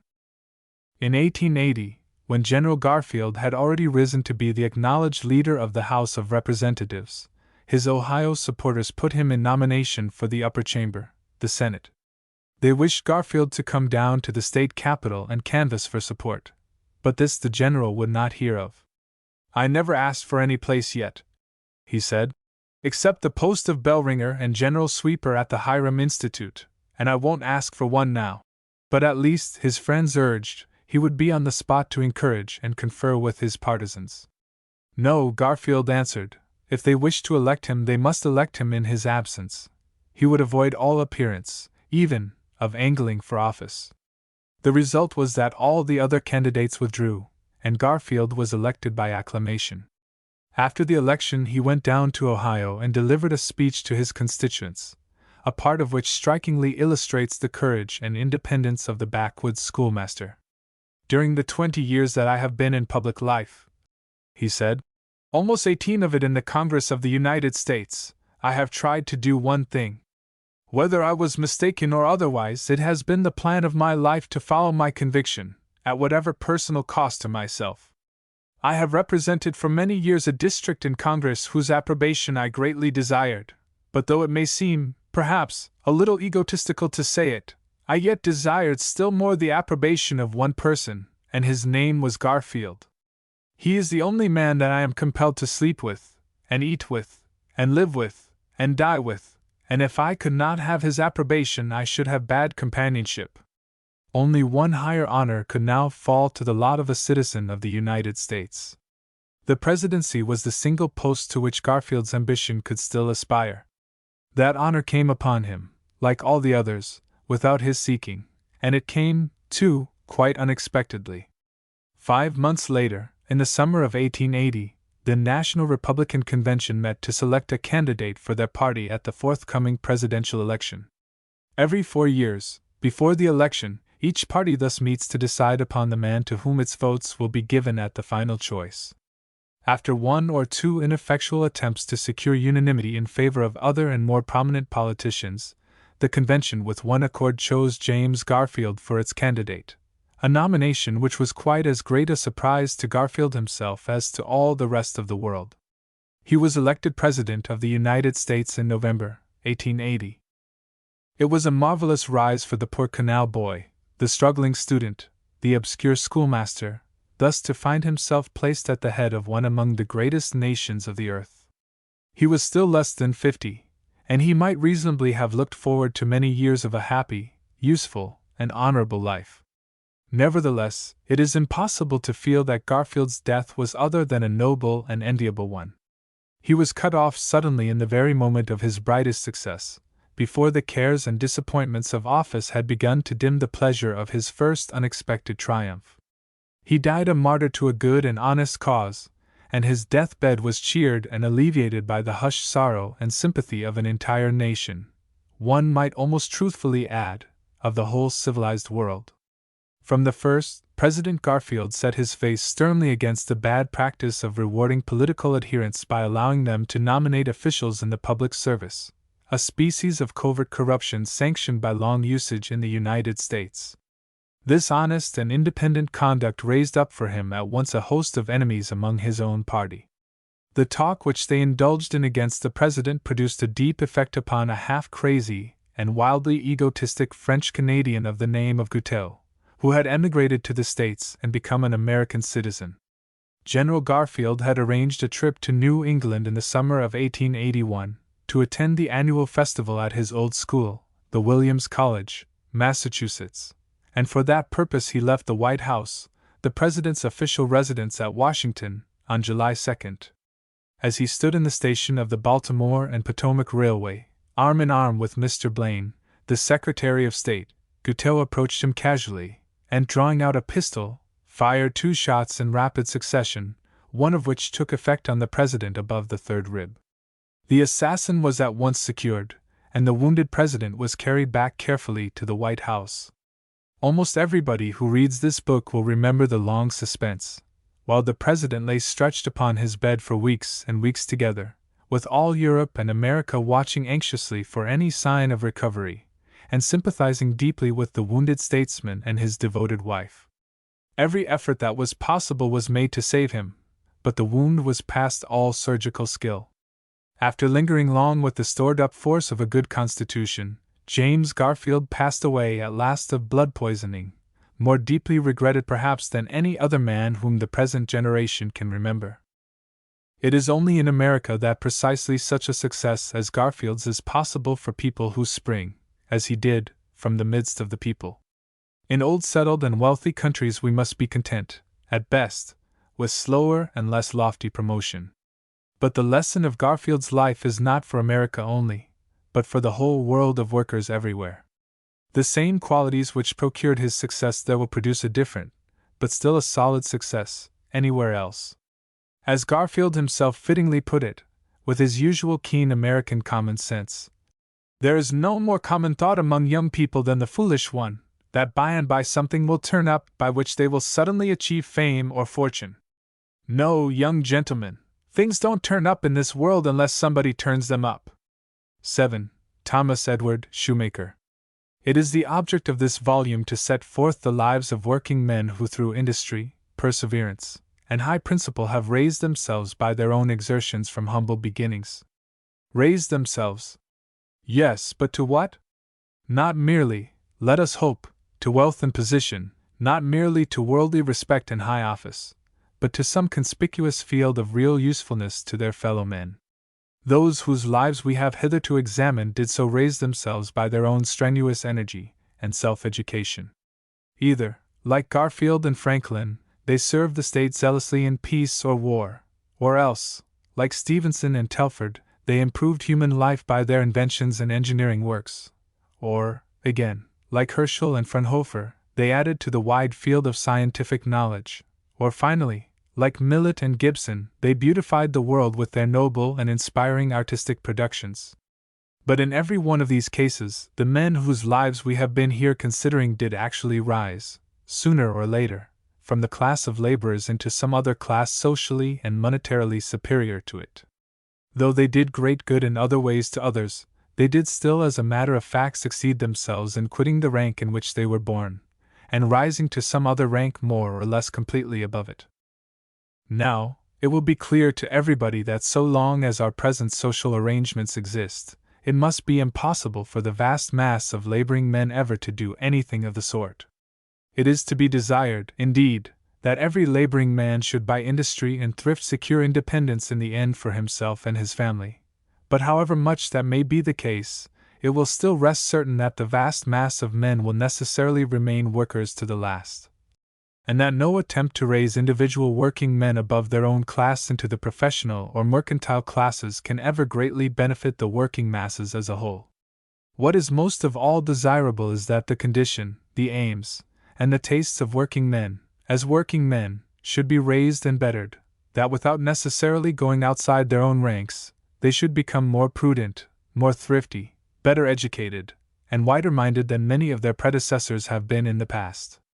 Under such circumstances, it is surely well to set before ourselves some examples of working men who, while still remaining members of their own class, have in the truest and best sense raised themselves, so as to attain the respect and admiration of others, whether their equals or superiors in the artificial scale. Dr. Smiles, who has done much to illustrate the history of the picked men among the laboring orders, has chosen 2 or 3 lives of such a sort for investigation, and from them we may select a single one as an example of a working man's career rendered conspicuous by qualities other than those that usually secure external success. Thomas Edward, associate of the Linnean Society, though a Scotchman all his life long, was accidentally born, so to speak, at Gosport, near Portsmouth, on Christmas Day, 1814. His father was in the Fifeshire militia, and in those warlike days, when almost all the regulars were on the continent, fighting Napoleon, militia regiments used to be ordered about the country from one place to another, to watch the coast or mount guard over the French prisoners, in the most unaccountable fashion. So it happened, oddly enough, that Thomas Edward, a Scotchman of the Scotch, was born close under the big forts of Portsmouth Harbour. After Waterloo, however, the Fifeshire regiment was sent home again, and the militia being before long disbanded, John Edward, our hero's father, went to live at Aberdeen, where he plied his poor trade of a hand-loom linen weaver for many years. It was on the green at Aberdeen, surrounded by small labourers' cottages, that Thomas Edward passed his early days. From his babyhood, almost, the boy had a strong love for all the beasties he saw everywhere around him, a fondness for birds and animals, and a habit of taming them which can seldom be acquired, but which seems with some people to come instinctively by nature. While Tam was still quite a child, he loved to wander by himself out into the country, along the green banks of the Dee, or among the tidal islands at the mouth of the river, overgrown by waving seaweeds, and fringed with great white bunches of blossoming scurvy grass. He loved to hunt for crabs and sea anemones beside the ebbing channels, or to watch the jellyfish left high and dry upon the shore by the retreating water. Already, in his simple way, the little ragged barefooted Scotch laddie was at heart a born naturalist. Very soon, Tam was not content with looking at the venomous beasts, as the neighbors called them, but he must needs begin to bring them home, and set up a small aquarium and zoological garden on his own account. All was fish that came to Tam's net, tadpoles, newts, and stickleback from the ponds, beetles from the dung heaps, green crabs from the seashore, nay, even in time such larger prizes as hedgehogs, moles, and nestfuls of birds. Nothing delighted him so much as to be out in the fields, hunting for and taming these his natural pets. Unfortunately, Tam's father and mother did not share the boy's passion for nature, and instead of encouraging him in pursuing his inborn taste, they scolded him and punished him bitterly for bringing home the nasty creatures. But nothing could win away Tam from the love of the beasties, and in the end, he had his own way, and lived all his life, as he himself afterwards beautifully put it, a fool to nature. Too often, unhappily, fathers and mothers thus try to check the best impulses in their children, under mistaken notions of right, and especially is this the case in many instances as regards the love of nature.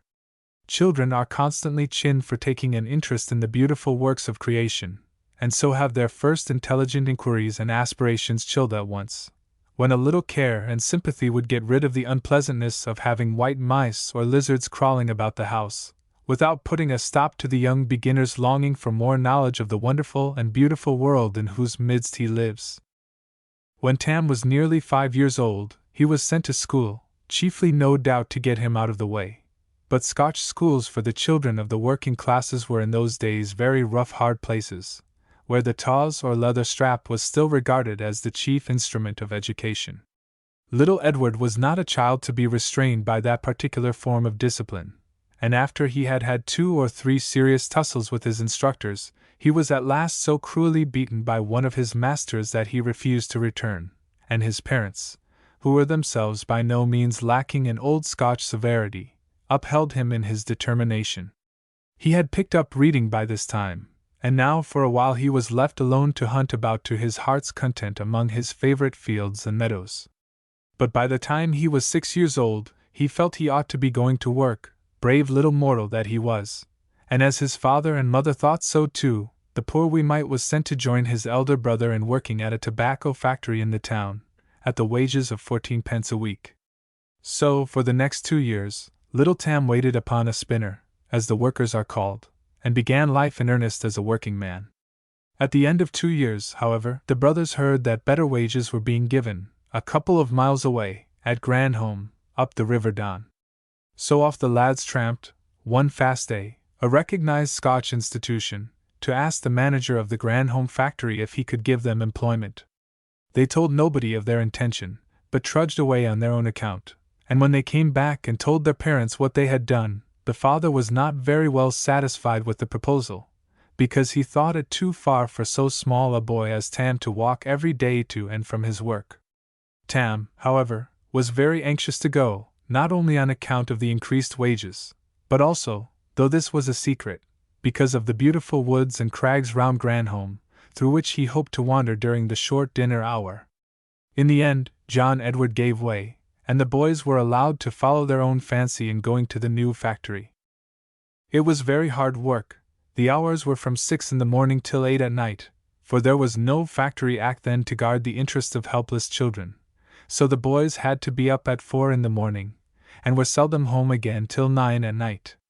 In winter, the snow lies long and deep on those chilly Aberdeenshire roads, and the east winds from the German Ocean blow cold and cutting up the narrow valley of the Don, and it was dreary work toiling along them in the dark of morning or of night in bleak and cheerless December weather. Still, Tam liked it on the whole extremely well. His wages were now 3 shillings a week, and then, twice a day in summer, there was the beautiful walk to and fro along the leafy high road. People may say of factories what they please, Edward wrote much later, but I liked this factory. It was a happy time for me whilst I remained there. The woods were easy of access during our meal hours. What lots of nests! What insects, wild flowers, and plants, the like of which I had never seen before. The boy reveled in the beauty of the birds and beasts he saw here, and he retained a delightful recollection of them throughout his whole after-life. This happy time, however, was not to last forever. When young Edward was 11 years old, his father took him away from Granholm, and apprenticed him to a working shoemaker.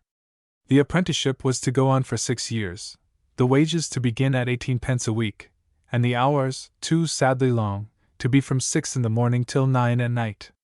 Tam's master, one Charles Begg, was a drunken London workman, who had wandered gradually north, a good shoemaker, but a quarrelsome, rowdy fellow, loving nothing on earth so much as a round with his fists on the slightest provocation. From this unpromising teacher, Edward took his first lessons in the useful art of shoemaking, and though he learned fast, for he was not slothful in business, he would have learned faster, no doubt, but for his employer's very drunken and careless ways. When Begg came home from the public house, much the worse for whiskey, he would first beat Tam, and then proceed upstairs to beat his wife.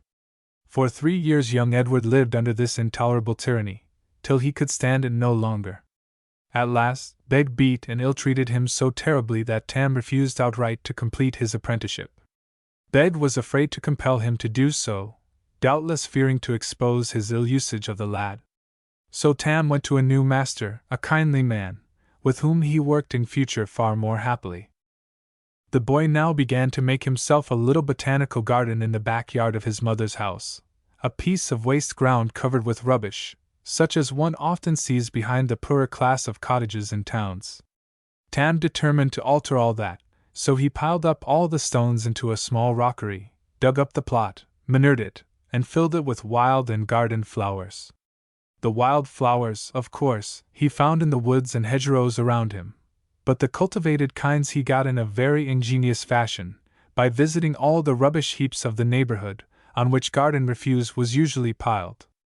A good many roots and plants can generally be found in such places, and by digging them up, Tam was soon able to make himself a number of bright and lively beds. Such self-help in natural history always lay very much in Edward's way. At the same time, young Edward was now beginning to feel the desire for knowing something more about the beasts and birds of which he was so fond.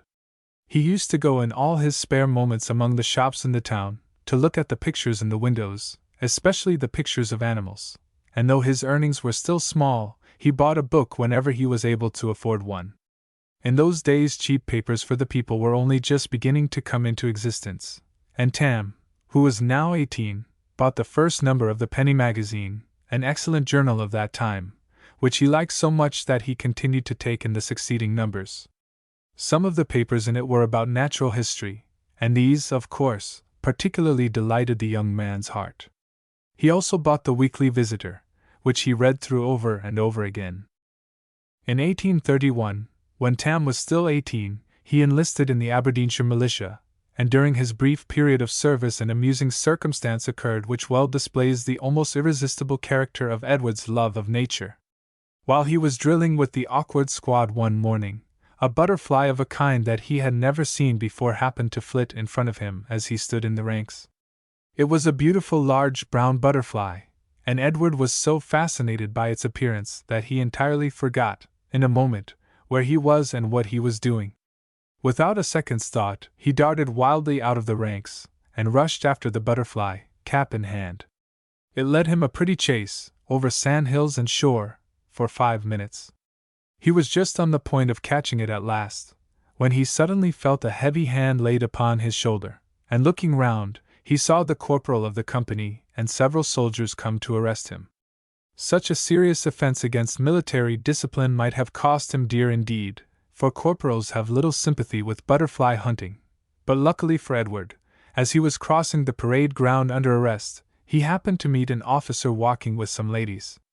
The officer asked the nature of his offense, and when the ladies heard what it was they were so much interested in such a strange creature as a butterfly-loving militiaman, that they interceded for him, and finally begged him off his expected punishment.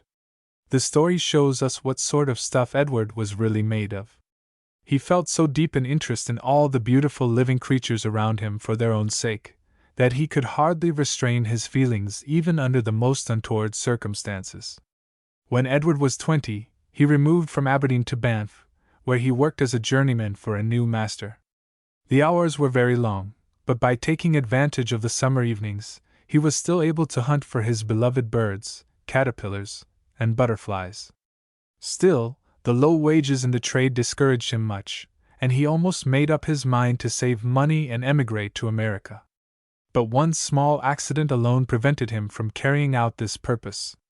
Like a good many other young men, the naturalist shoemaker fell in love. Not only so, but his falling in love took practical shape a little later in his getting married, and at 23, the lonely butterfly hunter brought back a suitable young wife to his little home. The marriage was a very happy one. Mrs. Edward not only loved her husband deeply, but showed him sympathy in his favorite pursuits, and knew how to appreciate his sterling worth. Long afterwards she said that though many of her neighbors could not understand her husband's strange behavior, she had always felt how much better it was to have one who spent his spare time on the study of nature than one who spent it on the public house. As soon as Edward got a home of his own, he began to make a regular collection of all the animals and plants in Banffshire. This was a difficult thing for him to do, for he knew little of books, and had access to very few, so that he couldn't even find out the names of all the creatures he caught and preserved. But though he didn't always know what they were called, he did know their natures and habits and all about them, and such first-hand knowledge in natural history is really the rarest and the most valuable of all. He saw little of his fellow workmen. They were usually a drunken, careless lot. Edward was sober and thoughtful, and had other things to think of than those that they cared to talk about with one another. But he went out much into the fields, with invincible determination, having made up his mind that he would get to know all about the plants and beasties, however much the knowledge might cost him. For this object he bought a rusty old gun for 4 and 6pence, and invested in a few boxes and bottles for catching insects. His working hours were from 6 in the morning till 9 at night, and for that long day he always worked hard to support his wife, and when they came, his children. He had therefore only the night hours between 9 and 6 to do all his collecting. Any other man, almost, would have given up the attempt as hopeless, but Edward resolved never to waste a single moment, or a single penny, and by care and indomitable energy he succeeded in making his wish for collection. Sometimes he was out tramping the whole night, sometimes he slept anyhow, under a hedge or haystack. Sometimes he took up temporary quarters in a barn, an outhouse, or a ruined castle. But night after night he went on collecting, whenever he was able, and he watched the habits and manners of the fox, the badger, the otter, the weasel, the stoat, the polecat, and many other regular night roamers as no one else, in all probability, had ever before watched them in the whole world. Sometimes he suffered terrible disappointments, due directly or indirectly to his great poverty. Once, he took all his cases of insects, containing 916 specimens, and representing the work of 4 years, up to his garret to keep them there till he was able to glaze them.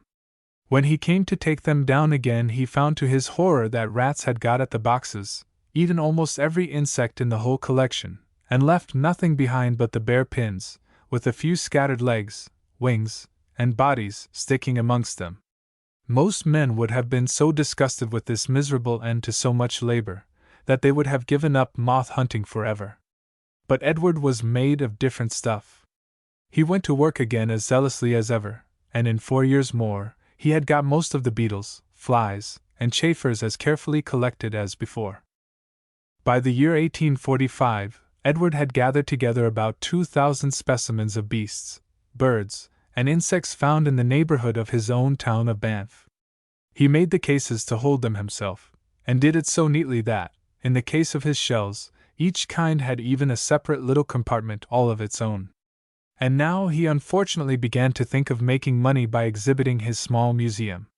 If only he could get a few pounds to help him in buying books, materials, perhaps even a microscope, to help him in prosecuting his scientific work, what a magnificent thing that would be for him.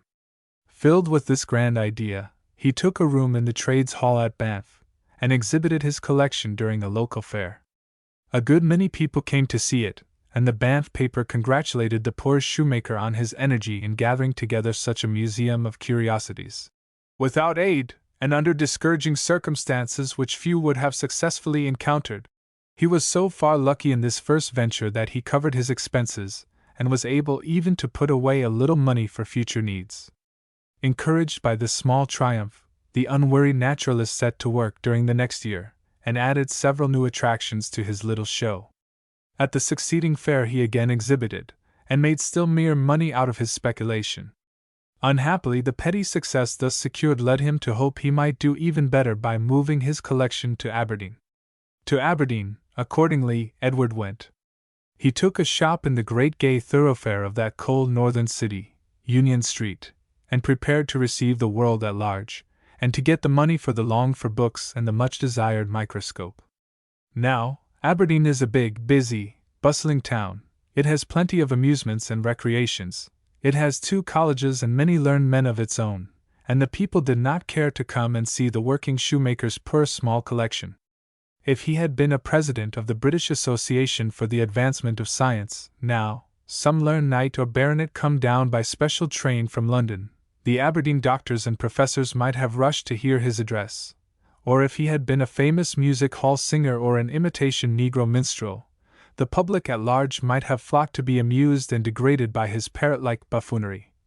But as he was only a working shoemaker from Banff, with a heaven-born instinct for watching and discovering all the strange beasts and birds of Scotland, and the ways and thoughts of them, why, of course, respectable Aberdeen, high or low, would have nothing in particular to say to him.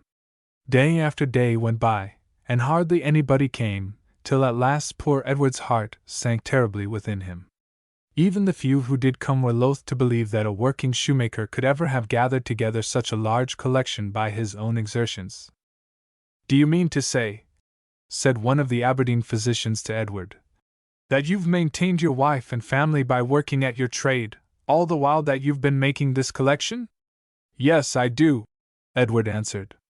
"Oh, nonsense," the doctor said. "How is it possible you could have done that?" "By never losing a single minute or part of a minute," was the brave reply. "That I could by any means improve." It is wonderful indeed that when once Edward had begun to attract anybody's attention at all, he and his exhibition should ever have been allowed to pass so unnoticed in a great, rich, learned city like Aberdeen. But it only shows how very hard it is for unassuming merit to push its way, for the Aberdeen people still went unheeding past the shop in Union Street, till Edward at last began to fear and tremble as to how he should ever meet the expenses of the exhibition. After the show had been open 4 weeks, one Black Friday came when Edward never took a penny the whole day. As he sat there alone and despondent in the empty room, the postman brought him a letter. It was from his master at Banff. "Return immediately," it said, "or you will be discharged." What on earth could he do? He couldn't remove his collection, he couldn't pay his debt. A few more days passed, and he saw no way out of it. At last, in blank despair, he offered the whole collection for sale. A gentleman proposed to pay him the paltry sum of L20 for the entire lot, the slow accumulations of 10 long years. It was a miserable and totally inadequate price, but Edward could get no more. In the depths of his misery, he accepted it. The gentleman took the collection home, gave it to his boy, and finally allowed it all, for want of care and attention, to go to rack and ruin. And so that was the end of 10 years of poor Thomas Edward's unremitting original work in natural history. A sadder tale of unrequited labor in the cause of science has seldom been written. How he ever recovered from such a downfall to all his hopes and expectations is extraordinary. But the man had a wonderful power of bearing up against adverse circumstances, and when, after 6 weeks' absence, he returned to Banff, ruined and dispirited, he set to work once more, as best he might, at the old trade of shoemaking. He was obliged to leave his wife and children in Aberdeen, and to tramp himself on foot to Banff, so that he might earn the necessary money to bring them back, for the cash he had got for the collection had all gone in paying expenses. It is almost too sad to relate, and no wonder poor Edward felt crushed indeed when he got back once more to his lonely shoemaker's bench and fireless fireside. He was very lonely until his wife and children came. But when the carrier generously brought them back free, with that kindliness which the poor so often show to the poor, and the home was occupied once more, and the fire lighted, he felt as if life might still be worth living, at least for his wife and children. So he went back to his trade as heartily as he might, and worked at it well and successfully. For it is to be noted, that though Thomas Edward was so assiduous a naturalist and collector, he was the best hand, too, at making first-class shoes in all Banff. The good workman is generally the best man at whatever he undertakes. Certainly the best man is almost always a good workman at his own trade. But of course he made no more natural history collections? Not a bit of it. Once a naturalist, always a naturalist. Edward set to work once more, nothing daunted, and by next spring he was out everywhere with his gun, exactly as before, replacing the sold collection as fast as ever his hand was able. By this time Edward began to make a few good friends.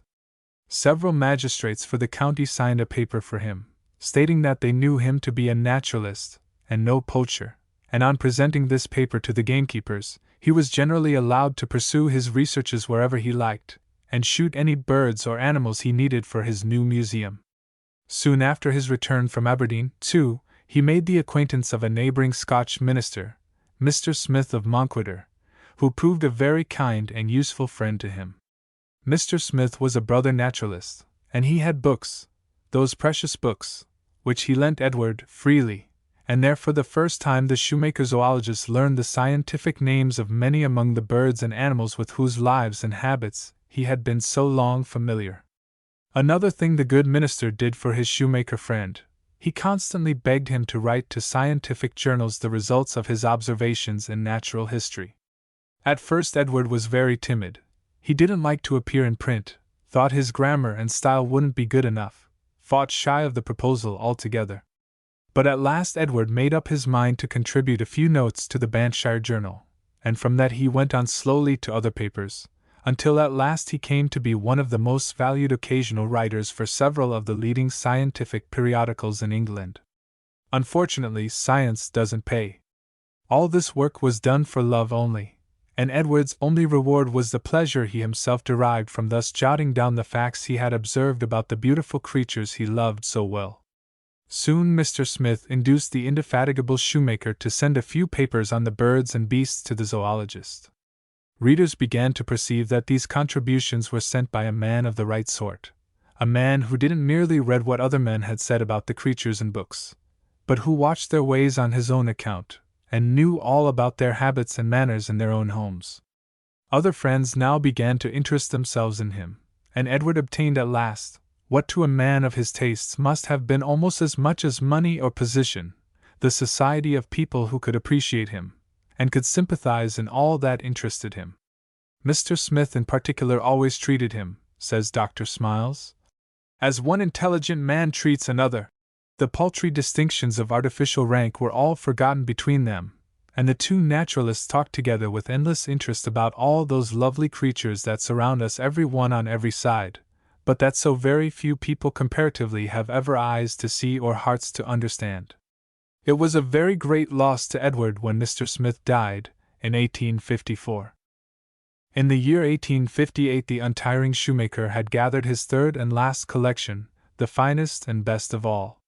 By this time he had become an expert stuffer of birds, and a good preserver of fish and flowers. But his health was now beginning to fail. He was 44, and he had used his constitution very severely, going out at nights in cold and wet, and cheating himself of sleep during the natural hours of rest and recuperation. Happily, during all these years, he had resisted the advice of his Scotch laboring friends to take out whiskey with him on his nightly excursions.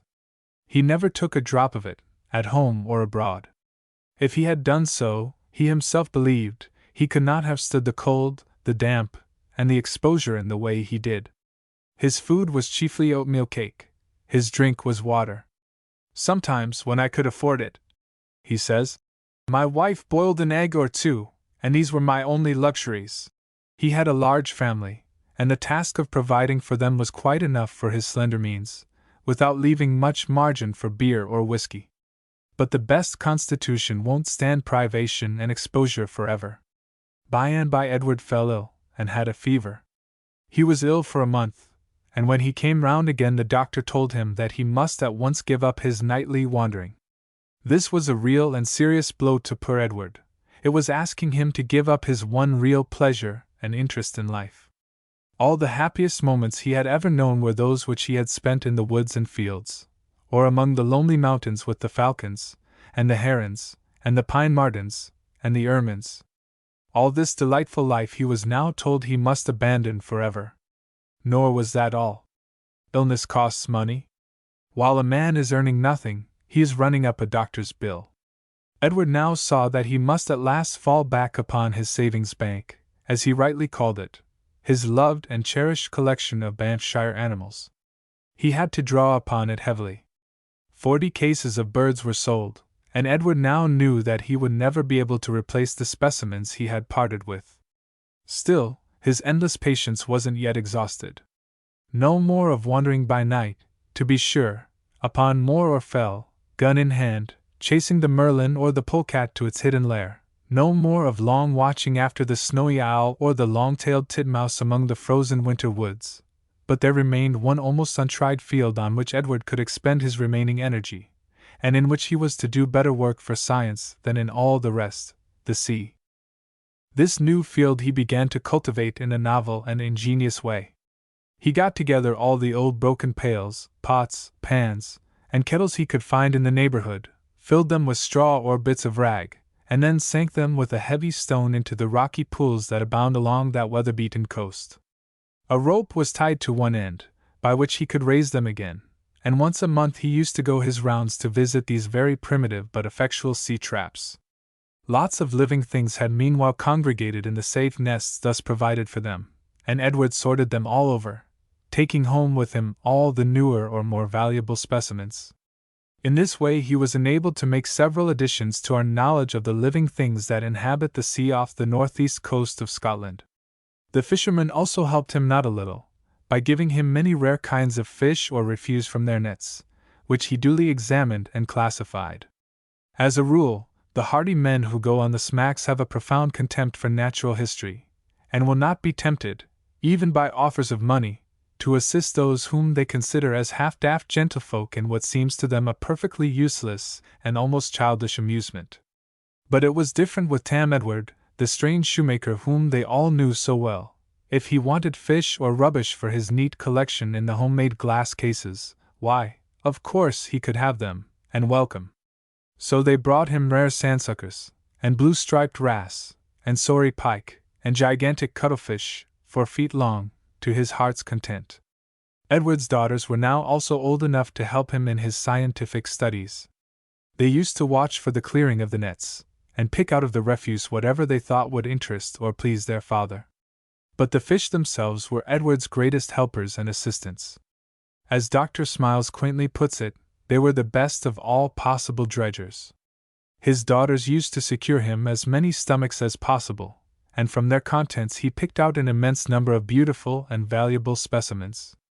The bill of fare of the cod alone comprised an incredible variety of small crabs, shells, shrimps, sea mice, starfish, jellyfish, sea anemones, eggs, and zoophytes. All these went to swell Edward's new collection of marine animals. To identify and name so many small and little-known creatures was a very difficult task for the poor shoemaker, with so few books, and no opportunities for visiting museums and learned societies. But his industry and ingenuity managed to surmount all obstacles. Naturalists everywhere are very willing to aid and instruct one another, especially are the highest authorities almost always eager to give every help and encouragement in their power to local amateurs. Edward used to wait till he had collected a batch of specimens of a single class or order, and then he would send them by post to learned men in different parts of the country, who named them for him, and sent them back with some information as to their proper place in the classification of the group to which they belong. Mr. Spence Bate of Plymouth is the greatest living authority on crustaceans, such as the lobsters, shrimps, sea fleas, and hermit crabs, and to him Edward sent all the queer crawling things of that description that he found in his original sea traps. Mr. Couch, of Pulpero in Cornwall, was equally versed in the true backboned fishes, and to him Edward sent any doubtful midges, or gurnards, or gobies, or whiffs. So numerous are the animals and plants of the seashore, even in the north of Scotland alone, that if one were to make a complete list of all Edward's finds it would occupy an entire book almost as large as this volume. Naturalists now began to help Edward in another way, the way that he most needed, by kind presents of books, especially their own writings, a kind of gift which cost them nothing, but was worth to him a very great deal. Mr. Newman, the editor of the zoologist's paper, was one of his most useful correspondents, and gave him several excellent books on natural history. Mr. Bate made him a still more coveted present, a microscope, with which he could examine several minute animals, too small to be looked at by the naked eye. The same good friend also gave him a little pocket lens, or magnifying glass, for use on the seashore. As Edward went on, his knowledge increased rapidly, and his discoveries fully kept pace with it. The wretchedly paid band shoemaker was now corresponding familiarly with half the most eminent men of science in the kingdom, and was a valued contributor to all the most important scientific journals. Several new animals which he had discovered were named in his honor, and frequent references were made to him in printed works of the first importance. It occurred to Mr. Couch and Mr. Bate, therefore, both of whom were greatly indebted to the working man naturalist for specimens and information, that Edward ought to be elected a member of some leading scientific society. There is no such body of greater distinction in the world of science than the Linnean Society, and of this learned institution Edward was duly elected an associate in 1866. The honor was one which he had richly deserved, and which no doubt he fully appreciated. And yet he was nothing more even now than a working shoemaker, who was earning not more but less wages even than he once used to do. He had brought up a large family honestly and respectably. He had paid his way without running into debt. His children were all growing up, and he had acquired a wide reputation among naturalists as a thoroughly trustworthy observer and an original worker in many different fields of botany and zoology. But his wages were now only 8 shillings a week, and his science had brought him, as many people would say, only the barren honor of being an associate of the Linnean Society, or the respected friend of many among the noblest and greatest men of his country. He began life as a shoemaker, and he remained a shoemaker to the end. "Had I pursued money," he said, "with half the ardor and perseverance that I have pursued nature, I have no hesitation in saying that by this time I should have been a rich man. In 1876, Dr. Smiles, the historian of so many truly great working men, attracted by Edward's remarkable and self-sacrificing life, determined to write the good shoemaker's biography while he was still alive. Edward himself gave Dr. Smiles full particulars as to his early days and his later struggles, and that information the genial biographer wove into a delightful book, from which all the facts here related have been borrowed. The Life of a Scotch Naturalist attracted an immense deal of attention when it was first published, and led many people, scientific or otherwise, to feel a deep interest in the man who had thus made himself poor for the love of nature. The result was such a spontaneous expression of generous feeling towards Edward that he was enabled to pass the evening of his days not only in honor, but also in substantial ease and comfort. And shall we call such a life as this a failure? Shall we speak of it carelessly as unsuccessful? Surely not. Edward had lived his life happily, usefully, and nobly. He had attained the end he set before himself. He had conquered all his difficulties by his indomitable resolution, and he lived to see his just reward in the respect and admiration of all those whose good opinion was worth the having.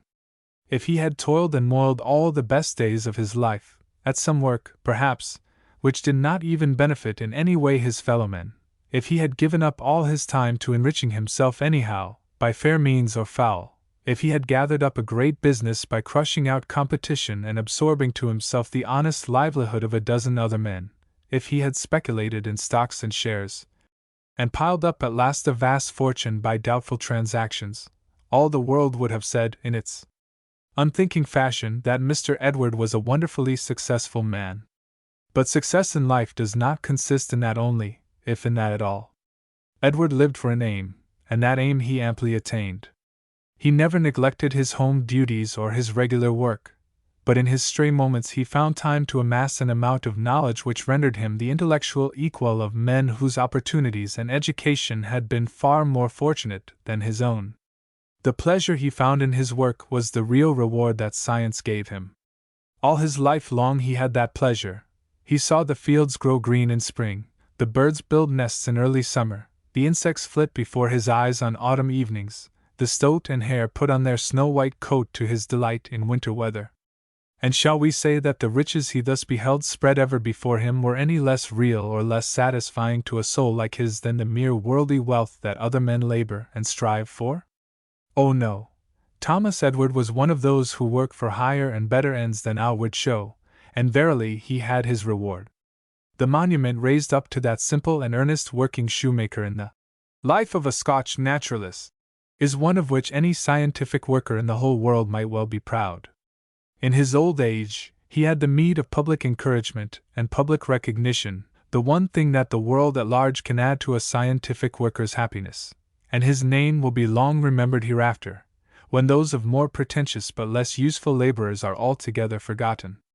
How many men whom the world calls successful might gladly have changed places with that fool to nature, the Banffshire shoemaker,